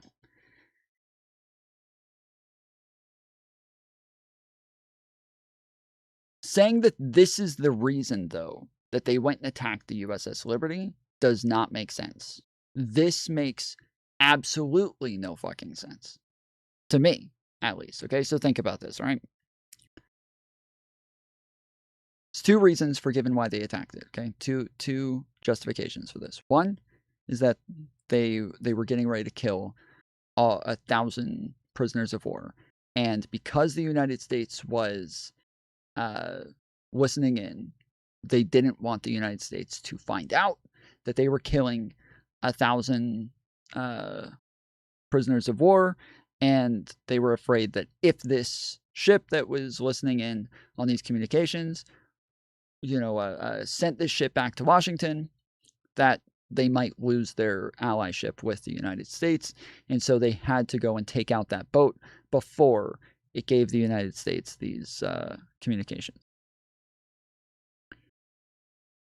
I'll do that one first. That doesn't make any sense. One, because that ship never had any reports of receiving communications about this. Why? Because there was no communications about it.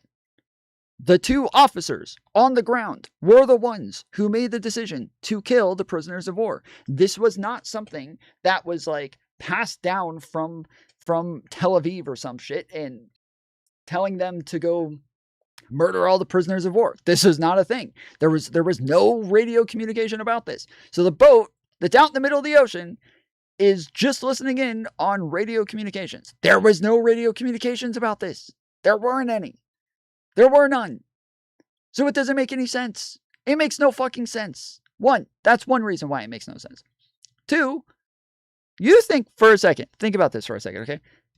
They're afraid that the United States would break their allyship with them over a war crime, right? So instead, what they do is they go and attack a United States naval ship. Instead, we don't want to lose our allyship with the United States. We don't want them to think we committed a war crime. So let's go commit a war crime on them and kill their people. I cannot imagine anybody is this fucking stupid. I'm sorry.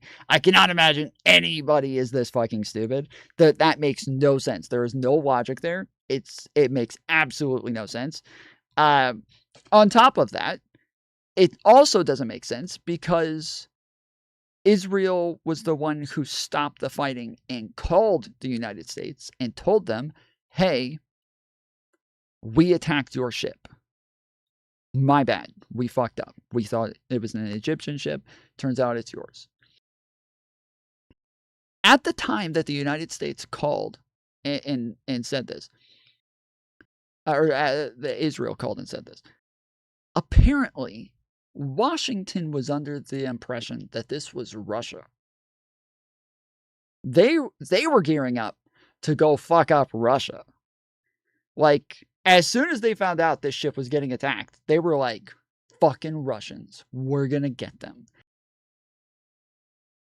Then Israel calls and is like, yo, whoopsies. Whoopsies. Now, if this was Israel just trying to cover up their own shit, and that all they wanted to do was just make sure there were no survivors so that none of them could ever tell anyone that it was Israel who killed them, they would have just finished the fucking job. They would not have continued attacking them. It doesn't make any sense. This makes no fucking sense. I don't understand this logic at all. That they were trying to cover up that war crime by committing another war crime, and then instead of actually committing that war crime and finishing it, they decided to stop and out themselves for that one. It doesn't make any it makes no sense. It makes no fucking sense whatsoever. It's a fucking stupid rationale. Israeli military historian Uri Milstein claimed that there were many incidents in the 1967 war in which Egyptian soldiers were killed by Israeli troops after they had raised their hands in surrender. It was not an official policy, but there was an atmosphere that it was okay to do it, Milstein said. Israel covered up for Russia, maybe? Maybe if Russia decided to go put on a bunch of fucking Stars of David on their jets and then attack the USS Liberty, then sure, maybe that makes sense. Some commanders decided to do it, others refused, but everyone knew about it. Declassified Israeli Defense Force documents show that on June 11, 1967, the operations branch of the General Staff felt it necessary to issue new orders concerning the treatment of prisoners. The order read that, because existing orders were contradictory, thus: 1. Soldiers and civilians who surrendered were not to be hurt by any means. 2. Soldiers and civilians who possessed a weapon and failed to surrender would be killed. However, soldiers caught disobeying the order by killing prisoners would be severely punished. Now, except Israel President Johnson and Robert McNamara. It does not take a great stretch of logic to understand why the cover-up took place, and from where it originated. The United States could not afford to have its great ally Israel accused of war crimes. The USA and NATO also had great interest in seeing the Israelis. If that's the case, that the United States could not take the chance of having its great ally accused of war crimes, how does it make sense that Israel would go and try to cover up its war crimes by trying to kill fucking Americans then? Doesn't it make it more likely that the United States would be like, you know what? We don't want to be your fucking ally anymore. If you're going to attack our warships, we also just found out that you just committed a bunch of fucking war crimes, so we're now going to go out these as revenge for you killing our fucking people. That means that makes way more sense to me that they're like, that what they're doing here to cover up their war crimes actually makes it more likely that their war crimes are going to come out. That's just, but instead they're like, oh, of course, the United States is not gonna out Israel for their war crimes. Like, then what? Then how do you think this makes sense? How are you gonna use this as your rationale for why they tried attacking American ships? This doesn't make any sense. Because a victory would reduce the effectiveness of the influence the Soviet Union had with the United Arab Republic, which was the coalition of Jordan, Syria, and Egypt. It would also hopefully reduce the interest of Saudi Arabia in funding the United Arab Republic, triumvirate, if their efforts seemed to be a lost cause. An Israeli victory would have also ensured that the Suez Canal would remain open, which benefited the USA and NATO. The U.S. had good reasons for a cover-up. There are contradictory reports available where U.S. officials claimed to have debunked the murders of Egyptian POWs as the reason for the attack, supporting the Israeli attack as mistaken identity. That is also part of the cover-up, because later, murdered Egyptian soldiers were found in shallow graves, and the Israeli government offered reparations to the families of the men who were identified. In May 1960, reparations to the families. Soldiers were found in shallow graves, and the Israeli government offered reparations to the families of the men who were identified. That is not true. That is not true. That is not true. Israel did not give those fucking families reparations. No, they did not. Did Israel give reparations to the Egyptians? Wait.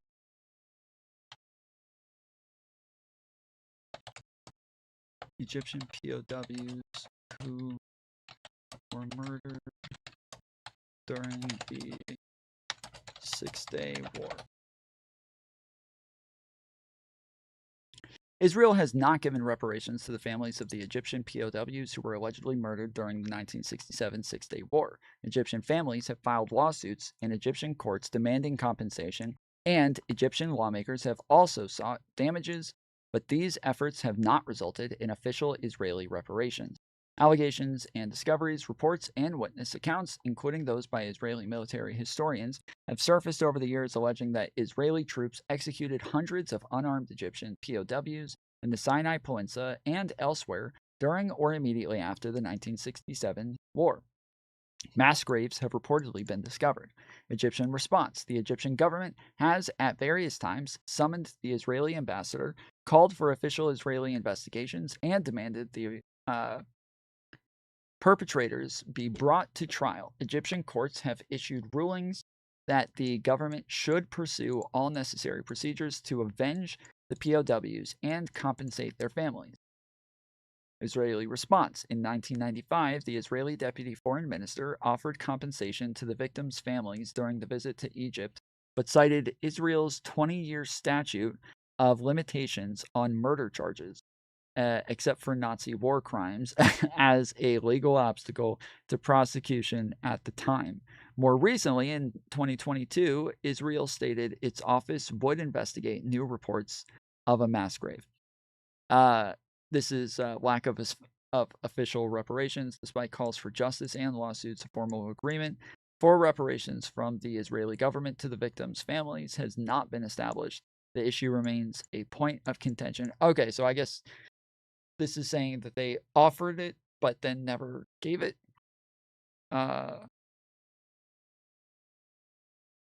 Weird. Okay. In May 1968, the Israeli government paid $3.32 million US dollars, the equivalent of $28 million in 2022, to the U.S. government in compensation for the families of the 34 men killed in the attack. In March 1969, Israel paid a further $3.57 million, or $28.5 million in 2022, to the men who had been wounded. In December 19...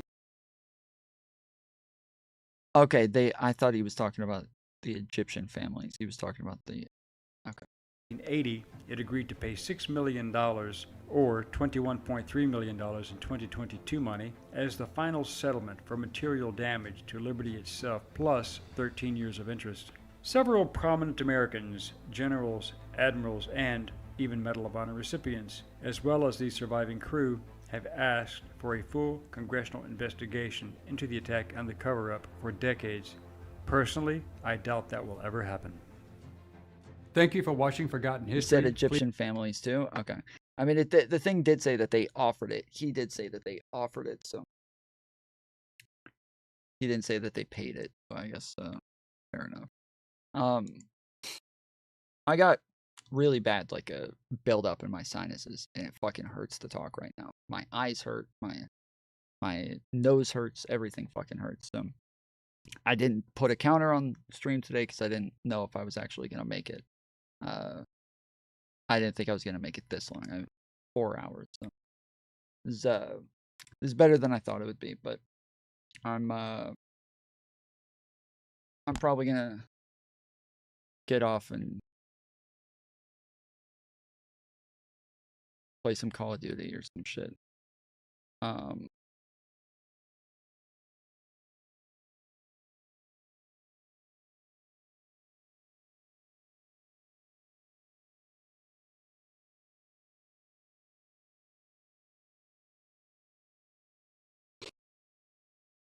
So yeah, I'll reroute everybody to the Tom Bottery channel where I play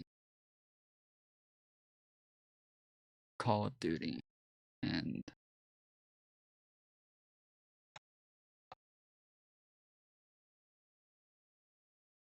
if you guys will leave a comment here, give us a like over there. If you don't want to watch video games, I understand. I'm not offended, but I am gonna move over there. I don't know if you guys were here yesterday, like towards the end of stream, I was coughing like crazy, and I thought I was gonna be sick today. I thought going to bed last night I was gonna be sick today. I thought there was no way I was gonna make it today, and then I went to sleep and just slept through everything for about 14 hours. 14 hours was just out cold for about 14 fucking hours, and yeah, it was I'm glad that I woke up. Glad that I actually made it, because yeah, I did not think it was gonna happen. So yeah. I thought that I might be getting like the flu or something, but I talked about the fact that like some of my family members have just come off of a sinus infection, and I was happy that they didn't that they had a sinus infection because sinus infections weren't contagious. But yeah, now I feel like shit. So vitamin C, yeah. Yeah, I've been taking my multivitamins. So.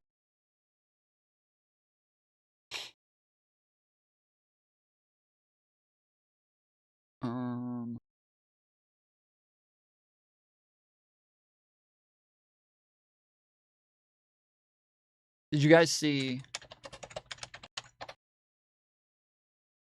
my thumbnail for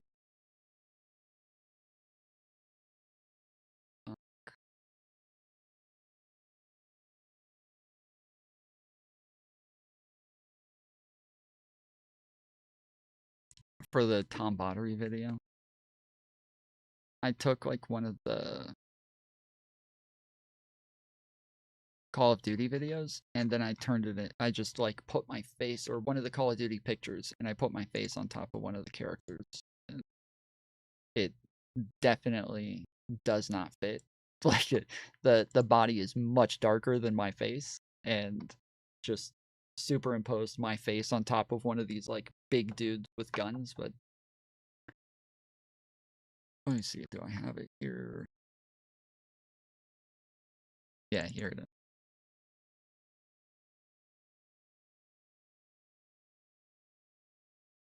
I'm probably gonna add Mantis's face onto this one over here. Pretty sure that's a woman anyways, so.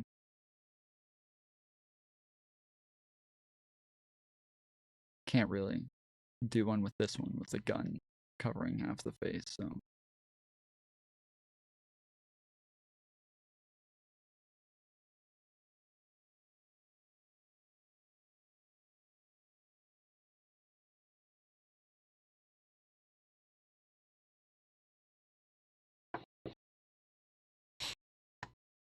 Don't take Tylenol? Yeah, I'm not.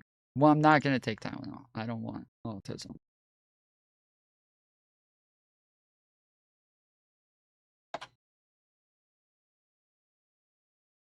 What the fuck?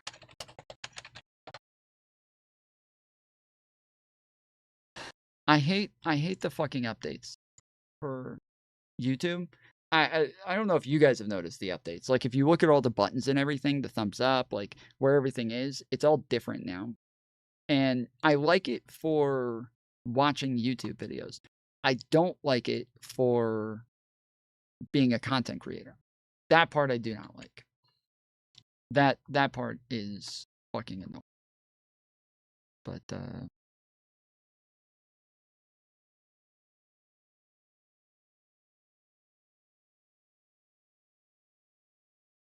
there. Nope. I almost rated in the Mr. Peanut. The Burnt Peanut. I've been watching a lot of the Burnt Peanut lately. I actually really like his content. Why is it annoying? They moved everything. It's all in different places now. And so when I want to like edit some of my shit, it's all in different places. Before it was a lot more easily accessible. But now they put everything in different pages to where you have to go to like different things to edit different parts, and it's a lot more annoying. But I do like, you know, watching YouTube videos. I like the way that they did that, so that part's nicer. But all right, I'm gonna send you guys over to Tom Bottery. Appreciate y'all coming to hang out. Make sure you leave a comment on this video later. I'm gonna raid you over to Tom Bottery in just a minute. I'll see you over there. Later, fools.